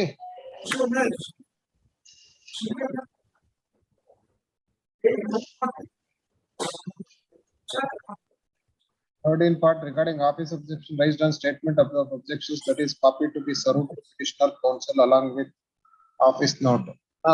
Yes, sir, the copy.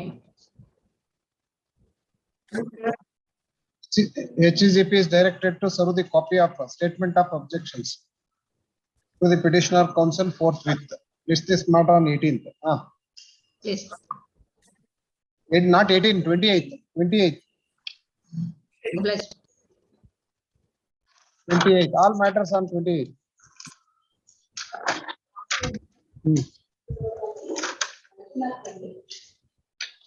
Can I doubt it? Non-payment of cost, 1,000 rupees. Counsel for the petitioner absent. This matter was listed on 11/3/2022. And counsel was absent. However, this court granted 1 week time to comply with office objections on payment of cost of rupees 1,000. And also, in terms of the order, cost is not paid, and the compliance is also not done. And earlier order is also very clear that if cost is not paid and compliance is not done, list this matter today and accordingly listed today. And in view of non-compliance of office objections and non-payment of cost dismissed for non-prosecution. Madam.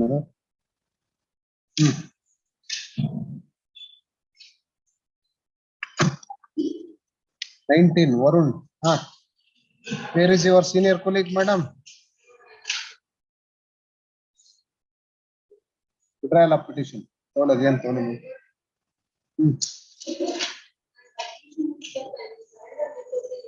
Petition praised that the Dishonored court will withdraw the above petition with the liberty to approach the trial court for regular bail by surrendering himself. Surrendering herself, lady na. ಆಯ್ತು ಹೋಗ್ಲಿ, ಎಲ್ಲ ಹೋಗ್ಲಿ, surrender ಆಗ್ಲಿ, ಕೇಳಿ.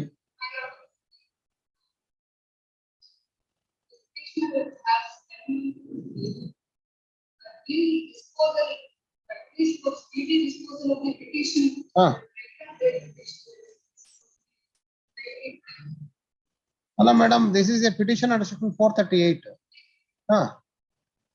ನೀವು ಹೋಗಿ with liberty ಕೊಟ್ಟಿದ್ದೀವಿ, ನೀವು ಸರೆಂಡರ್ಗೂ ಕೇಳ್ತಾ ಇದ್ರಿ, ಸರೆಂಡರ್ ಅಲ್ಲಿ ಹೋಗಿ ಕೊಡೋಣ ಪರ್ಮಿಷನ್. ಏನ್ ಮಾಡ್ಬೇಕು ಹೇಳಿ? ಅಲ್ಲ ಮೇಡಮ್, ನೀವು ಇದು ಪಿಟಿಷನ್ ಅಂಡರ್ ಸೆಕ್ಷನ್ 438, ನೀವು ಅಲ್ಲಿ ಸರೆಂಡರ್ ಆದ ತಕ್ಷಣ 438 ಬರೋದೇ ಇಲ್ಲ. ಮತ್ತೆ ಆಯ್ತು, you seek for regular bail, that's all. ಏನ್ ಅಫೆನ್ಸ್ ಏನು?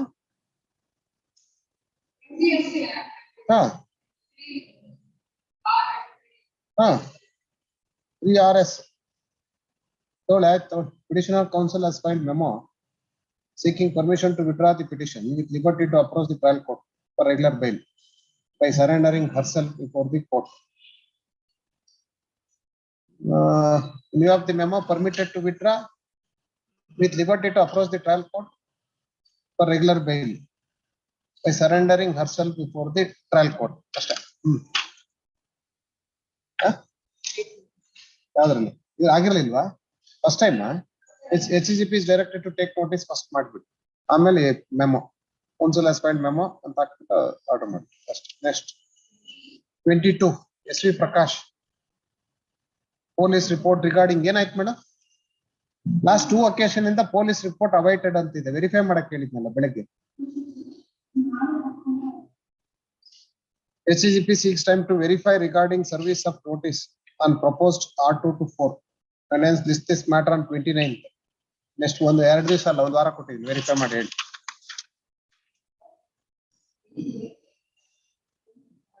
ನಾನ್ filing of joint memo filed by counsel for petitioner ಏನಾಯ್ತು?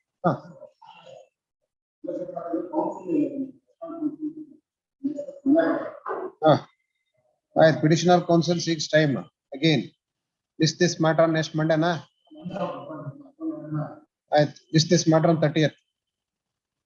28ಕ್ಕೆ ಬಂದ್ರೆ 30 ಕೊಟ್ಟಿದ್ದೀನಿ. ಆಯ್ತು. ನೆಕ್ಸ್ಟ್ 27 ದಿಲ್ರಾಜ್ ರೋಹಿತ್ ಏನಕ್ಕೆ ಪಾಸ್ ಓವರ್ ಆಯ್ತು ಮೇಡಮ್ ಇದು? ಸತ್ಯ ಇದ್ಯಾರಿಗೂ ಏನೋ ಬೇಕಾಗಿಲ್ಲ. ಕಾಗ್ನಿಜೆನ್ಸ್ ತಗೊಂಡಿರೋದು only against some of the persons ಅಂತ ಹೇಳಿದ್ರು ಲಾಸ್ಟ್ ಟೈಮ್ ಅಲ್ವಾ? ಸರ್ ಇವತ್ತು ಇಲ್ವಾ? ಇಬ್ರು ಇಲ್ಲ. both the council absent. Even though this matter is called twice, this matter is called twice, no representation in the early morning and also in the afternoon. Hence list this matter on 1st of April. 29. Girisha N. ಇದು respondent ಬರ್ಲಿಲ್ಲ ಬೆಳಗ್ಗೆ. ಅವರೆಲ್ಲ ಅಲ್ಲಿ application ಹಾಕೊಳ್ಳಿ madam. ಅಷ್ಟನ್ನು memo withdrawal ಮಾಡ್ತಾ ಇದ್ದಾರೆ. The petitioner council has filed memo for withdrawal of this RP. And council also submits that he has no objection to release the amount in favor of the respondent which is in deposit. In view of the memo, permitted to withdraw and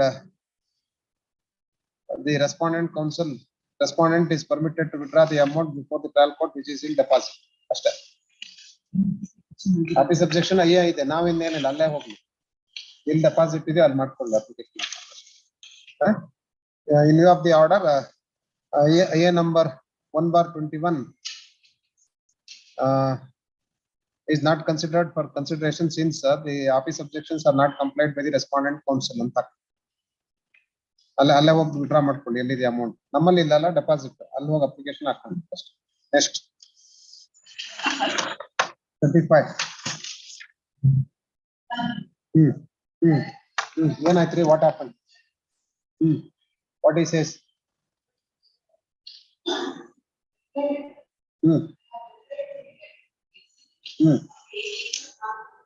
18th of March.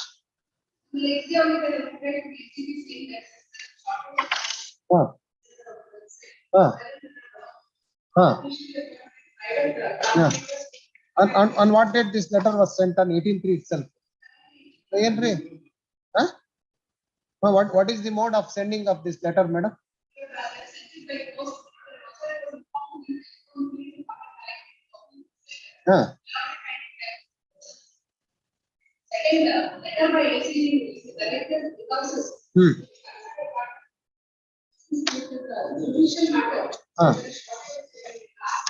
In the endorsement itself. ಅಭಿಪ್ರಾಯ ಪಟ್ಟಿರುವಂತೆ ವಿಷಯವು ತುಂಬಾ ಗಂಭೀರ ಹಾಗೂ ನ್ಯಾಯಾಲಯದ ದಿನಾಂಕಗಳ ಅವಧಿಯೊಳಗೆ ನೀಡಬೇಕಾಗಿರುವುದರಿಂದ ಪುಟಗಳ ಸಂಖ್ಯೆ ಅಧಿಕವಾಗಿರುವುದರಿಂದ ಸರ್ಕಾರದ ಹೊರ ಸಂಪನ್ಮೂಲ ಆದೇಶವನ್ನು ನೀಡಿ ಇಲಾಖೆಗೆ ಪತ್ರವೊಂದನ್ನು ಸಿದ್ಧಪಡಿಸಿ ಅಂತ on the same day he has made an endorsement. On the next day they have sent it by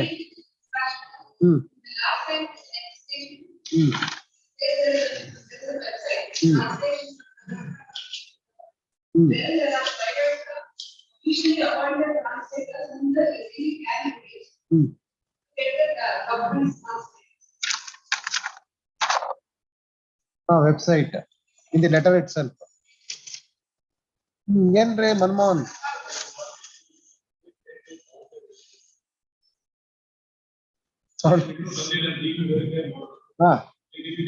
ಆಯ್ತು, ಅವ್ರನ್ನ ಫೋನ್ ಮಾಡಿ ಹೇಳಿದ್ರಂತಲ್ಲ, ಕಲೆಕ್ಟ್ ಮಾಡ್ಕೊಳ್ಳಿ.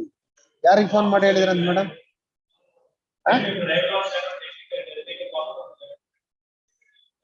ಬೆಳಗ್ಗೆ ಏನೋ ಒಂದು ಡಿಸ್ಕಷನ್ ಕೊಟ್ಟಿದ್ದು ಏನ್ ಮೇಡಮ್, ಅದು ಕಾಪಿ ಫೈಲ್ ಮಾಡಿದ್ದಲ್ಲ.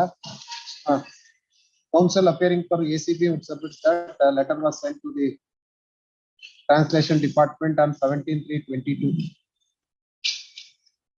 and request was made to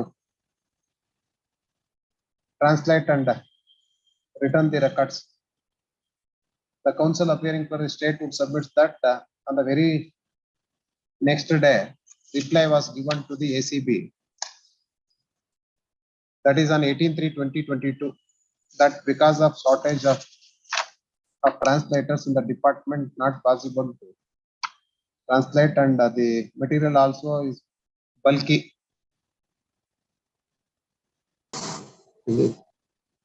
Mentioned in the letter itself that details of website also given, and they can get it translate the same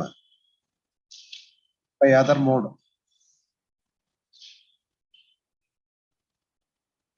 The counsel appearing for the ACB would submit that they have not yet received the said letter, and hence HGP, additional government advocate is directed to furnish copy of this letter to the ACB.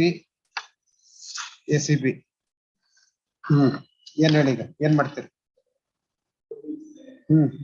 4 weeks ಅಂದ್ರೆ correct ಆಗಿ vacation ಬರ್ತದೆ, ಆಮೇಲೆ ಇನ್ನೊಂದು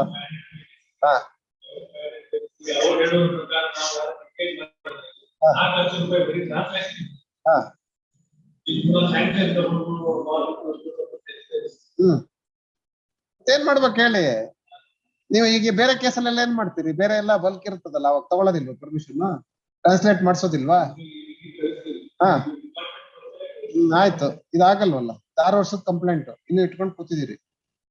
sanction ಬೇಕು, ಅದ್ ಬೇಕು, ಇದ್ ಬೇಕು, 17(1) ಬೇಕು, 17(19) ಬೇಕು ಅಂತ 6 ವರ್ಷದಿಂದ ಕಂಪ್ಲೇಂಟ್ ಇಟ್ಕೊಂಡು ಏನು ಕೆಲಸ ಮಾಡದೆ ಕೂತಿದ್ದೀರಿ. ನೀವು ಮಲಗಿದ್ದವ್ರನ್ನ ಹೇಳ್ಸಿ ಏನೋ ಮಾಡಿ ಅಂತ ಹೇಳ್ತಾ ಇದ್ದೀವಿ. In order to protect the property of the state in the tune of 66 acres ಏನೋ ಅಲ್ವಾ? ಮತ್ತೆ ಎಷ್ಟಿದೆ ಆಮೇಲೆ ನೋಡೋಣ. 66 ಅಥವಾ ಏನ್ ಮಾಡ್ತೀರಿ? ಫಸ್ಟ್ ನೀವು ಕಲ್ಪ್ರಿಟ್ ಹಿಡೀರಿ, ಅದನ್ನ ಮಾಡ್ತಾ ಇಲ್ಲ ನೀವು. ಏನ್ ಮಾಡ್ತೀರಿ? 4 ವಾರ ಕೊಡೋದಿಲ್ಲ, 3 ವಾರ ಟೈಮ್. ನೀವು 3 ವಾರ ಟ್ರಾನ್ಸ್ಲೇಷನ್ ಮಾಡಿ ಮತ್ತೆ ಗೌರ್ಮೆಂಟ್ ಸಬ್ಮಿಟ್ ಮಾಡಬೇಕು. In turn they have to send it to the DOP ಅಲ್ವಾ? ಡೈರೆಕ್ಟರ್ ಆಫ್ ಪ್ರಾಸಿಕ್ಯೂಷನ್ ಸೆಂಟ್ರಲ್, ಹೌದಲ್ಲ? ಮತ್ತೆ ಏನ್ ಮಾಡ್ಬೇಕು ಹೇಳಿ?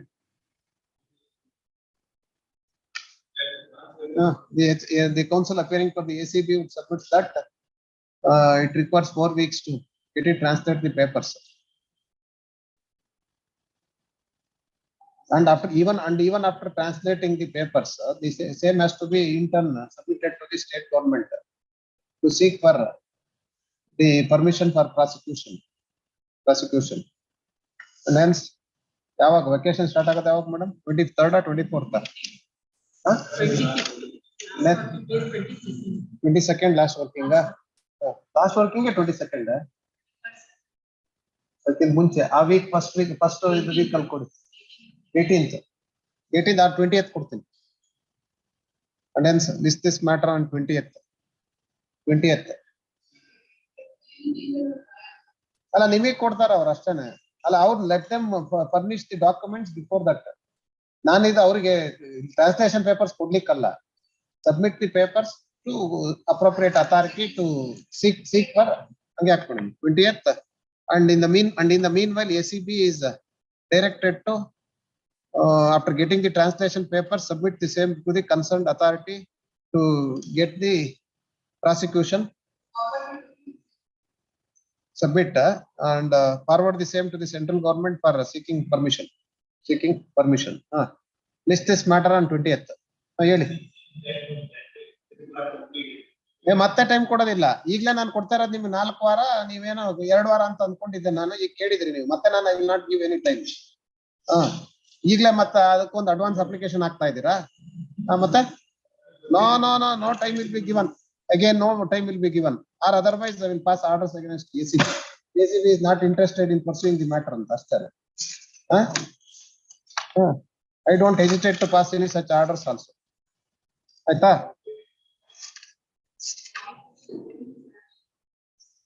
ಆಲ್ರೆಡಿ ಆನ್ ರೆಕಾರ್ಡ್ ಮಾಡಿದೀವಲ್ಲ ಅಕ್ಯೂಸ್ ನಂಬರ್ 10 ಗೆ. ಈಗ only sanction required only for the officers who has retired already. Accused number 8. 8 ಯಾರು? Shankar, former DC of Bengaluru urban.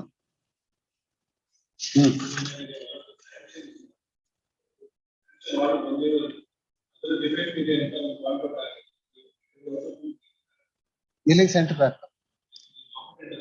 ನೀವು ಅದೇನಿದೆ ನೀವು ಕರೆಕ್ಷನ್ ಮಾಡಿಸ್ಕೊಳ್ಳಿ. ಇನ್ ದ ಮೀನ್ ವೈಲ್ ಅದೇನು ತಪ್ಪಿದ್ಯಾ ನೋಡಿ ಅಟೆಂಡ್ ಮಾಡಿ ಮೇಡಮ್. ಯಾವ್ದ್ರ ಗೊತ್ತಿಲ್ಲ ಯಾರು sanction in respect of whom ಅದೇನಿದೆ ಮಾಡಿಫೈಡ್ ಮಾಡಿ you place it before the next date of hearing ಅಷ್ಟೇ. ಮತ್ತೆ ಅದಕ್ಕೋಸ್ಕರ ಮತ್ತೆ ಇನ್ನೊಂದು ಡೇಟ್ ಬೇಡ. ಆಯ್ತು, you verify if any such request is made you get it corrected in terms of the correction marks ಅಷ್ಟೇ. ಆಯ್ತು 20th. Then we will consider your matter on merits after filing of charge sheet whether they have made out case against you or not. But ನಾನೇನು order sheet ಅಲ್ಲಿ ಮಾಡಿರ್ಲಿಲ್ಲ, ಮತ್ತೆ ಹಾಕ್ಬೇಕು ಸುಮ್ಮನೆ. ನೋಡಿ ಅವ್ರು ಬರ್ಲಾಗೆ ನಮಗೆ ಗೊತ್ತಾಗಿದ್ದು what are transferred between them ಅಂತ. ಈಗಿಲ್ಲ ಈ ಲೆಟರ್ ಇಟ್ಕೊಂಡು ಮತ್ತೆ ಇನ್ನೊಂದು 6 ತಿಂಗಳು ಈ ಲೆಟರ್ ಆಗಿಲ್ಲ, ನಮಗ್ ಬಂದಿಲ್ಲ, ರೀಚ್ ಆಗಿಲ್ಲ ಅಂತ ಇನ್ನೊಂದು 6 ತಿಂಗಳು ಹೋಗೋದು ಬೇಡ. ಪುಟೇನ್ ಎಂಟು ಇದು ಲಿಟಿಗೇಷನ್ ಅಷ್ಟೇನೆ. ಅಟ್ಲೀಸ್ಟ್ ಕಾಪಿ ಕೊಟ್ಬಿಡಿ ಒಂದು ಅವ್ರಿಗೆ. Next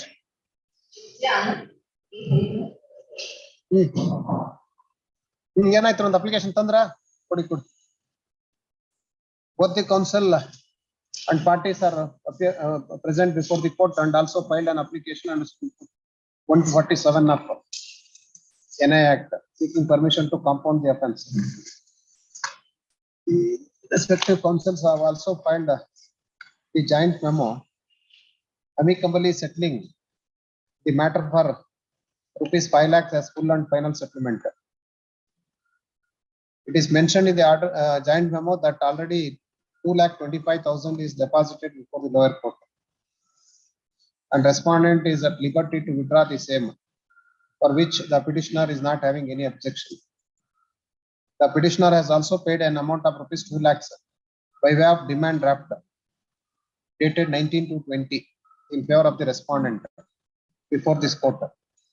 Apart from that, balance amount of rupees 25,000 by way of cash is paid before the court in favor 75,000 paid before the court in terms of the settlement. The joint memo is accepted and permitted to compound the offence, and in view of allowing the application filed under 147 of NI Act, the accused is acquitted. Accused oblique petitioner is acquitted. For the offence mentioned in 138 of NI Act. The petitioner also says no objection in terms of the joint memo, and hence petitioner respondent is permitted to withdraw the amount before the trial court, which is in deposit on proper identification. And petition is disposed of.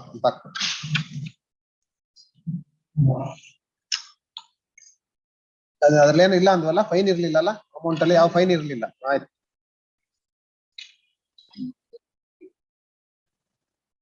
ಎಷ್ಟು madam? 68.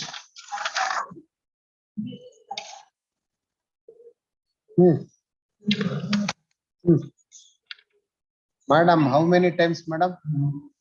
I think it is the 4th time matter is urgent for reporting settlement. ಅವತ್ತೇನ ಕೇಳಿದ್ರಿ, 3 ದಿವಸ ಅವತ್ತಿಗೆ ನಾನು ಕೊಟ್ಟಿದ್ದೆ. ಅವ್ರನ್ನ consent ಇಲ್ದಲೆ ನಾನೇ ಈ urgent ಇಟ್ಟ. Every times you comes and says that ಏನ್ ಪಾರ್ಟೀಸ್ ಇನ್ಕನ್ವೀನಿಯನ್ಸ್ ಮೇಡಮ್? 1 ಡೇಟ್ ಆದ್ರೆ ಪರವಾಗಿಲ್ಲ, 2 ಡೇಟ್ ಆದ್ರೆ ಪರವಾಗಿಲ್ಲ, 4ನೇ ಡೇಟಿಗೆ ಕೊಡಿ madam. Last time 5th time ಮತ್ತೆ you argue on merits. No madam. Respondent counsel appearing for the parties submit that there is an element of settlement. Both counsel submit that already matter is settled and they are going to file a joint memo on the submission. Amal both the counsel submitted that in DD and another case. Case is brought, hence they seek time to file a joint memo. Aito last time oppose madidru avaru, However, taking into note of the fact that matter has been settled between the parties and giving 3 days time will not cause. ಏನಾಯ್ತು ಇವತ್ತೇನು? What is the problem?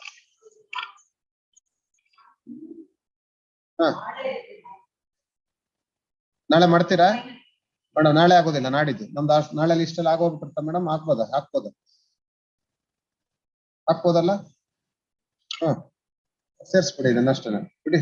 ಒಂದ್ ದಿವಸ ನೋಡೋಣ ನಾಳೆಗೆ. The petitioner counsel seeks time to file joint memo tomorrow and hence list this matter tomorrow. ನಾಳೆ ಮತ್ತೆ ಹೇಳಿದ್ರೆ ಇಲ್ಲ madam. No.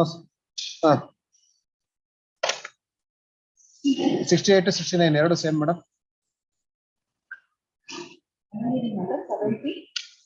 70 R Srinivas, amicus curiae, Balagangadhar. Last time ಇವ್ರನ್ನ ಅಪಾಯಿಂಟ್ ಮಾಡಿದ್ವಲ್ಲ, ಬಾಲಗಂಗಾಧರ್ ಹೌದಲ್ಲ? ಕಲೆಕ್ಟ್ ಮಾಡಿದಾರ. ಇವತ್ತು ಅಮಿಕಸ್ ಕ್ಯೂರಿನೇ ಇಲ್ವಾ? ಪಿಟಿಷನರ್ ಕೌನ್ಸಿಲ್ ಬರಲ್ಲ, ಅಮಿಕಸ್ ಕ್ಯೂರಿ ಅಪಾಯಿಂಟ್ ಮಾಡಿದ್ರೆ ಅಮಿಕಸ್ ಕ್ಯೂರಿ ಬರಲ್ಲ. ಕಾಪೀಸ್ ಎಲ್ಲ ಕೊಟ್ಟಿದಾರ ನೋಡಿ ಮೇಡಮ್. ಅಕ್ನಾಲೆಜ್ಮೆಂಟ್ ಇದೆಯಾ? Registry is directed to furnish the copy of the petition and its enclosures ಅಂತ ಆರ್ಡರ್ ಮಾಡಿದ್ವಿ. ಮಾಡಿದಾರಾ?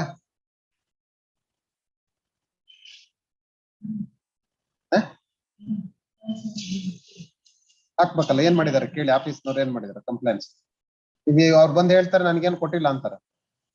Y the office people have not done? ಕೇಳಿ ಪಾಸ್ ಅವರು. 71 urgent. 72 HB Chandrashekhar, admitted on 4/6/2013. ಯಾರು ಅರ್ಲಿ ಹಿಯರಿಂಗ್ ಅಪ್ಲಿಕೇಶನ್ ಬೇರೆ ಹಾಕಿದಾರೆ ಇದರಲ್ಲಿ? ಅವರೇ ಹಾಕೊಂಡಿರ್ಬೇಕು. ಏನ್ what is the matter madam? 202 ನಮ್ಗೆ ಹೆಂಗ್ ಬರುತ್ತೆ madam?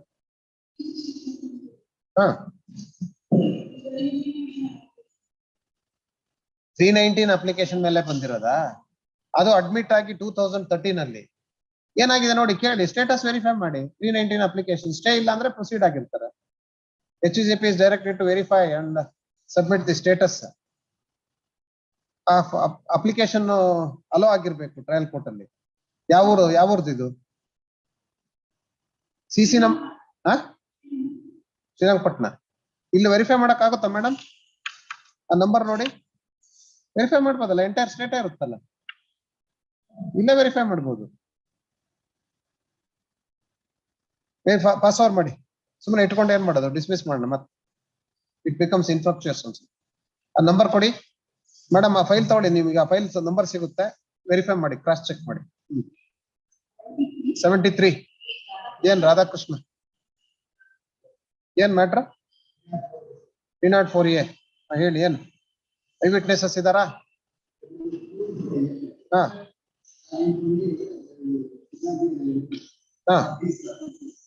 Should not be an eye witness ಅಥವಾ? ಹಾ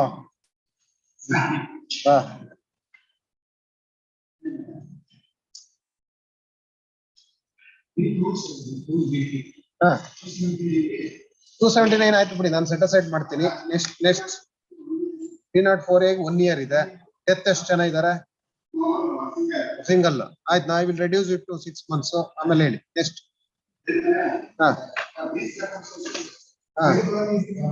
ಎವಿಡೆನ್ಸ್ ಕೆನಾಟ್ ಬಿ ಬಿಲೀವ್ಡ್ ಅಂತ ತೋರ್ಸಕ್ಕೆ ಏನಾರು ಇದ್ರೆ ತೋರ್ಸಿ. ಅಕ್ವಿಟಲ್ ಏನಾದ್ರು ಕೇಸ್ ಇದೆಯಾ? Make out the case. CC trial court ಆರ್ಡರ್ಗೆ ಹೋಗಿ ಫಸ್ಟ್.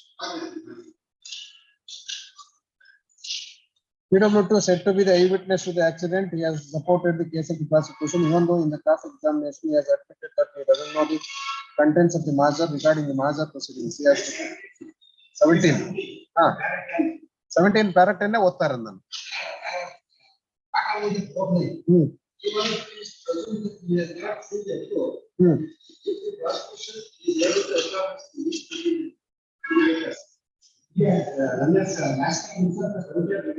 ಆಯ್ತು, very presence. That is in respect of PW2, not PW1.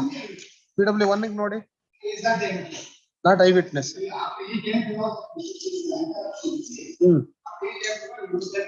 ಆಯ್ತು, ಅಲ್ಲಿ PW2 according to the prosecution eye witness. ಅವನೊಬ್ಬನ್ ಬಿಟ್ರೆ ಬೇರೆ ಯಾರು ಇಲ್ವಾ?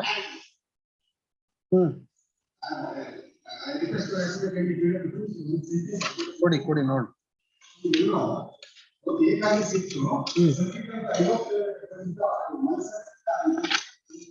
PW2 ಎವಿಡೆನ್ಸ್ ಕೊಡಿ.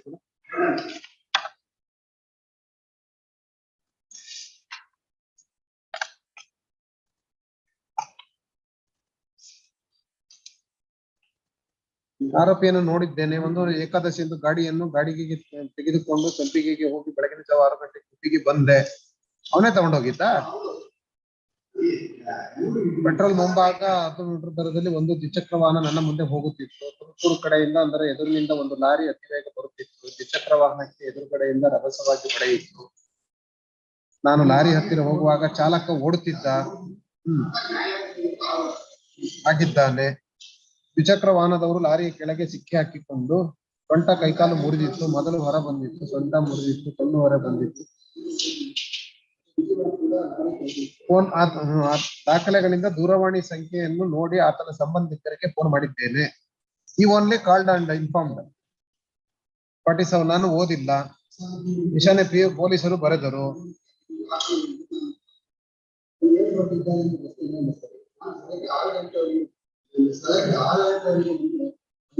ಸ್ಥಳದಲ್ಲಿಯೇ ಇದ್ದೆ ಅಂತ.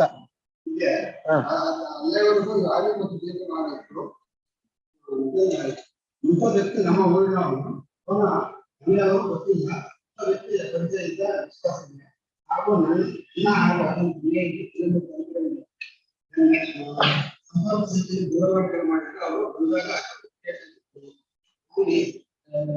LME ಓಡಿಸುತ್ತೇನೆ, ಚಾರಣ ಪತ್ರ ಇದೆ.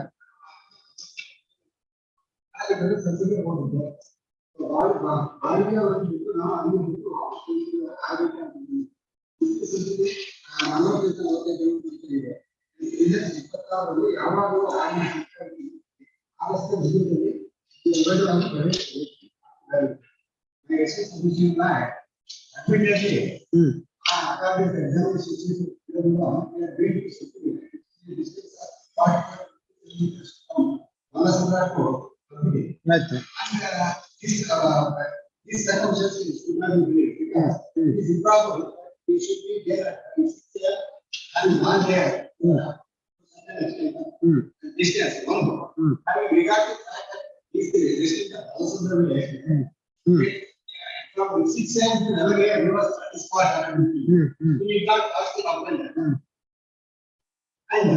Second circumstance is that, third circumstance is that, the column number of the interest, he has not been shown as eyewitness at all.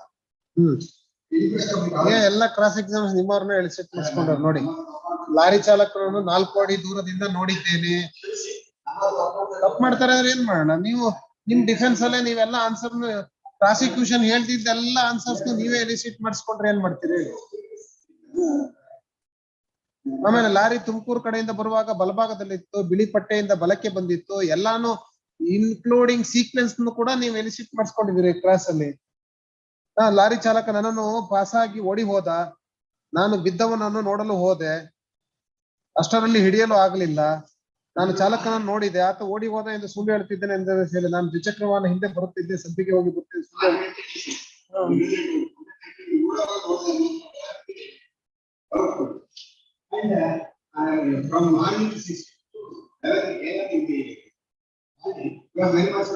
ಆಯ್ತು, ಸ್ಕೆಚ್ ಇದೆಯಾ? ಸ್ಕೆಚ್ ಇದೆಯಾ?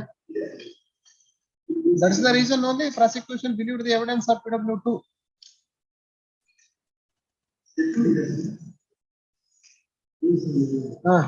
Vehicle belongs to PW 7. He also says that vehicle was entrusted to the accused on the date of the accident.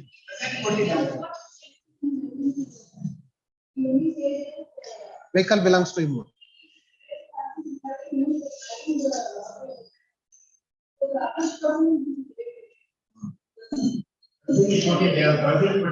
Cousin ಕೊಟ್ಟಿದ್ದಾನೆ, ಇವನೇ ತಾನೆ cousin.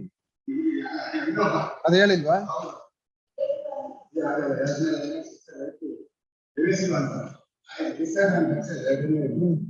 Vehicle damage ಇದೆಯಲ್ಲ 27.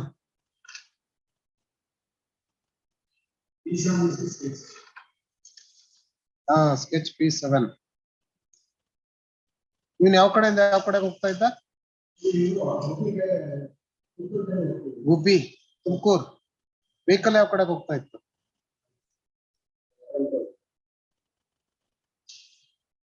$24 feet distance, 11 feet ಆ ಕಡೆಗೆ 11, 13.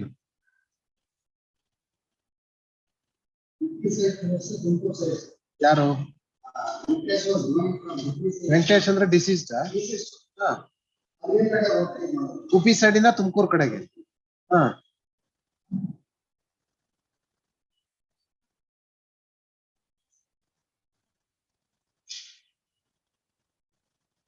vehicle, other offending vehicle came in the opposite direction. ಇದೆಯಲ್ಲ opposite direction ಇರೋದು.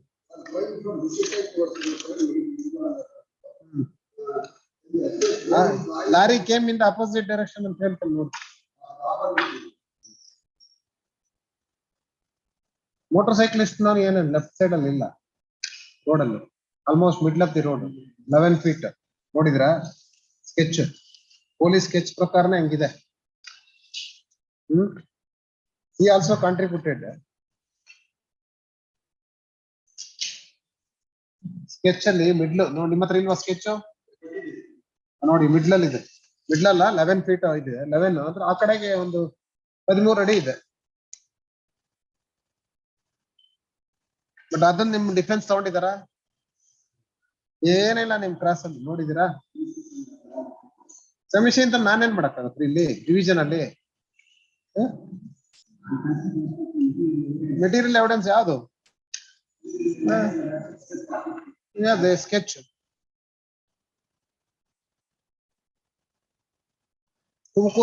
ತುಮಕೂರು ಕಡೆಯಿಂದ ಅಂದರೆ ಎದುರಿನಿಂದ ಒಂದು ಲಾರಿ ಅತಿ ವೇಗವಾಗಿ ಬರುತ್ತಿತ್ತು ಅಂದ್ರೆ towards Gubbi.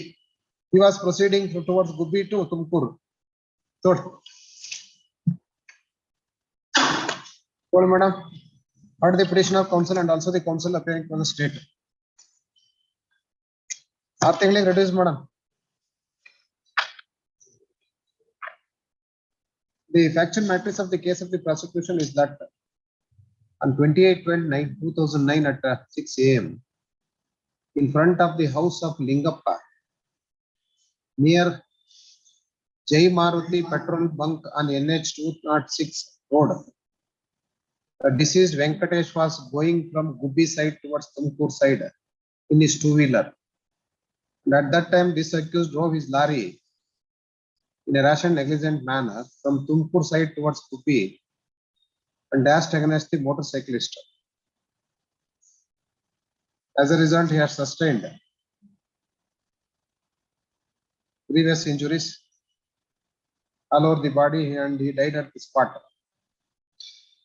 Hence, case is registered for the offences punishment from 279 304A and section 134B read with section 187 of IMU Act. The police have investigated the matter and filed a charge sheet. The prosecution, in order to prove the case against the petitioner herein, examined PW 1 to 7 and got marked document exhibit P1 to P13B. The petitioner herein has not laid any evidence before the trial court. The trial court, after considering the oral evidence of PW 1 to 7 and also the documentary evidence, convicted the petitioner for all the offences and maximum sentence of 1 year. Maximum substantive sentence of 1 year is imposed against the petitioner for the offence 304A. And in respect of offence under section 279, ordered to pay a fine of rupees 1,000. And in respect of the other offence also, ordered to pay fine of rupees 500. Only fine Allah. The petitioner being aggrieved by the judgment of conviction and sentence filed appeal, criminal appeal number 83 of 12. And appellate court also on reconsideration of material confirmed the judgment of conviction and sentence. Hence, the present petition is filed. The counsel appearing for the petitioner would vehemently contend that the prosecution mainly relies upon the evidence of PW1. And according to the prosecution, he is an eyewitness. PW1 and PW2. PW2. And counsel also brought to notice of this court paragraph number 10 of the judgment of the trial court, wherein the trial court also not accepted the evidence of PW2 that he is an eyewitness. And observation is made that even if it is presumed that he has not seen the accused comma, if the prosecution is able to establish the link between the accused and the vehicle, then the said deposition does not adversely affect the case of prosecution. And hence, the counsel would vehemently contend that the evidence of PW2 cannot be accepted as eyewitness. And apart from that, other witnesses are not eyewitnesses to the incident, and hence question of rash and negligence on the part of the petitioner has not been proved. And hence, it requires interference of this court. For contrast, counsel appearing for the state would submit that PW2 in the evidence categorically deposed that how he had witnessed the accident.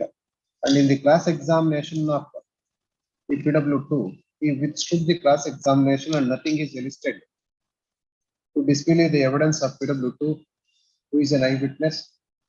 And he categorically says that after the accident, this petitioner was running away from this spot. And the same has been witnessed by PW2. The PW2 also categorically says that he only contacted the family members of the victim.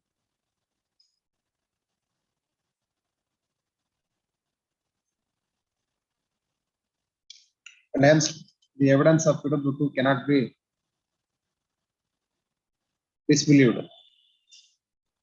The PW2 also given clear evidence in the cross-examination also, and in the cross-examination itself, the sequence of accident has been got elicited from the petitioner counsel in the cross-examination.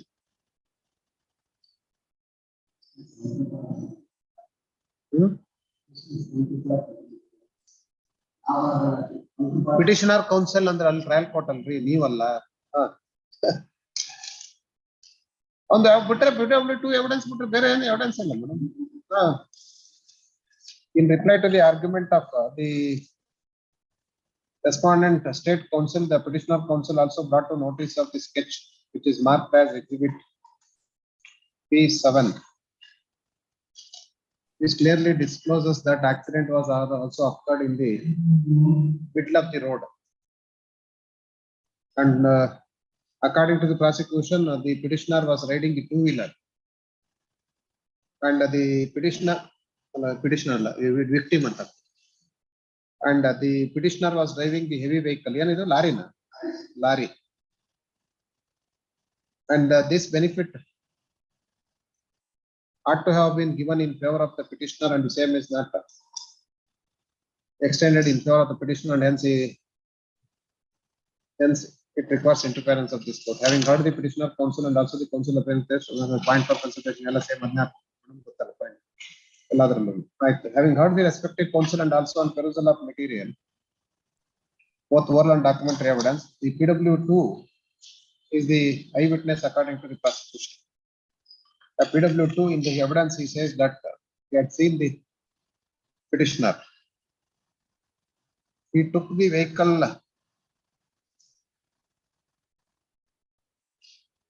for higher purpose and went to Sampige and returned to Gubbi at around 6 a.m. It is also his evidence that in front of petrol bank, petrol petrol bunk, at the distance of 10 to 15 meters, he saw the two-wheeler rider. And at that time, lorry came from Tumkur side in a rash and negligent manner and dashed against the two-wheeler. As a result, the victim had sustained the injuries and driver of the lorry ran away from the spot. And he identifies the petitioner as the driver of the lorry.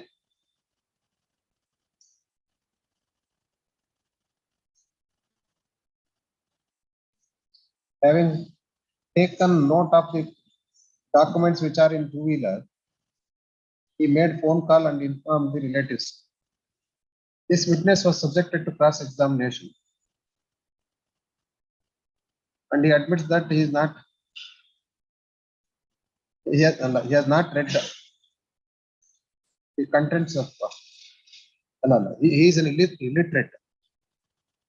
and not knowing reading, and he doesn't know the contents of the maser.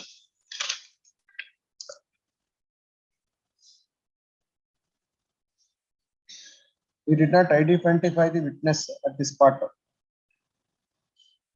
Identify the victim. He admits that there is a road divider. Road divider, madam. He admits that there is a bifurcation mark in the middle of the road by making white paint. He claims that lorry on the right portion of the road. That is, he had crossed the white mark on the road.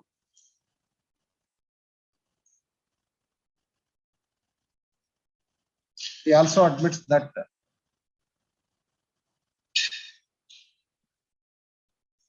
the rider of the motorcycle also went towards the right side, towards 1.5 meters. And no vehicle was proceeding in front of the two-wheeler.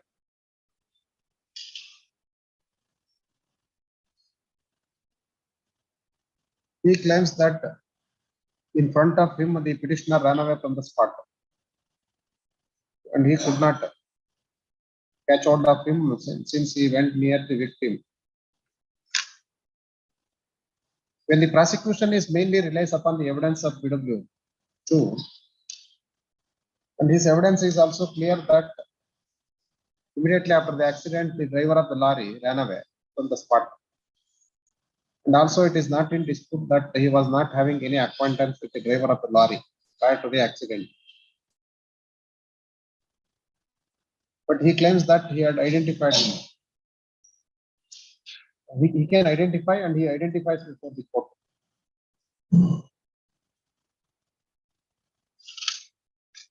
But he claims that he had seen the driver of the lorry at a distance of 4 feet. No other witnesses have witnessed this accident. Apart from that sketch, which is marked as Exhibit P7, it's clear that accident is almost occurred in the middle of the road. The same is also illustrated in the cross-examination of PW2. And he also categorically admits that rider of the motorcycle went towards the right side, almost 1.5 meters. On perusal of the sketch, Exhibit P7 also towards the left side of the road, there is 11 feet. And towards the other side, there is a 13 feet. And total width of the road is 24 feet. When specifying the material available on record, the trial court also not taken note of the Exhibit P7 sketch. And the accident is also on account of the negligence on the part of the victim by looking into the document Exhibit P7. The said answer is also illustrated from the mouth of PW2. And this document has not been relied upon by the trial court as well as the appellate court, considering the matter on merits.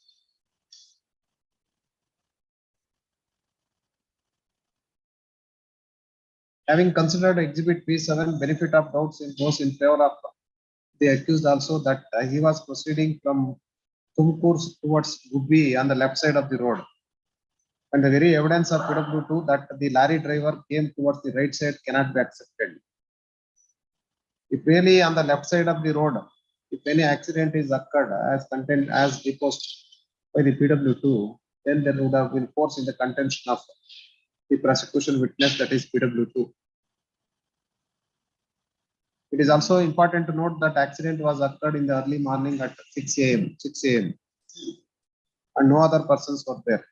And PW2 also claims that no other vehicles are proceeding on the road at the time of the accident. In considering the factual aspects, both the courts have committed an error in not considering the Exhibit P7, which depicts that accident almost occurred in the middle of the road, and the driver of the lorry is also proceeding towards Gubbi on the left side of the road. And the very sketch discloses that the victim himself was driving the vehicle on the middle of the road instead of proceeding on the left side of the road. Then he was proceeding towards Tumkur from Gubbi side. And these are the materials has not been considered by both the trial court as well as appellate court. The very trial court also comes to the conclusion in paragraph number 10 that there is a link between the accident and also the evidence of PW1 and not accepted the evidence of PW2 that he was an eyewitness. And the trial court ought to have given benefit of doubt in favor of the petitioner when the trial court comes to the conclusion that in paragraph number 10 that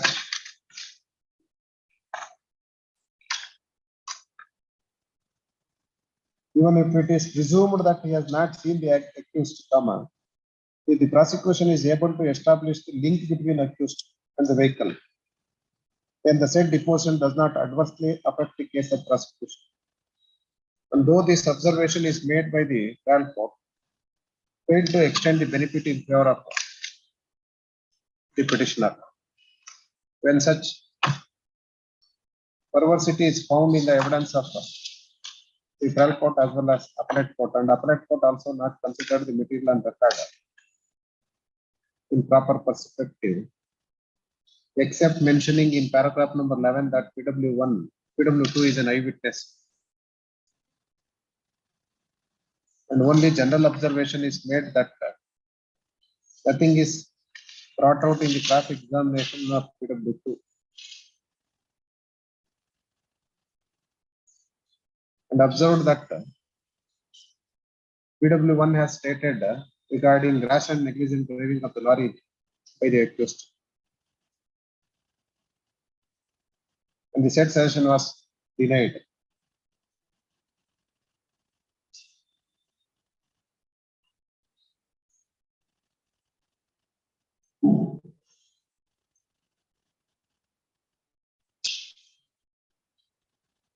And in paragraph number 12, observed contrary to the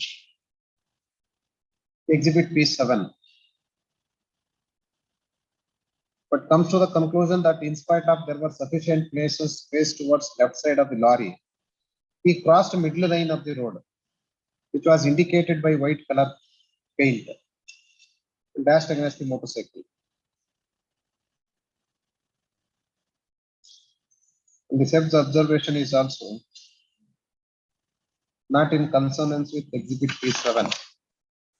Hence, the petitioner is entitled for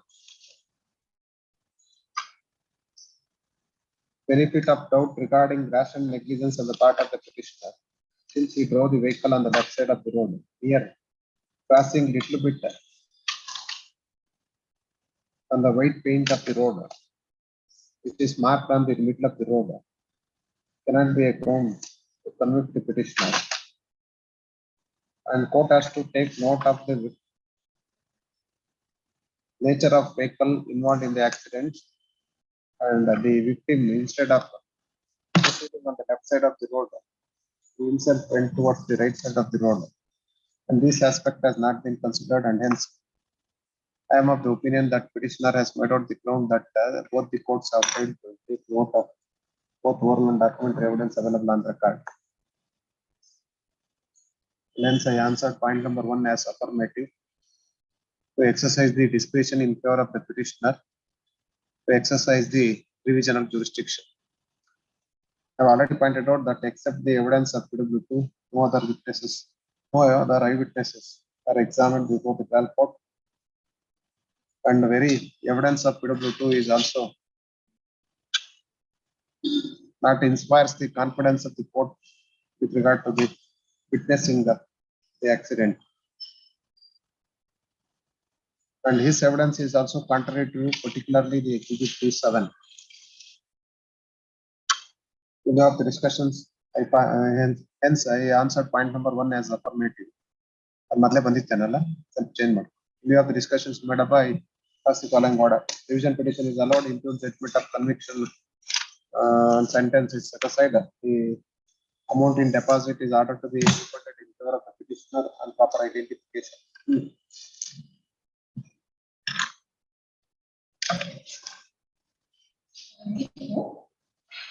74K Manjunath. ಇದರಲ್ಲಿ ಯಾರು notice petitioner Mari Basappa ಏನಾಗಿದೆ ನೋಡಿ.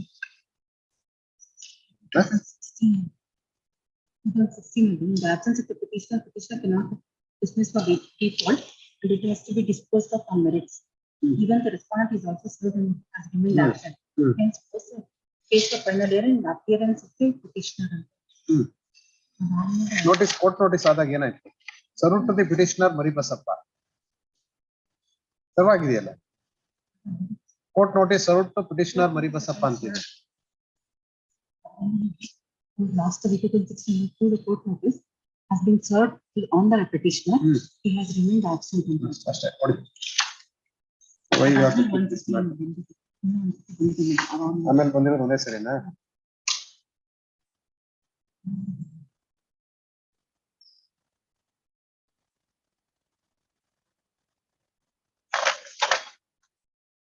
ಆಮೇಲೆ ನಮ್ಮ ಮುಂದೆನೆ ಬಂದಿರೋದ. But petitioner council ಬರ್ತಾರ ಇಲ್ಲ. K Manjunath ಅಂದ್ರೆ ಅಡ್ವೊಕೇಟ್ ಅಥವಾ ಪಿಟಿಷನರ್ ಹೆಸರು ನೋಡಿ. ಅಡ್ವೊಕೇಟ್ ಅವನು ಇಂಟ್ರೆಸ್ಟ್ ತೋರಿಸ್ತಾನ, ಇವರು ಇಂಟ್ರೆಸ್ಟ್ ನೋಡಿ.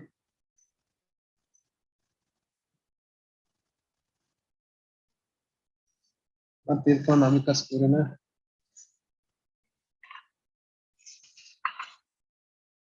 ಇನ್ನೊಂದು ಚಾನ್ಸ್ ಕೊಡಿ ನೋಡೋಣ. This matter was listed on 7/3/2022 and earlier to that it was listed on 29/2/2016. Hence this court given one more opportunity to the learned counsel for the petitioner, and today also the counsel doesn't appear before the court. Did not appear before the court, and hence once again one more opportunity is given and this matter first April. If counsel doesn't appear, matter will be considered in his absence. 75.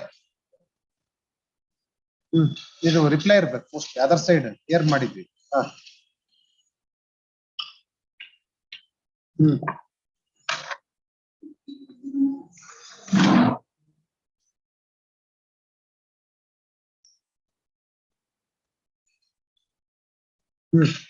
Exhibit ಕೊಡಿ madam.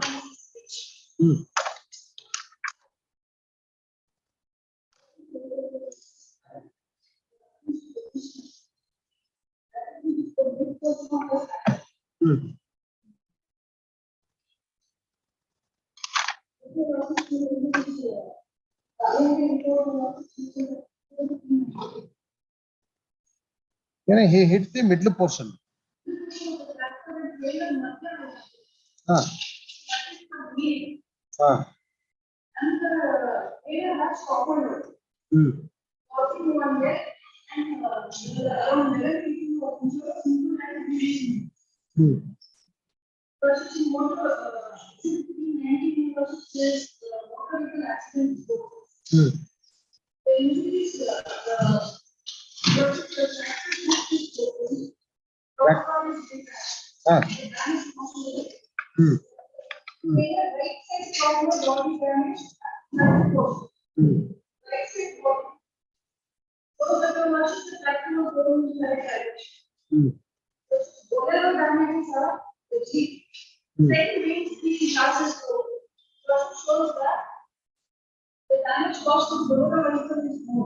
Front portion.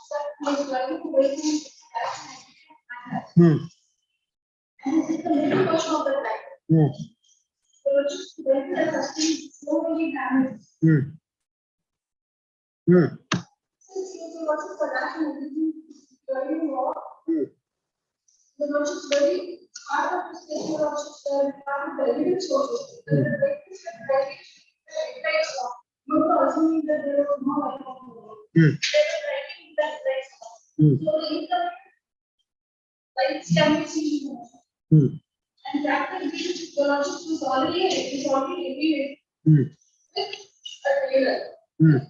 Passengers. Maximum erosion on a road which is already damaged. According to the state, it's a mud road. Damage. But over the higher side. Whatever GP erosion is considered as a very more. It's not at a very high stage. Because one evidence is very clear on that. But in case of the council or one very clear. We are looking also states. And we will keep there are eyewitnesses to the incident. They become master because they are unknown.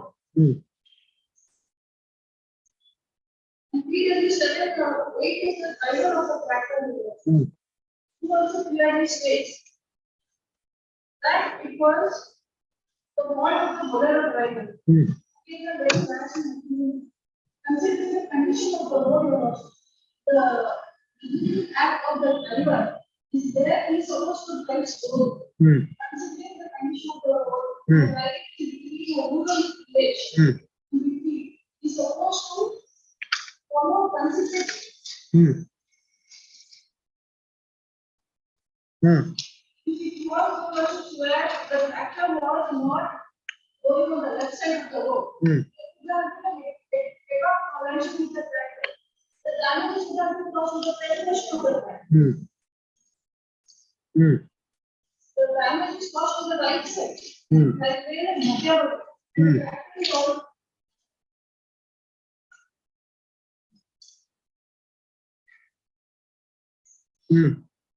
Sometimes you see the tractor right and close to the trailer is. So it shows the impact where the trailer got this. It shows the impact and the speed which the. Whether both the vehicles are moving in the same direction or different direction? Different direction. Opposite direction. There is one way. There is one way, then around 11 persons got severe injury. So the moment what happened, how is the accident caused? More important to us and this is what happened after the accident. So there will be a lot of confusion. There is one way, there is one become unconscious at the time of incident. After the accident. And every person from there on the tractor was injured. And whether sustained serious injuries or simple injuries. But there was people who go to the hospital, not trying to convert to the driver or not. No one was there were few witnesses who clearly stated that they see the accused as driving of the bolero. They don't know the name of the accused because they see it for the first time. And then they got consistent, they were not because there is a fixed drug. But see one time, there are chances that they might even not. But what is important to watch is when the accident happens, whose negligence the accident caused is more important. Regarding the statement of the witnesses, they say that some people go to court because they're getting compensation. And read the legal advice that they are following. Yes, sir. Understand evidence from all the witnesses regarding the accident. The action negligent right of the driver of the road. Yes. The person that exhibit 322 and 323, 322 is the police notice. 322 is the police notice. And reply notice is the exhibit 323, where the petitioner clearly states that he was driving vehicle at the time of the incident. And it was because of this negligence the accident. The reply notice was clearly. Yes, any reply? Yes.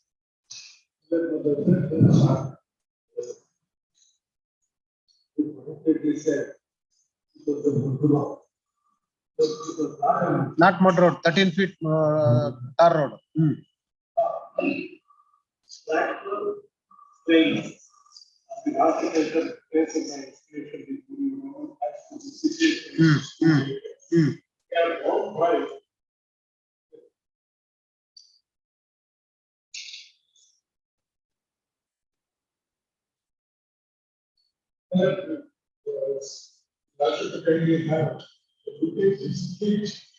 Sketch only. P21.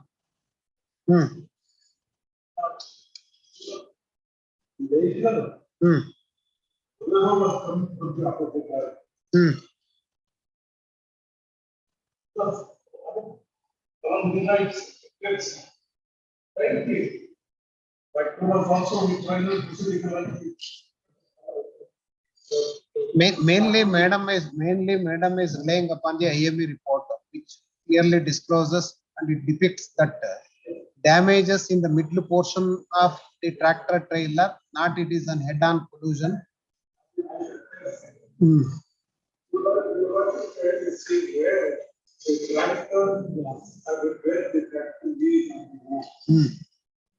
Beyond the middle of the road.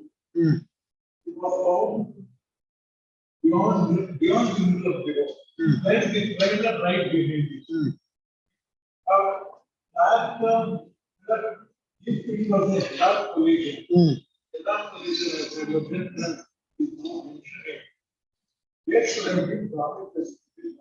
Tractor front portion. That's why. See, that is why she is claiming that your vehicle went and dashed the middle portion of the tractor and trailer. That is the reason it was detached. There would have been damage to the front portion of the tractor. Those damages are not there in the IME report.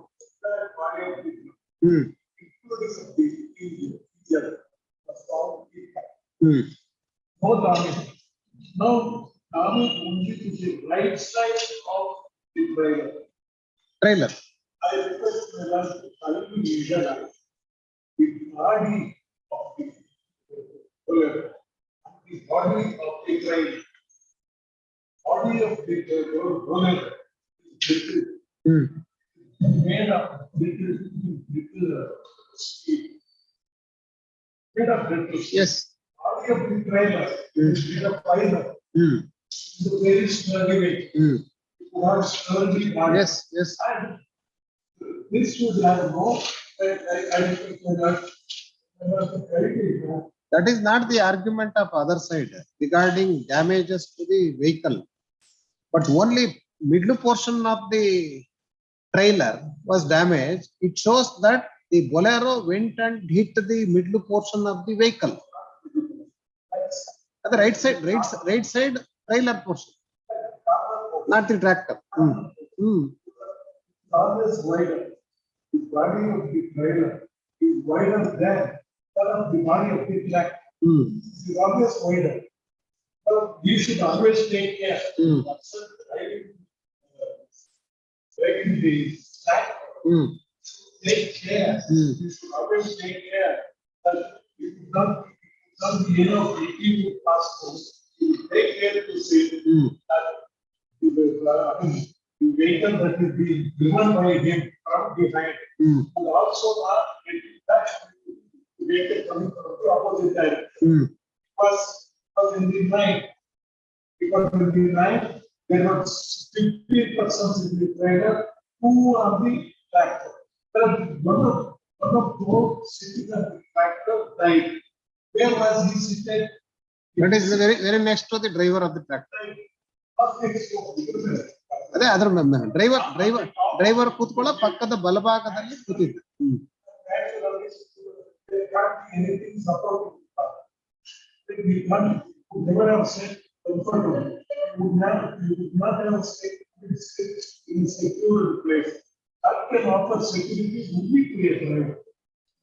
And no provision is made to sit any persons by the side of the driver.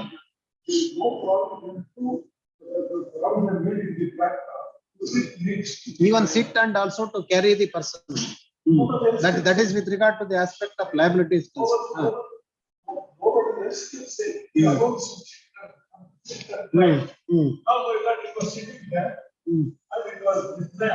midnight. All the people, either they were chatting around themselves or they had gone to sleep. They had become sleepy.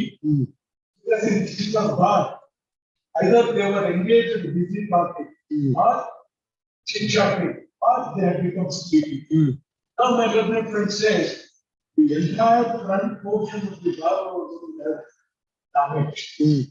My answer would be, this would have the front of the trailer would have one face. It is just a body. It is the body of a very hard metal. Yes. The steel or iron. No other part, just a body.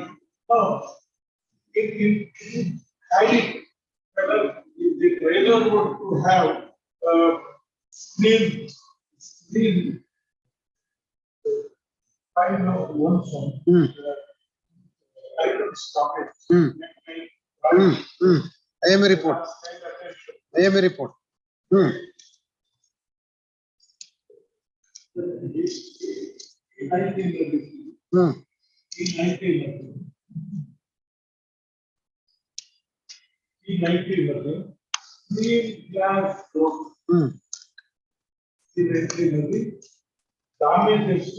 All front portion in respect of your vehicle. Front windscreen. Front windscreen and front bumper, front shape, bonnet, dashboard. All almost front portion only.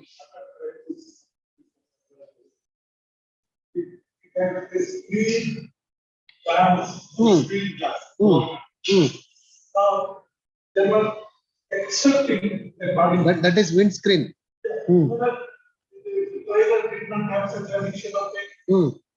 Number two, it did not have bumper. Front shape.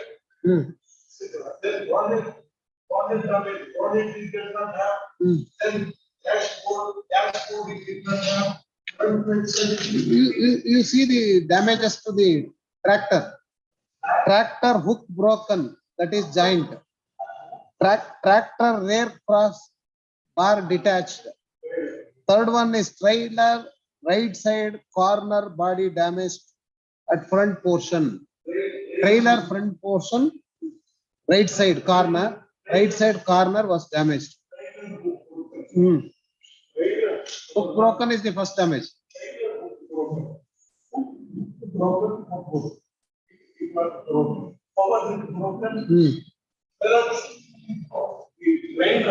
Suddenly because Bolero vehicle. Bolero vehicle is the driver.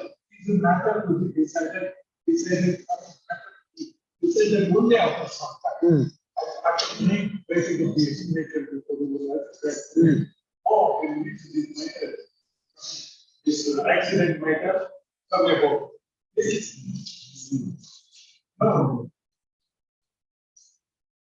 That driver is the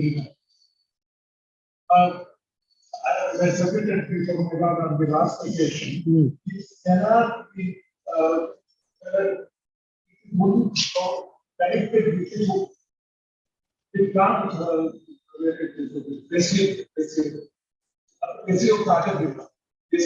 ಬೆಸ್ಗೆ ಹಾಕೋದಲ್ಲ ಅದು joint ಮಾಡಿರೋದು ಎರಡಕ್ಕೂ joint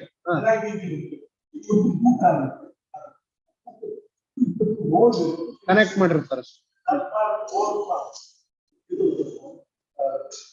It is from the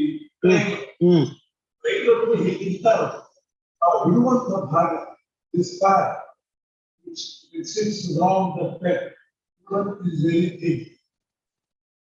One which is small is very thin. The ball is very thin. Each portion is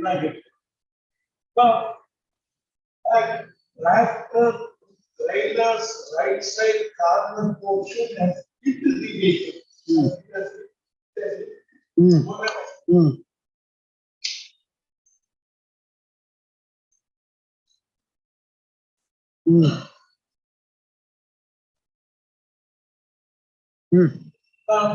It was going right in the middle of the road. Then it should unseen the vehicle. But there was no any cross road. That is straight road. Road as per sketch. The place where the accident was taken place, that is a straight road. No curve, nothing. The tractor is found in the middle of the road. A little away towards the south, towards the right, from the midline. It's a little away towards right. Now, there were this way, which was pulling, which was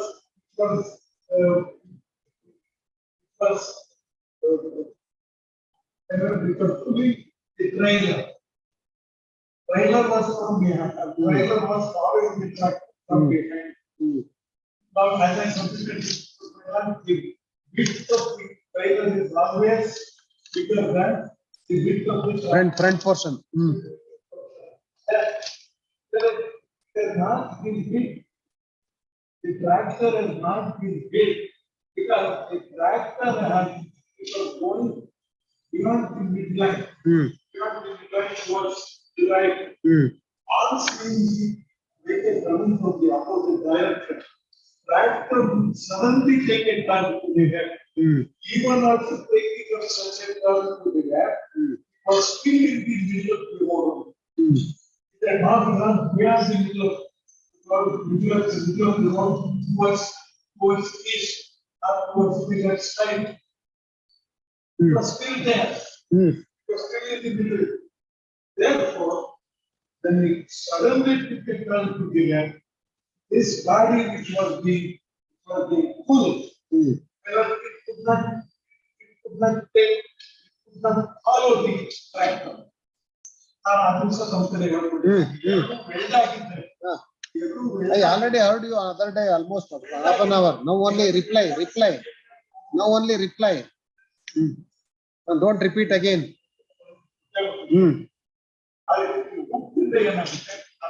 Full minded. Then it would go from the decline, from the middle of the road, a little towards left, avoiding the accident or avoiding hitting of the follower. Otherwise, the tractor would have hit the follower. Now, this would follow. Sarala does not happen. Both sections Sarala go. It would hit. Right portion of the entire because they are out the parts that have been damaged are different parts. They would get the damage in any simple accident. So the glass was broken, motorcycle would do not portion damage.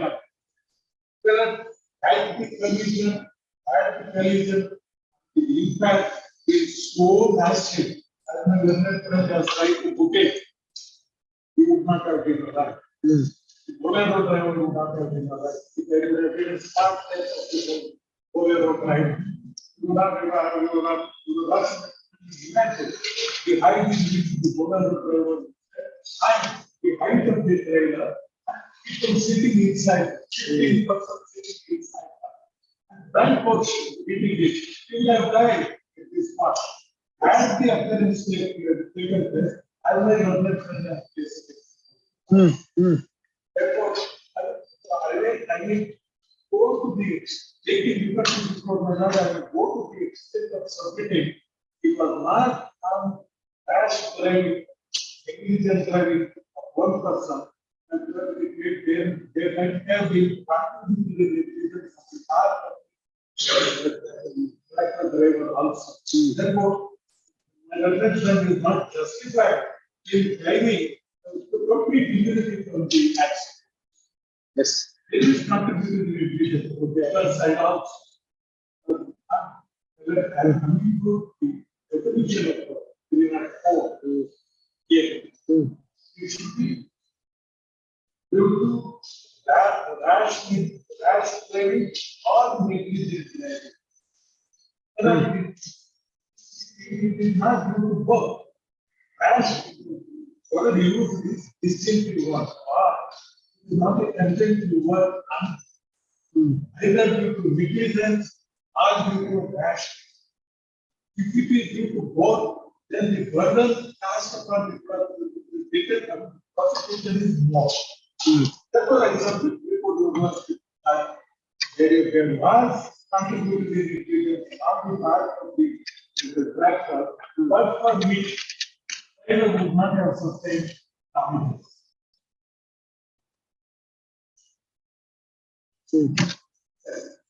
Told madam. Heard the respondent counsel and also the reply arguments. Reserved.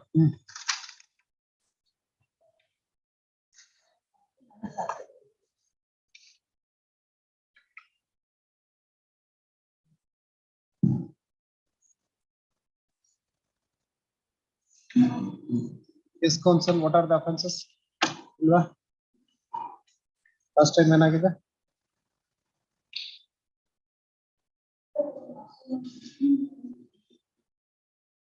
Himself, the matter was urgent and the was absent and on.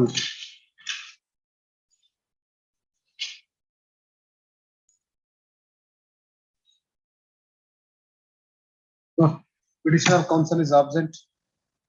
And in the earlier occasion also on 21/12/21,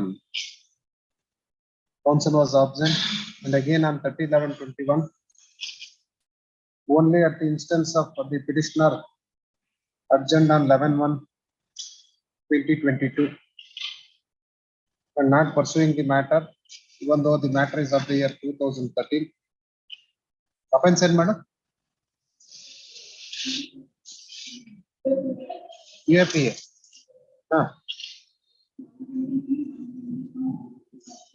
That is in respect of charge, framing of charge.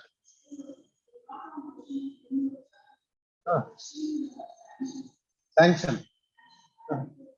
Now, what is the now status?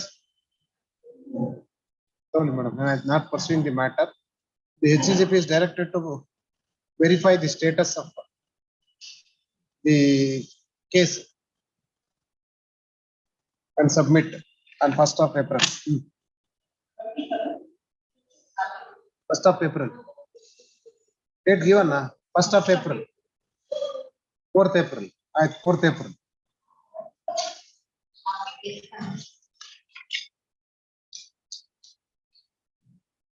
One 38. Could order sheet could. Yaru?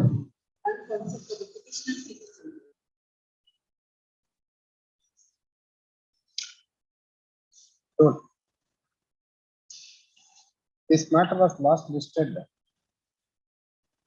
on 5/3/22 and counsel sought time, and earlier to that it was listed in 2014, and hence one more opportunity is given to the petitioner counsel and list this matter on 1st of April.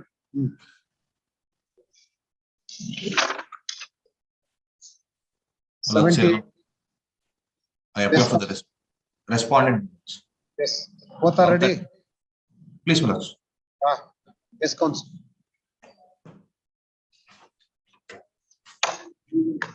Hmm. 138 or 138. What is now the revision? What is your defense before the trial court?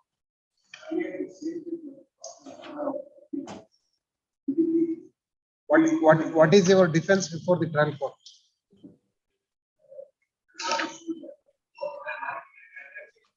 No monetary transaction. Complainant son.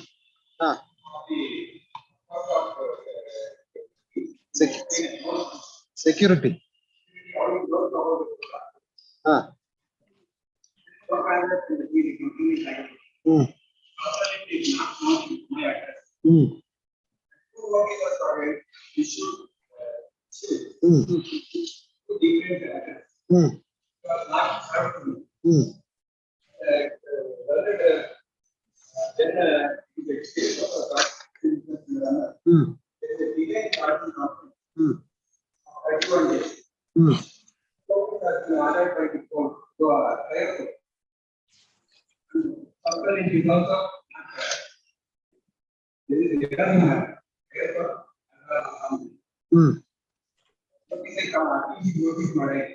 Notice ಮಾಡಿಲ್ಲ ಅಂದ್ರೆ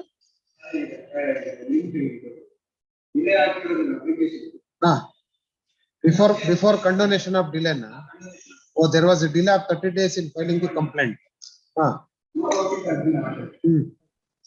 Have you challenged that order of condonation of delay? Yes,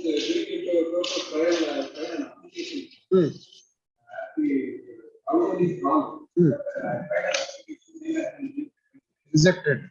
Whether that order has been attained, what happened?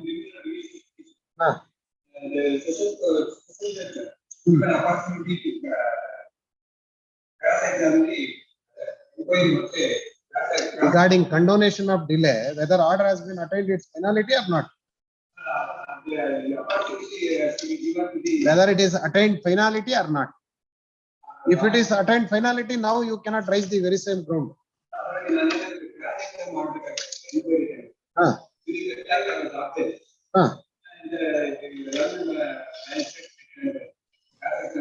Right, so that has reached its finality, alva.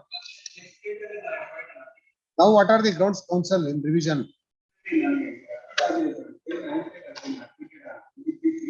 Acquittal. Is now divergent finding. Concurrent finding. Concurrent findings. Concurrent finding or divergent? Is concurrent finding. Concurrent finding. What is the scope of revision? That's why I'm asking you, what is your defense before the trial court?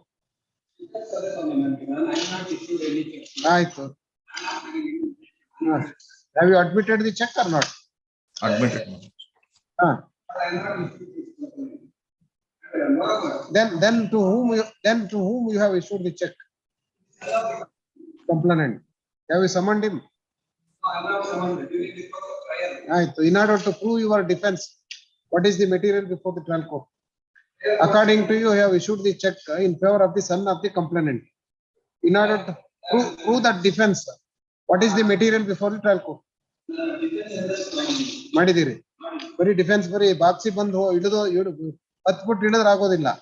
What is the evidence? What is the evidence? Letting capacity to give an question. They are not to be really. Although retire automatic. Like even RTC position. Past they are not present before the but exhibit P11 is the pension target. It is getting a pension of 1,500. If today is not producing any document so that we have a capacity to lend. What is the check amount? After the opponent court order, the Netherlands, he got the condition for freelance. Later we are approached the appellate court. Confirm. Any capacity we are not producing that. 2001 only was retired to this region.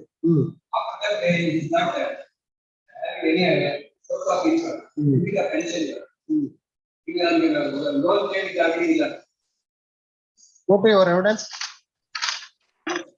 Go to your defense evidence.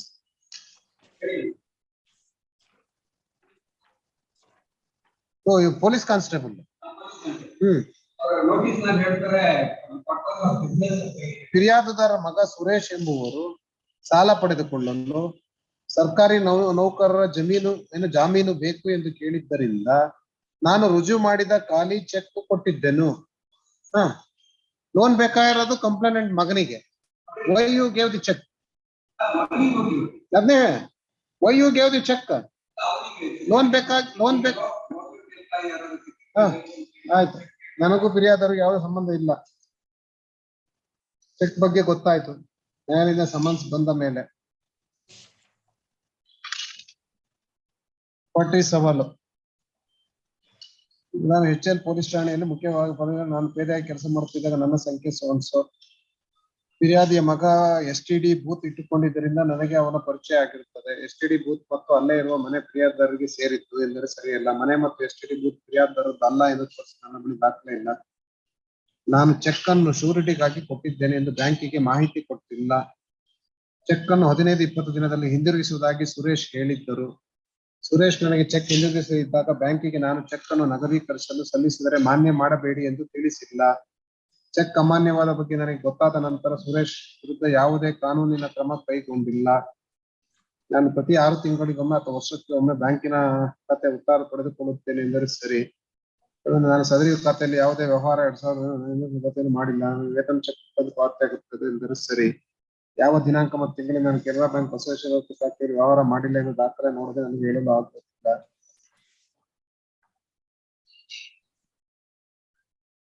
ಖಾತೆ ಮುಚ್ಚಿಲ್ಲ. ನಾನು ಸುಳ್ಳು ಹೇಳುತ್ತಿದ್ದೇನೆ ಸರಿ. ಫೆಬ್ರವರಿಯಲ್ಲಿ ಕಾಮಾಕ್ಷಿ ಪಾಳ್ಯ police ಕೆಲಸ ಮಾಡ್ತೀನಿ. Police ಠಾಣೆ ಕಚೇರಿ ಸೇರಿಕೊಂಡಿದ್ದರೆ ಸರಿ.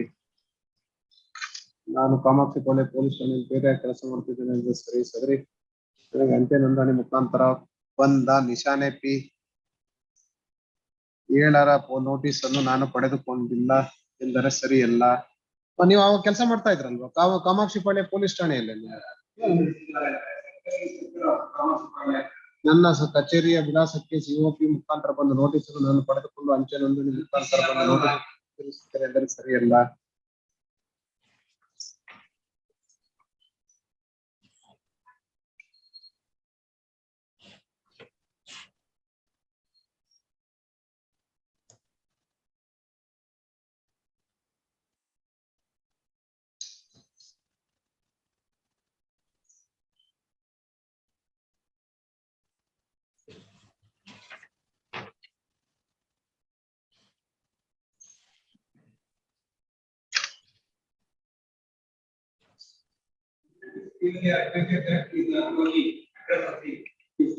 Is?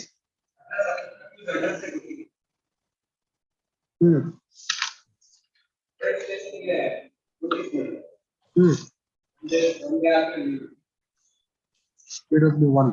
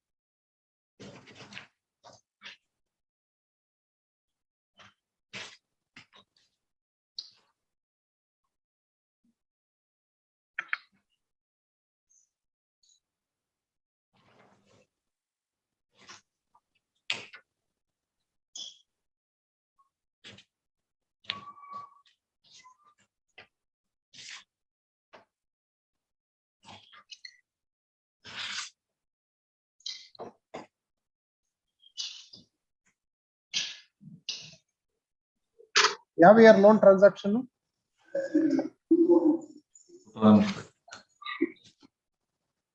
2005.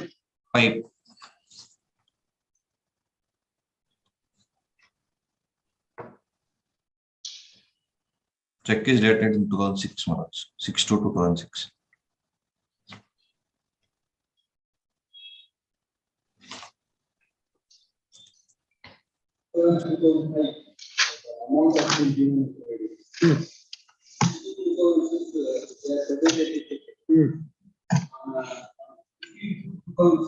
First argument is no source.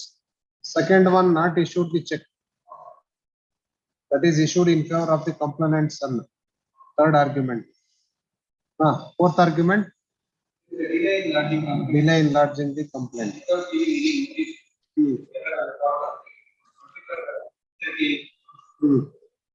Next. Yes. Just up. No notice.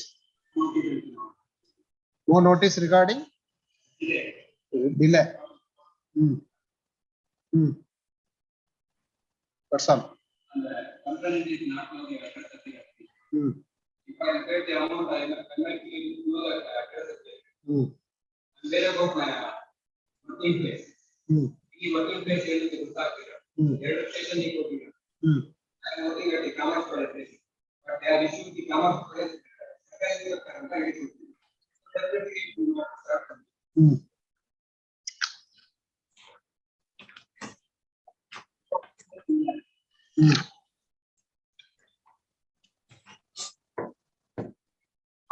Kamakshi ಪಾಳ್ಯದಲ್ಲೇ ನೀವು ಕೆಲಸ ಮಾಡ್ತಾ ಇದ್ದೀರಿ ಅವಾಗ ಹೌದಲ್ಲ? ACP office PC number 6100 Kamakshi Palya Bengaluru. That has been considered para 11 of the judgment. But Kamakshi Palya Bengaluru same ಅಲ್ಲ?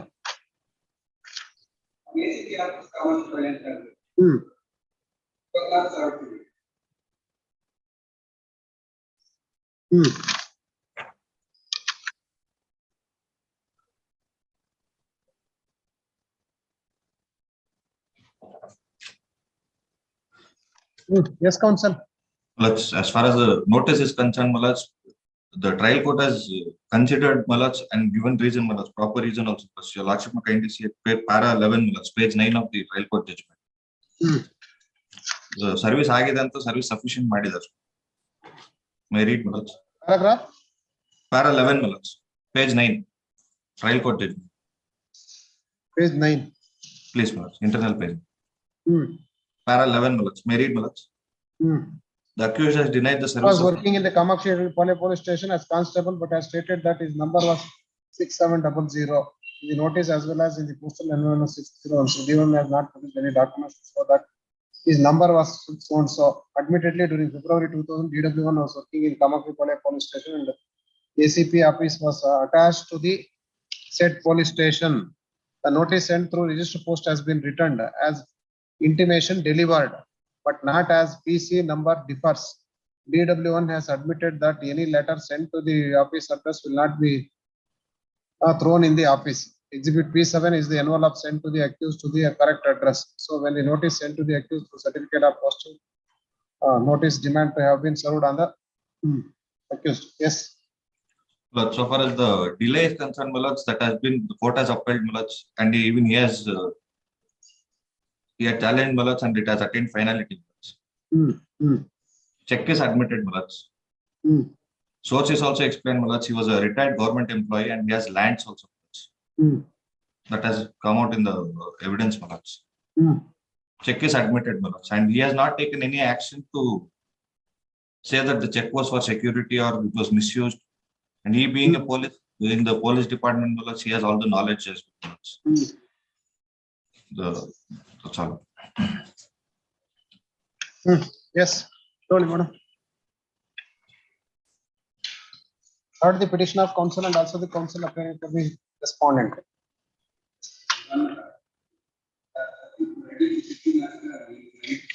ಏನ್ರಿ ಈಗೇನ್ ಸೆಟ್ಲ್ ಅದರಿ ಆರ್ಗ್ಯುಮೆಂಟ್ ಮಾಡಲ್ಲ ಆದ್ಮೇಲೆ ಮುಂಚೆ ಹೇಳ್ಬೇಕು. ಅಲ್ಲ ರೀ ಈಗ 25 ನಿಮಿಷ ಆರ್ಗ್ಯುಮೆಂಟ್ ಕೇಳಿದೀನಿ ಇಬ್ರುದನ್ನು. ಈಗ ಸೆಟ್ಲ್ಮೆಂಟ್ ಅಂತ ಸೆಟ್ಲ್ ಮಾಡ್ಕೊಳ್ಳಿ, ಆಮೇಲೆ ಏನ್ ತೊಂದ್ರೆ ಇಲ್ಲ. ಆಮೇಲೆ ಸೆಟ್ಲ್ ಮಾಡ್ಕೋಬಹುದು, ದುಡ್ಡು ಕೊಟ್ರ ಆಯ್ತು ಅಷ್ಟೇ.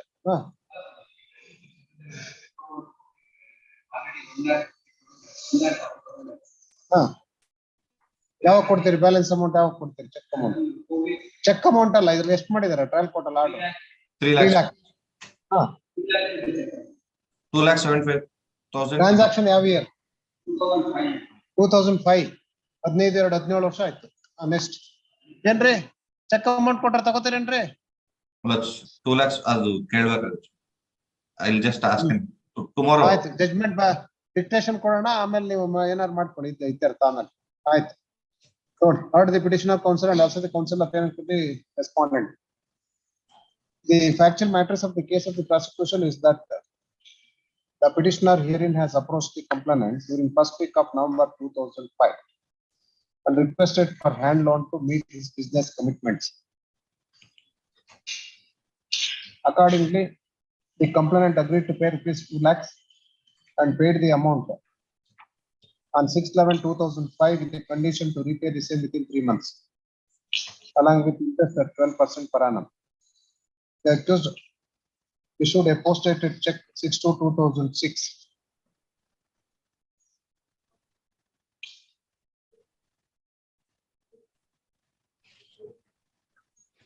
stating that the loan amount will be cleared on the said date.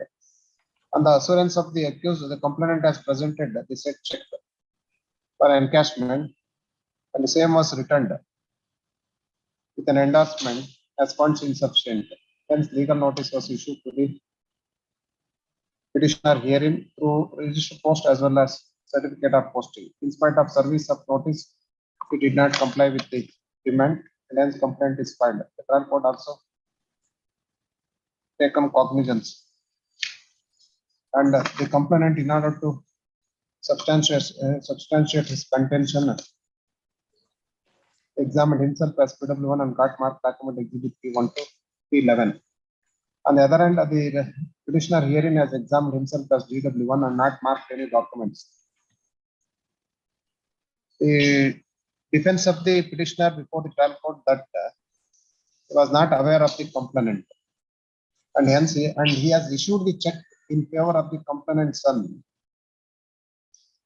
in order to stand as guarantee for his loan. Since the complainant's son is in need of money, the trial court not accepted the defense of the petitioner, and accepting the case of the complainant, convicted the petitioner and ordered to pay fine of rupees 3 lakhs as against the check amount of rupees 2 lakhs. The default sentence also imposed. Hence, an appeal is filed in criminal appeal number 60 of 2012. The appellate court also on reappreciation of evidence dismissed the appeal and confirmed the judgment of conviction and sentence. Hence, the present revision petition is filed.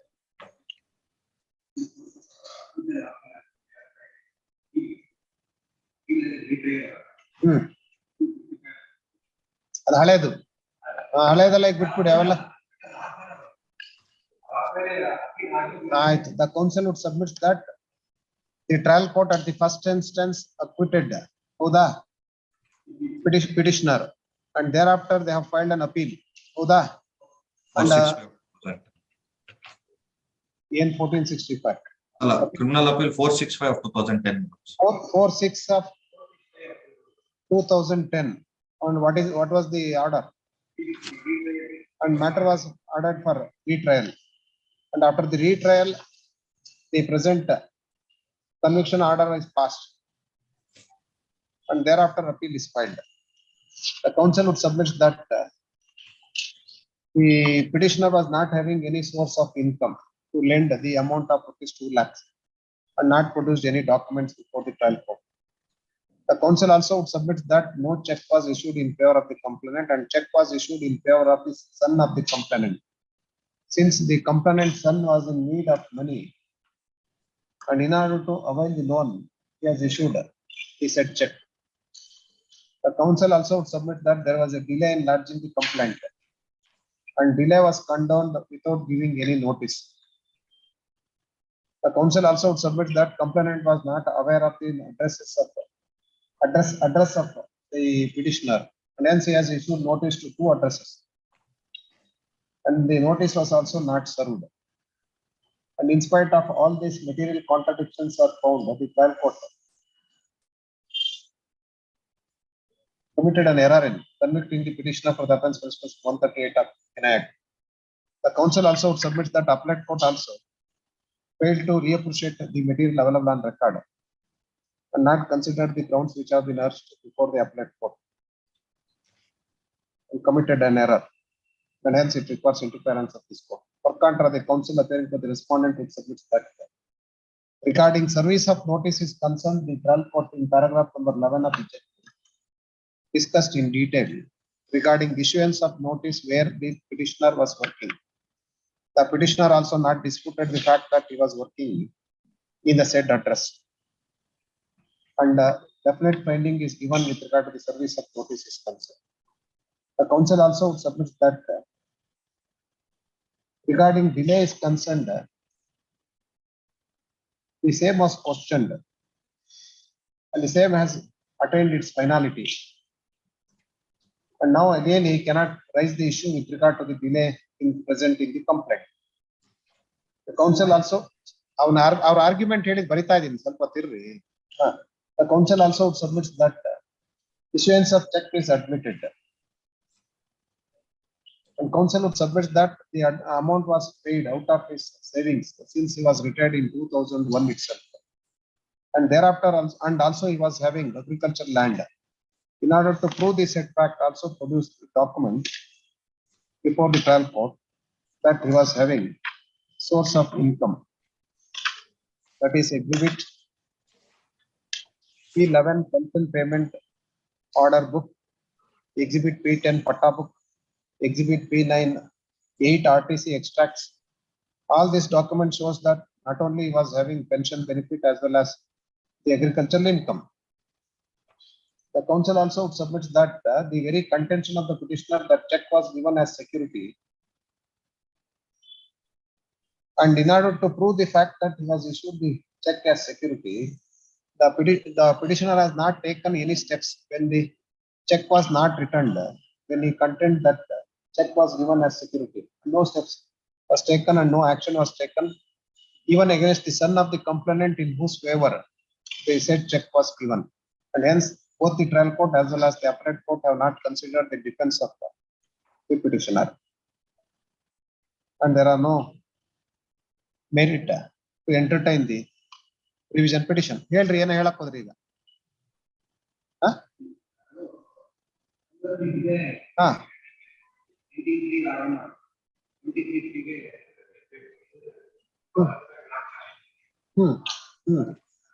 In reply to the arguments of respondent, counsel submits that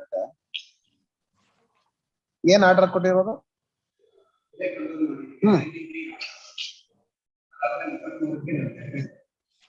Delay ಮೇಲೆ. In reply to the arguments, counsel would submit that the order was passed with regard to the delay is concerned on 19/3/2010. And within a span of 1 month, within a span of 3 days, 4 days, an order of acquittal was passed. And hence he did not challenge the same. Oda, he did not challenge the same. Having heard the petition of counsel and also the counsel appearing for the respondent, and also on perusal of material available on record, both oral and documentary evidence, the point that would arise for the consideration of this court are whether both the courts have committed an error in convicting and confirming the conviction and sentence.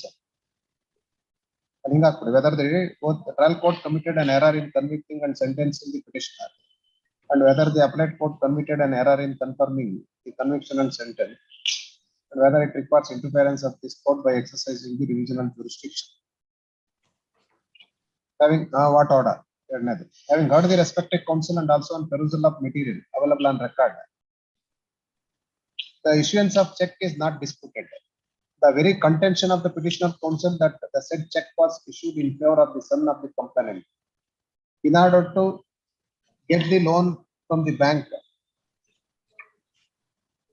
by the son of the complainant. In order to substantiate the contention of the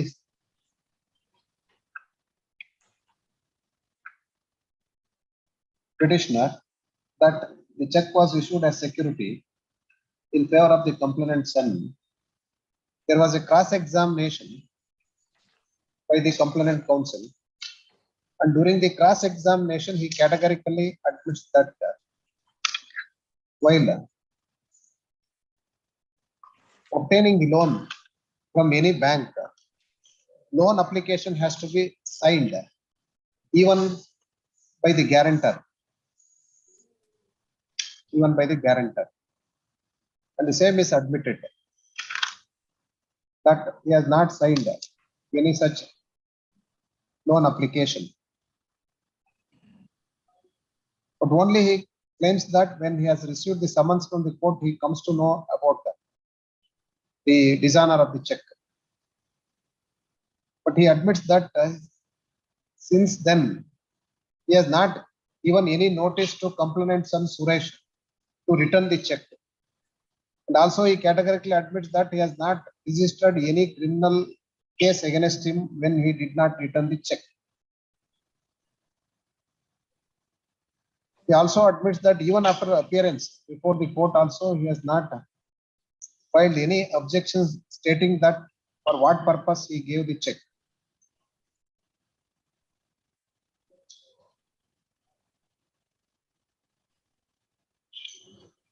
He claims that the complaint son Suresh is intended to avail the loan from SBI Basavesh Nagara branch to the tune of rupees 2 lakhs, and hence he gave the check as surety.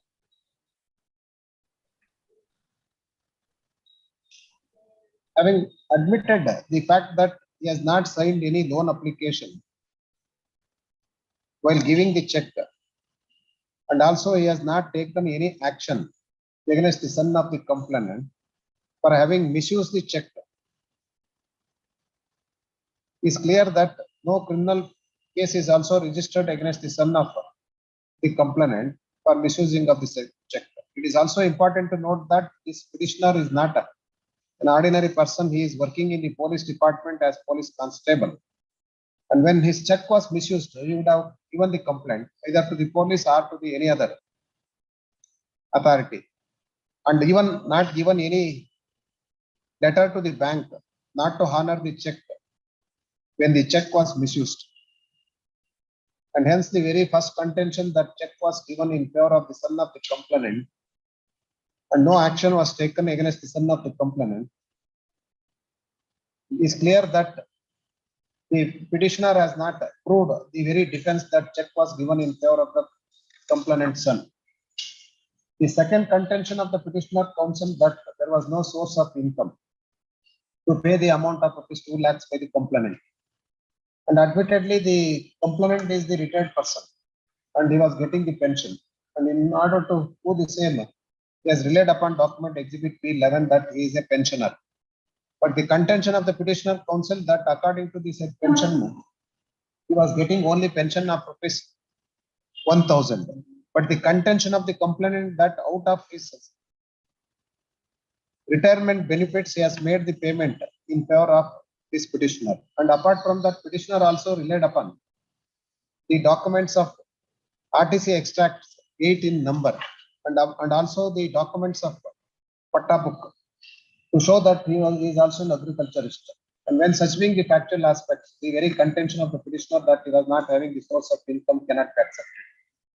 The other contention of the petitioner counsel that there was no any, the other contention of the petitioner counsel that notice has been issued to the two addresses, and no doubt notices issued to the two addresses. And in the notice, PC number is also mentioned in the notice. And also the petitioner not disputes the fact that he was working in Kamaksipalya police station as PC. And when such being the facts, and when the notice is given to the working place, and the notices are also issued both through UCP as well as registered post. And registered post was returned with an endorsement, intimation was delivered.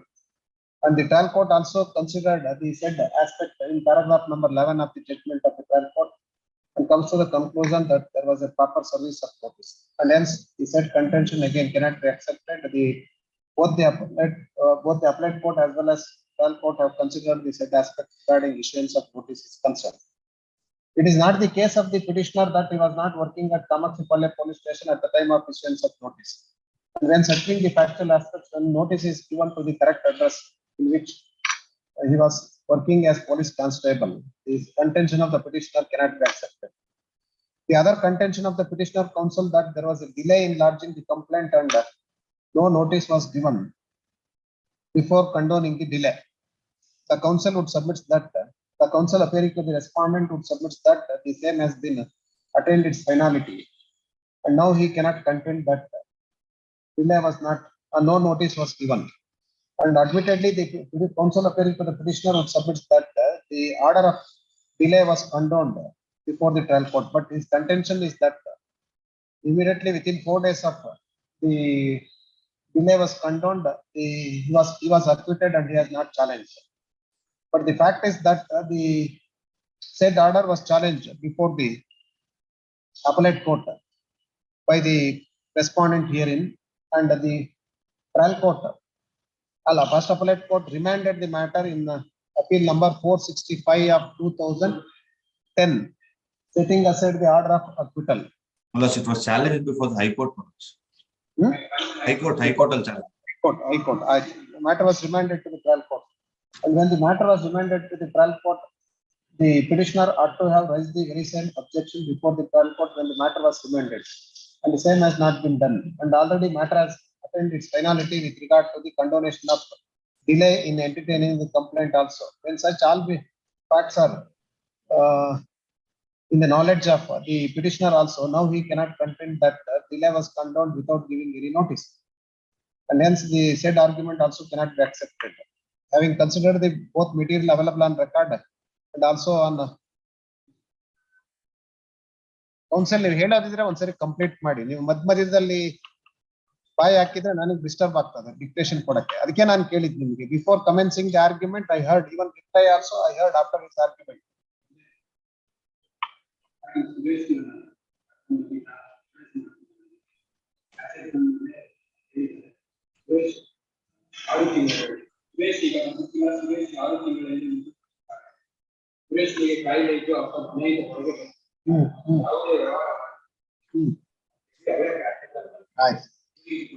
Having considered the both oral and documentary evidence, and the defense of the petitioner before the trial court is that he has given the check in favor of the son of the complainant, not in favor of the complainant.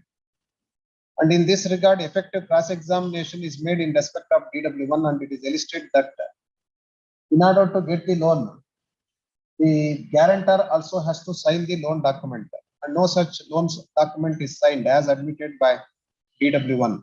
And apart from that, he has also not taken any action against the said Suresh when he did not return the check. And counsel also would submit that the said Suresh was not examined since admitted by PW1 that the said Suresh was no more. But the fact that when the check was not returned, when he had given the check to get the loan from the bank, when the said Suresh intend to avail the loan from SBI Basaveshwar Nagara branch number 2 to get a loan of rupees 2 lakhs, and if no such loan was taken and check was not returned, the petitioner ought to have taken steps, and no such steps were also taken, as rightly contended by the petitioner respondent counsel that when the petitioner claims that check was given as security and no steps was not taken, and the very theory of defense of the petitioner cannot be believed. Admittedly, the check exhibit P1 is issued by the petitioner, and in order to substantiate his defense, no rebuttal evidence is available before the court except examining himself as DW1, and no documentary evidence is placed before the court for having he has issued the check as security in order to avail loan from the complainant's son, and the material goes against the petitioner herein, and hence I do not find any error committed by both the trial court as well as the first appellate court in appreciating both oral and documentary evidence. This court can exercise the revisional jurisdiction only when this court find the perversity in the judgment of trial court and also the appellate court in not considering the present evidence available before the court, and when such be the factual aspects and also material available on record, it is not a fit case to exercise the revisional jurisdiction. Not a fit case to exercise the revisional jurisdiction, and comes to the other conclusion, and hence I answer point number 1 as negative. In view of the discussions made above, I pass the following order. Here ಏನು ಏನ್ modify ಮಾಡಬೇಕು? It was of the transaction of the year 2015.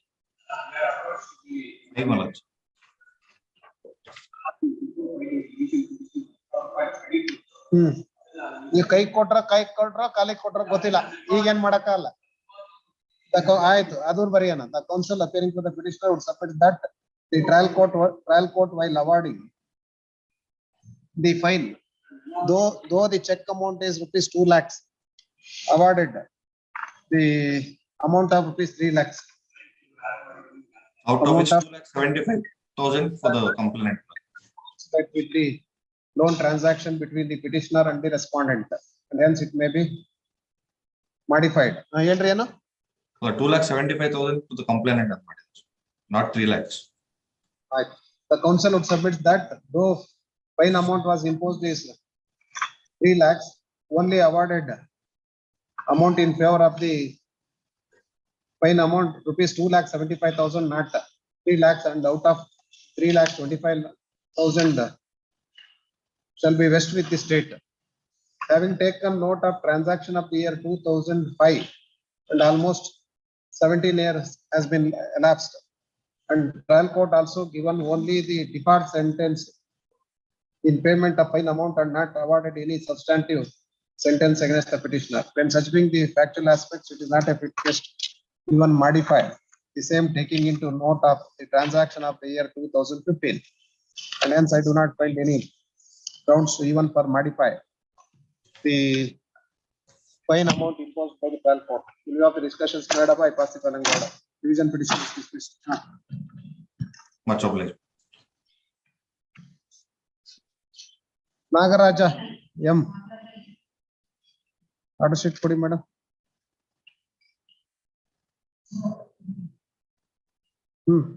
Again, the matter and madam, what is the matter? 279 304A. Last order sheet one day serina, yard serina. Amen. Matte bandit. This court has observed that matter was last listed on 3/11/2014, and thereafter last occasion matter was listed, and hence one opportunity is given. Today also the petitioner counsel is absent, and hence one more opportunity is given, and if petitioner counsel failed to appear before this court in the next date of hearing, this court going to appoint amicus curiae. List this matter on 1st of April. 80. Vishalaksha Kadiwal, NR Girisha. Henry, you are appearing for whom? Respondent. Okay. We want time. Revision petition was admitted and thereafter matter was not listed. Today respondent counsel is present and petitioner counsel again absent. And this is the matter of the year 2013. If petitioner counsel doesn't appear in the next date of hearing, amicus curiae would be 138. The matter will be heard in his absence. This matter on 1st of April. Yes, next. 81 urgent. 82. Yes, what is the matter? 304A. What are the reasons?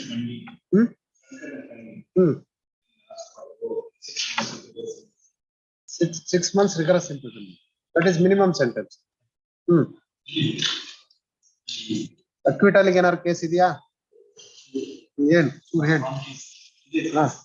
ಚೂರ ಹೇಳಿ ನೋಡೋಣ ಏನಾರ ನಿಮ್ಗೆ benefit ಏನಾರು ಸಿಗುತ್ತಾ ನೋಡೋಣ.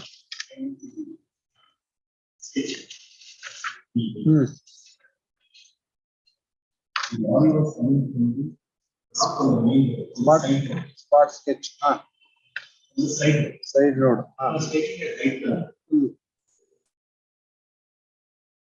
Go towards Telecast. Person was coming from Telecast towards the But he was on main road. He was on main road. I was not on main road. But the raider was on main road. But the accident took place in the right side of the road. It's a 100 feet road. Lost around 96 stage. Almost Naturally, if a person on main road, other vehicle enters the main road, he has to wait. He has to wait and take the right turn. That's why hind portion only the two-wheeler went and hit the rear portion. Rear portion. Almost about 90%. Except PW2, PW3, 4, 5. Not supported as a process. Only based on the evidence of PW2. Of course, even the IOB states also, IOB.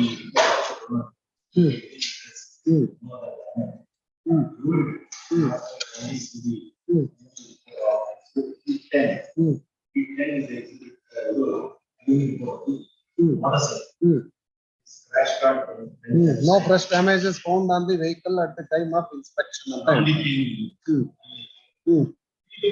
Crash card, front left indicated damage. He appears to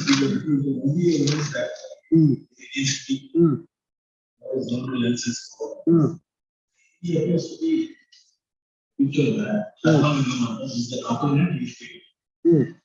He only gave the complaint. Canter lorry ಡಿಕ್ಕಿಯಾದ ಕಾರಣ bike ನ ಚಾಲಕ ತಲೆಗೆ ಗಾಯವಾಯಿತು. ಆತನ ambulance ವಾಹನದಲ್ಲಿ ಆಸ್ಪತ್ರೆಗೆ ಸಾಗಿಸಲಾದಾಗ ಮಧ್ಯದಲ್ಲಿ ಮೃತಪಟ್ಟ. ತಿಳಿದು ಬಂತು ಆಗಿರುತ್ತದೆ. ಸಂಭವಿಸಿದ ಕಾಲದಲ್ಲಿ ಕ್ಯಾಂಟರ್ ನಾಣದ ಮುಂದೆ ಆರೋಪಿತನು ಚಲಾಯಿಸುತ್ತಿದ್ದ. ಆರೋಪಿತನ ತಪ್ಪಿನಿಂದ ಸಂಭವಿಸಿದ. ಆರೋಪಿತ ಕ್ಯಾಂಟರ್ ವಾಹನವನ್ನು ಅತಿ ವೇಗವಾಗಿ ಚಲಾಯಿಸಿಕೊಂಡು ಬಂದು ಯಾವುದೇ ಸಿಗ್ನಲ್ ತೋರಿಸದೆ ಏಕಾಏಕಿ ಮುಖ್ಯ ರಸ್ತೆಗೆ ಎಂಟರ್ ಆಗಿ ಬೈಕಿಗೆ ಡಿಕ್ಕಿಪಡಿಸಿ ಅಪಘಾತಕ್ಕೆ ಕಾರಣನಾಗಿರುತ್ತಾನೆ. ಅಪಘಾತಕ್ಕೆ ಸಂಬಂಧಿಸಿ ಪೊಲೀಸ್ನವರು ನಾನೇ ದೂರು ಸಲ್ಲಿಸಿರುತ್ತೇನೆ. What are the answers elicited from the mouth of CC 154 ಇದೇ ನ್ಯಾಯಾಲಯದಲ್ಲಿ ಸಾಕ್ಷಿ ಸರಿ ಇದು ಎರಡು ಕೇಸಲ್ಲಿ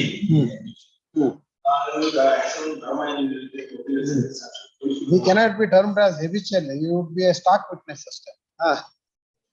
ಅದೊಂದು ಇದು ಮಾಡಿ ನೆಕ್ಸ್ಟ್ ಪೇಜ್ ಅಲ್ಲಿ ತುಂಬಾ ಜನ what time accident was taken? Morning or evening? Evening. ಆಮೇಲೆ ಸಂಜೆ ಸಮಯದಲ್ಲಿ ಸುಮಾರು ಶೇಕಡ 50 ಆಮೇಲೆ ಸಾಮಾನ್ಯವಾಗಿ ಮಾನವ ಕಾಲುವೆ ಇರುತ್ತದೆ. ಕಾಲುವೆ ರಾಷ್ಟ್ರೀಯ ಒಂದು ಸೇತುವೆ ಹೊಸ ಬರುವುದೇ ರಾಷ್ಟ್ರೀಯ ದಕ್ಷಿಣ ಭಾರತ ಹೊಸ ದಕ್ಷಿಣ ಭಾರತ ಬರುವವರು ಕಾಣಿಸಲಾಗಿದೆ. ಮಾದರ್ನಲ್ಲಿ ಪೊಲೀಸರು ಮಾದರ್ನಲ್ಲಿ ಏನು ಬರುತ್ತೆ ಇನ್ನೊಂದು ಕೇಸಲ್ಲಿ ಹೇಳ್ತಾರೆ ಸರ್. ಮಾದರ್ನಲ್ಲಿ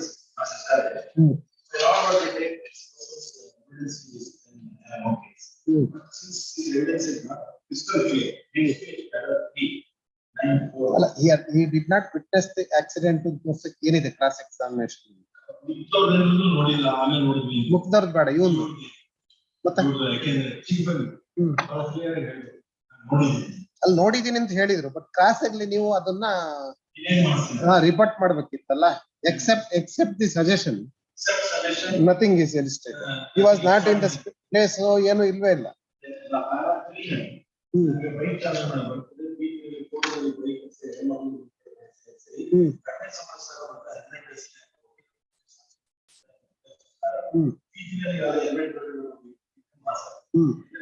ಸರಿ ಈ ಒಂದು ದೂರ ಪೊಲೀಸರು ಬಳಸಿಕೊಂಡಿದ್ದಾರೆ. ಈ ಒಂದು ಪೊಲೀಸರು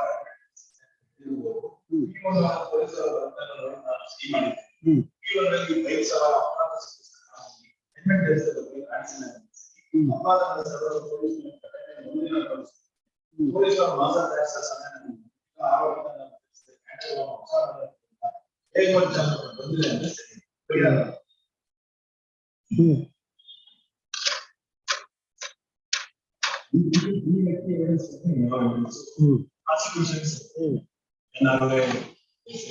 But while entering the main road, it is the duty of the person who enters the main road observe the vehicle whether other vehicles are moving in the main road, and then he has to enter the main road.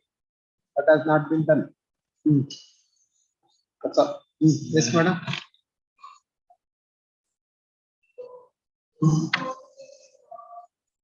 What is his evidence? PW4. He is also, according to the prosecution, eyewitness.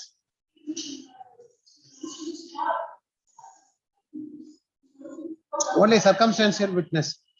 He rushed to the spot after the accident, and that is only a circumstantial evidence.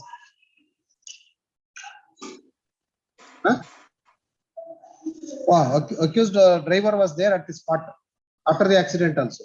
He identifies. ಇದ್ದವು ಲಾವರಿ ಸಂಬಂಧಿಸಿ ಹೋದ ನಂತರ ನಾನು ಸ್ಥಳಕ್ಕೆ ಹೋಗಿರ್ತೇನೆ. ನಾನು ಸ್ಥಳಕ್ಕೆ ಹೋದಾಗ ಮೃತದೇಹವನ್ನು ಸ್ಥಳದಿಂದ ಸಾಗಿಸಲಾಗಿತ್ತು. ಪೊಲೀಸರು ಸ್ಥಳದಲ್ಲಿ ಹಾಜರುಪಡಿಸಿ ನಾನು ಮಾಜರಿ ಸಹಿ ಮಾಡಿರುತ್ತೇನೆ. ಅಪಘಾತವನ್ನು ಪ್ರತ್ಯಕ್ಷವಾಗಿ ನೋಡಿರುವುದಾಗಿ ಪೊಲೀಸ್ನವರಲ್ಲಿ ಯಾವುದೇ ಹೇಳಿಕೆ ನೀಡಿರುವುದಿಲ್ಲ.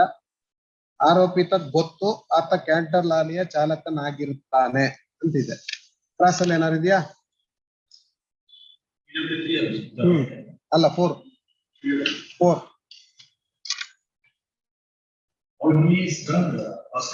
ಹಾಸ್ಟೈಲ್ ಅಂತ.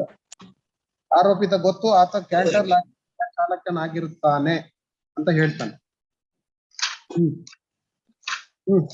Any other witnesses, madam, according to you? No. So, punishment also 6 months. Heard the petitioner counsel and also the counsel appearing for the respondent state.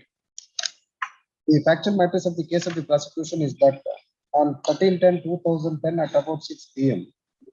at 205th Road, before the house of one Gurumurthy, situated at MC Halli village, when deceased Shamasundar was riding his motorcycle from Tarikere towards Bhadravati on the left side of the road, at that moment accused being the driver of the Tata Canter 909 has driven the same from the side of MP Halli New Extension Road and suddenly entered the national highway towards Tarikere without giving any signal in a rash and negligent manner.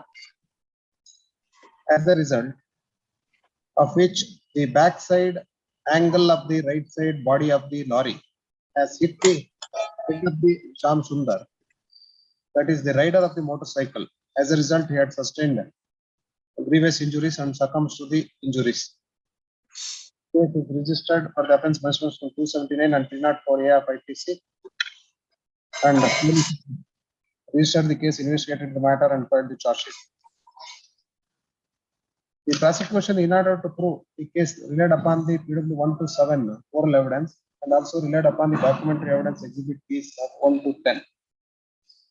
The petitioner herein has not led any rebuttal evidence, led any defense evidence before the trial court. The trial court, after considering both oral and documentary evidence, convicted the petitioner, mainly relying upon the evidence of PW 2, who is an eyewitness to the accident, and also considered other circumstantial evidence.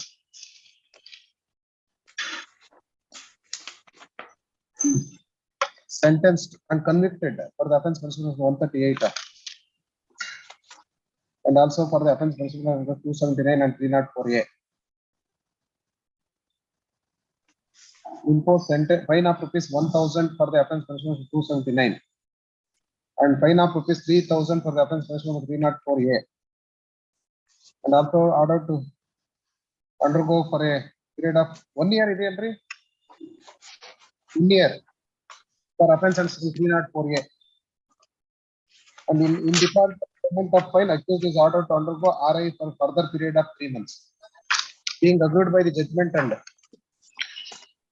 of conviction and sentence, an appeal is filed, and the same is numbered as criminal appeal number 106 of 2012. The appellate court, on a reappreciation of both oral and documentary evidence, dismissed appeal and confirmed the judgment of trial court and conviction and sentence. Hence, the present revision petition is filed before this court. The counsel appearing for the petition vehemently contend that the prosecution mainly relies upon the evidence of PW 2, and PW 2, according to the prosecution, he was very much present at the time of the accident,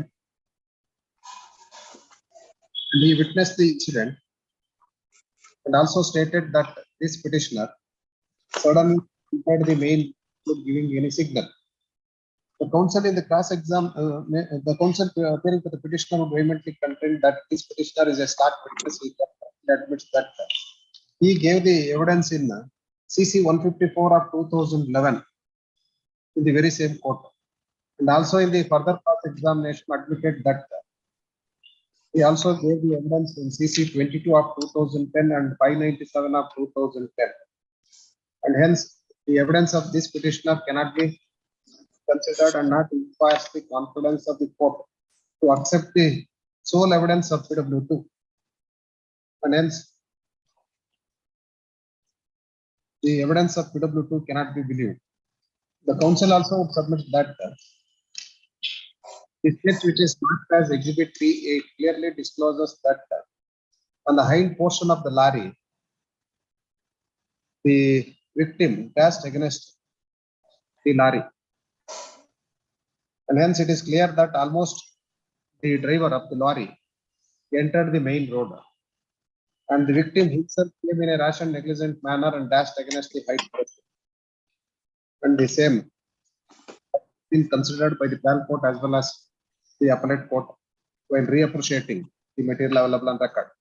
And hence it requires interference of the jurisdiction. For contra, the counsel appearing to the respondent state which submits that the complaint is given by PW2, who is the complainant who was at the spot at the time of the accident. And his evidence is consistent and categorically says that he entered the main road without giving any signal. As a result, an accident was occurred. In the cross-examination, nothing is illustrated with regard to he did not witness the accident. And apart from that, counsel also submits that PW4, though not the eyewitness, but he rushed to the spot immediately after the accident, and he also identified this petitioner. And the petitioner also not disputed the fact that he was not driving the vehicle at the time of the accident.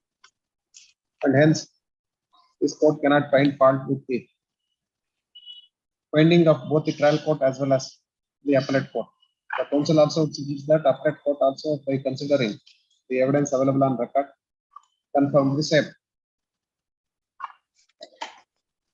Any reply idea?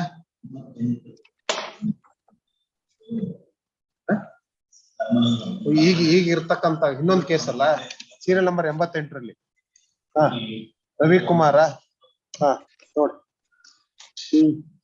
ಏನ್ madam ಎಲ್ಲ stock witness ಸರಿ, but stock witness what you have elicited in the cross examination? ನಥಿಂಗ್ to disbelieve the evidence of this witness. Suggestion bitre ಇನ್ನೇನು ಇಲ್ಲ. So, having heard the petitioner counsel and also the counsel appearing for the state and also looking into the both moral and documentary evidence, the point that would arise for the consideration of this court are whether the trial court has committed an error in accepting the evidence of PW2, particularly who is an eyewitness, and also the other evidence, and failed to take note of the evidence of stock who is the PW2 and committed an error. Whether the appellate court also committed an error in not reappreciating moral and documentary evidence and committed an error in confirming the judgment of the trial court. Whether the petitioner has made out the ground to invoke the revisional jurisdiction, to exercise the revisional jurisdiction. What order? Point number 1 to 3. The main case of the prosecution is that this petitioner, who was the driver of the lorry, had entered the main road without giving any signal. As a result, an accident was occurred. It is not in dispute. An accident was occurred. And the fact that the victim had sustained the injury in the accident is also not in dispute, and he succumbed to the injuries. The main contention of the petitioner counsel before this court that the witness who has been examined as PW2 is a stock witness. It is also illustrated in the cross-examination of PW1 that he is a stock witness and he gave evidence in 3 cases. CC number 154 of 2011, CC number 2010, and CC number 597 of 2010. But the fact is that when he comes and deposes before the court, stating that on 13/10/2010 at around 5:30 to 6 p.m., when he was standing near the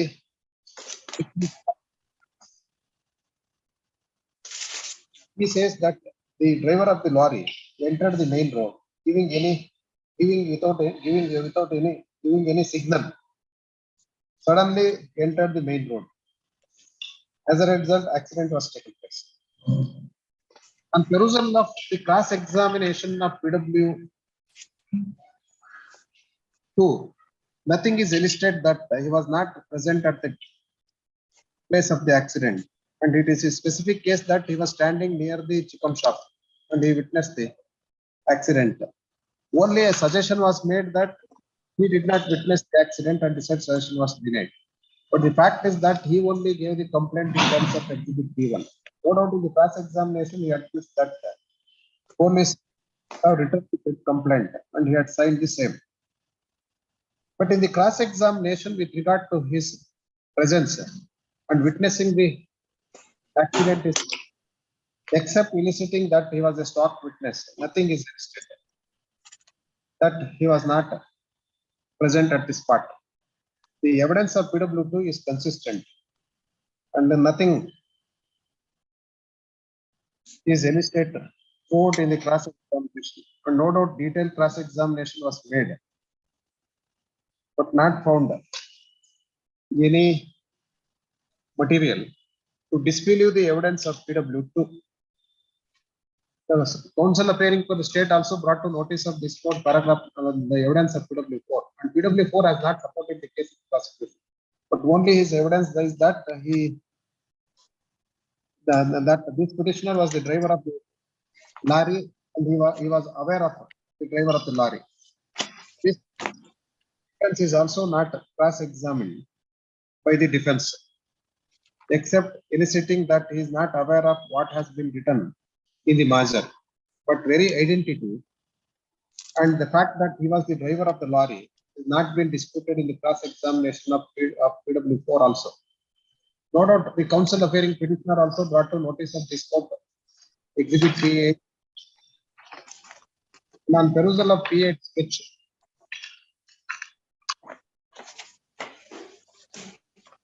No doubt the lorry almost entered the main road, but the fact is that while entering the main road, the driver of the lorry has to observe whether any vehicles are moving in the main road, and only after observing the main road, no vehicles are moving in the same road, enter the main road.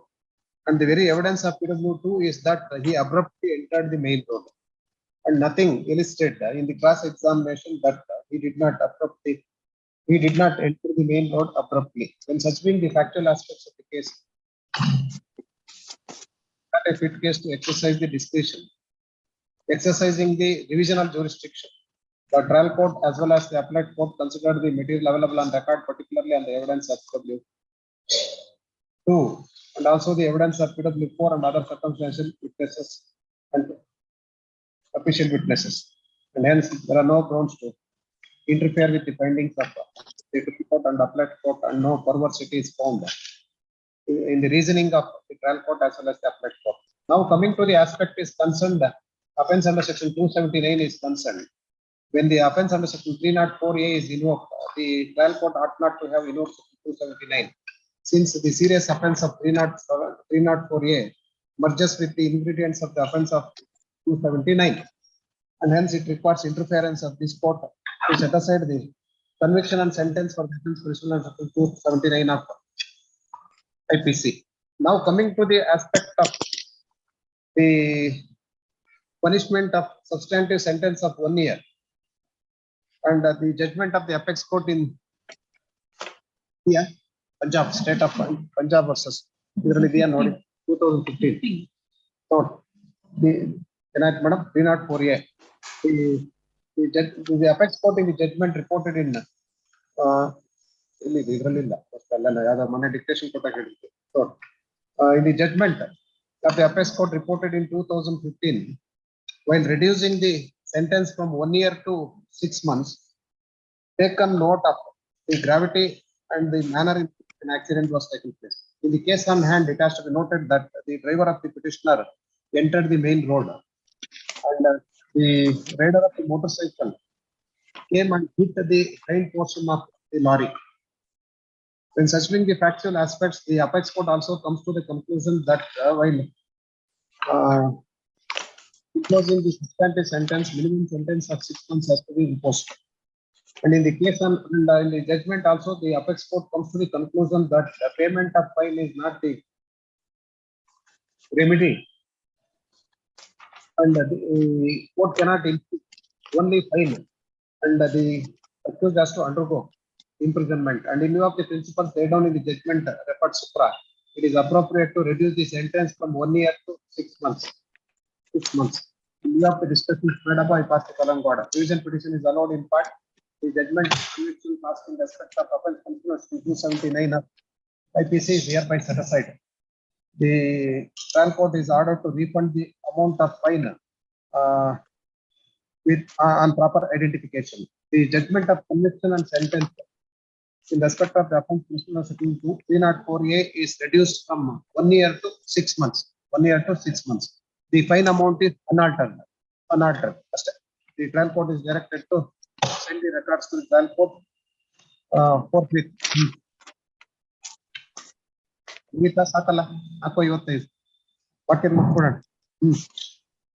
Remaining matters ಯಾವ್ದಾದ್ರು specific date ಬೇಕಾದ್ರೆ ಕೊಡ್ತೀವಿ. ಯಾವ್ದಾದ್ರು date ಬೇಕಾ? 89 ಹೇಳಿ. ಹಾ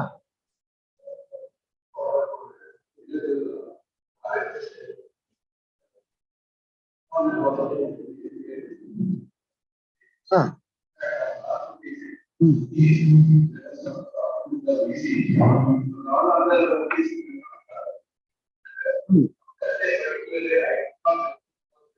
ಸರಿ, ಏನಾಗಿದ್ದಾರೆ? What app warrant issue ಆಗಿದೆ. ಹೌದು,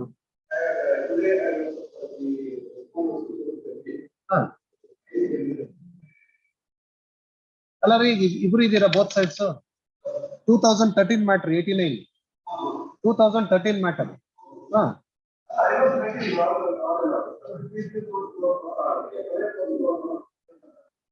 ಇಲ್ವಲ್ಲ, ಇವತ್ತು ಇದಾರ ಬಸವಣ್ಣ. ಬಟ್ ಎಂಟ್ರಿ ಮಾಡ್ರ ನೀವು ಕಂಪ್ಲೇಂಟ್ ಮಾಡಿದೀರಾ? ಇಲ್ಲ, ಅಕ್ವಿಟಲ್ ಆರ್ಡರ್. ಅಕ್ವಿಟಲ್ ಆದ್ರೆ ಡೈವರ್ಜೆಂಟ್ ಪೆಂಡಿಂಗ್ ಇದೆ. Appeal maintainable, not revision petition.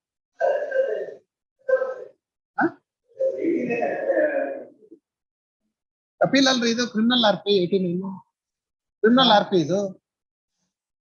ನೀವು ಯಾವ್ದೋ ಬೇರೆ ಕೋರ್ಟಿಗೆ ಬಂದಿದ್ದೀರಾ? ನಾನು ನೋಡಿ ಬೇರೆ ಕೋರ್ಟಿಗೆ ಬಂದಿರ್ಬೇಕು. ಹೇಳ್ರಿ 99 ಏನಾಗ್ಬೇಕು ಹೇಳಿ.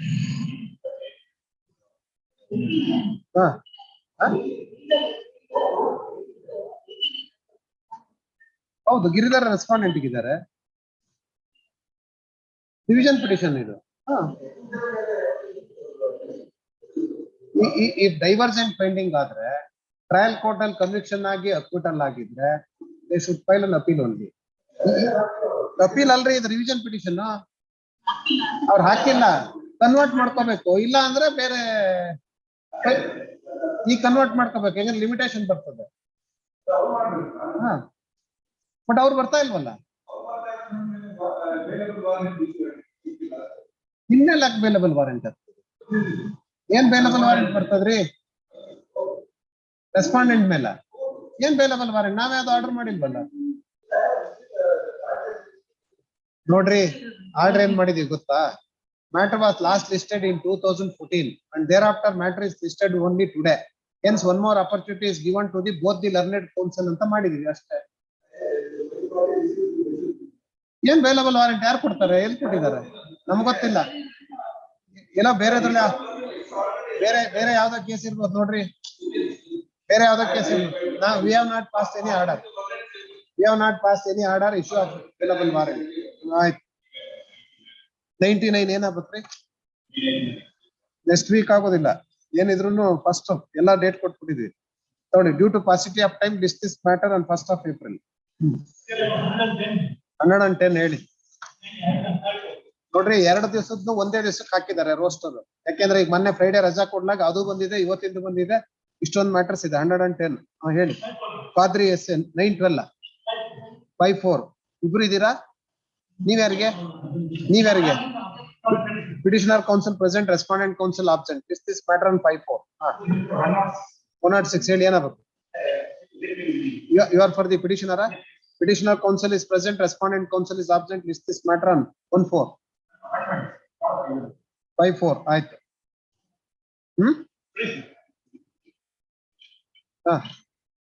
ಆಮೇಲೆ 108. ಒಂದು ನಿಮಿಷ. 108. You are appearing for whom counsel? Petitioner counsel present and respondent counsel is absent. List this matter on. ನೀವು ಇದ್ದೀರಾ? Respondent counsel also present. List this matter on 5-4. 109. Yes. Respondent ka? Respondent counsel is present. Petitioner, my lord. Petitioner counsel is also present due to paucity of time. List this matter on 1-4. My lord, 5-4, my lord. 5-4. Why you want 5-4? My lord, 1-4. 1-4. My lord, 5-4. My senior is 5-4. ಆಯ್ತು 5-4. ಯಾರಿಗಾರ ಹಬ್ಬದ ಹಿಂದಿನ ದಿವಸ ರಜಾ ಬೇಕು, ಯಾರಿಗೂ ಬೇಡ court sitting. ಆಯ್ತು. ರಿಮೈನಿಂಗ್ ಮ್ಯಾಟರ್ಸ್ ಯಾರ್ಯಾರು ಇಲ್ಲ ಕೌನ್ಸಿಲ್ ಎಲ್ಲ 1-4. ಆಯ್ತಾ? ಪಾಸ್ ಓವರ್ ಆಗಿರೋದು ಯಾವ್ದಿದೆ ಹೇಳಿ? 70. Why 70 was passed over? ಕೊಡ್ಲೇ ಇಲ್ವ ಅವರು? ಬಾಲಗಂಗಾಧರ್ ಬಂದ್ರ paper petition my lord. Kindly ನನ್ನ 29th 30th ಮೈ ಲಾರ್ಡ್. ನೀವ್ ಯಾರ್ರಿ? ನಿಮ್ಮ ಹೆಸರೇನು ಹೇಳಿ? Lakshmipathi my lord. ಲಕ್ಷ್ಮೀಪತಿ ಅಂತ ಯಾರು ಇಲ್ವಲ್ರಿ? 70 GS Balagangadhar junior my lord. ಯಾವ್ದು ಮೇಡಮ್? 70. ಬಾಲಗಂಗಾಧರ್ ಅವ್ರ ಕೊಲೀಗ ನೀವು? Please my lord. Amicus curiae appoint ಮಾಡಿದ್ರೆ ಯಾಕೆ ಬರೋದಿಲ್ಲ? ಇಲ್ಲ, ಇನ್ನೊಂದು ಕೋಟಲ್ಲಿ ಎಲ್ಡಪ್ ಆಗಿದ್ರು, ಬರೋದ್ರೊಳಗೆ ಆಯ್ತು. Amicus curiae seeks time. List this matter on 1-4. 72. ಏನಾಯ್ತದ? ಇದೆಯಾ? ವೆರಿಫೈ ಇದೆ ಮೇಡಮ್. ಅದು ಸ್ಟೇಜ್ ಏನು ವೆರಿಫೈ ಮಾಡಿ ನೀವು? ಆಯ್ತಾ? HCCP is directed to ಏನಿದೆ stage? Awaiting records. Mostly stay ಆಗಿದೆ ಅಂತೆಲ್ಲ ಇದಾಗಿದೆ. ಸ್ಟೇ ಆಗಿದೆ ಇದರಲ್ಲಿ ನೋಡಿ. 23 ಒಂದ್ ನಿಮಿಷ ಬಂದೆ. ಸ್ಟೇ ಇರ್ಬೇಕು ನೋಡಿ. ಅದಕ್ಕೇನೆ ಎಲ್ಲ ಪುಸ್ತಕ ಸ್ಟೇ ಕೊಟ್ಬಿಡೋದು, 10 ವರ್ಷ ಸ್ಟೇ ಮಾಡಿ ಇಟ್ಬಿಡೋದು ಕೇಸ್ ಅಷ್ಟೇ. ಆಯ್ತು ನೋಡಿ ಮೇಡಮ್, ವೆರಿಫೈ ಮಾಡಿ ಮೇಡಮ್. ಸ್ಟೇ ಇದೆ, ಅದೇ ಇಂಟ್ರಿಮ್ ಸ್ಟೇ. ಹೌದಾ? ಅವತ್ತಿಂದ 2013 ಇವತ್ತವರೆಗೂ ಕೋರ್ಟ್ಗೆ ಬಂದಿಲ್ಲ ಮ್ಯಾಟ್ರು. ಬಂದಿದೆ ಒಂದ್ 2 ಸಲ. ಪಿಟಿಷನರ್ ಕೌನ್ಸಿಲ್ ಬರೋದೇ ಇಲ್ಲ. ನೋಡಿ ಮೇಡಮ್, ನೋಡಿ in this matter stay was granted long back and petitioner counsel is not pursuing the matter. ಆಯ್ತಾ? ಅಡ್ಮಿಟ್ ಆಗಿದೆಯಾ? ಸ್ಟೇನೂ ಆಗಿ ಅಡ್ಮಿಟ್ ಆಗಿರ್ಬೇಕು. ಅಡ್ಮಿಟ್ ಆಗಿದೆ. ಅಂಡ್ ಏನ್ ಸರ್ ಲಾಸ್ಟ್ ಟೈಮ್ ಬಂದಿಲ್ಲ petitioner counsel? And petitioner counsel was absent in the previous occasion also. Today also absent, and hence amicus curiae would be appointed if counsel doesn't appear in the next date of hearing. ಆಯ್ತಾ? Next ಹೇಳ್ರಿ ಏನೋ? Serial number 23 await notice ಅದು verify ಮಾಡಕ್ಕೆ ಹೇಳಿತ್ತು. ಅವೈಟ್ ಏನೋ ಹೇಳಿದ್ವಲ್ಲ, ಅದೇನೋ date ಕೊಟ್ಟಿದ್ವಿ ನೋಡಿ. ವೆರಿಫೈ ಮಾಡಕ್ಕೆ 1 ವಾರ ಟೈಮ್ ಕೊಟ್ಟಿದ್ವಿ. 23 14 ಮೇಡಮ್ 29th ಕೊಟ್ಟಿದ್ವಿ. ನಿಮ್ ತಾನೇ SV ಪ್ರಕಾಶ್ ಸೀರಿಯಲ್ ನಂಬರ್ 22. ಅದೇ ವೆರಿಫೈ ಮಾಡಕ್ ಹೇಳಿದ್ವಿ. ಯಾಕೆ ಸಮನ್ಸ್ ಜಾರಿ ಆಗ್ತಾ ಇಲ್ಲ ಅಂತ 29th ಲಿಸ್ಟ್ ಮಾಡಿದ್ವಿ.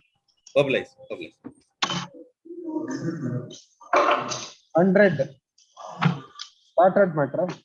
So due to paucity of time, list this matter on date kodi madam. 14 100 not parted. Mohan 14 list this matter on 14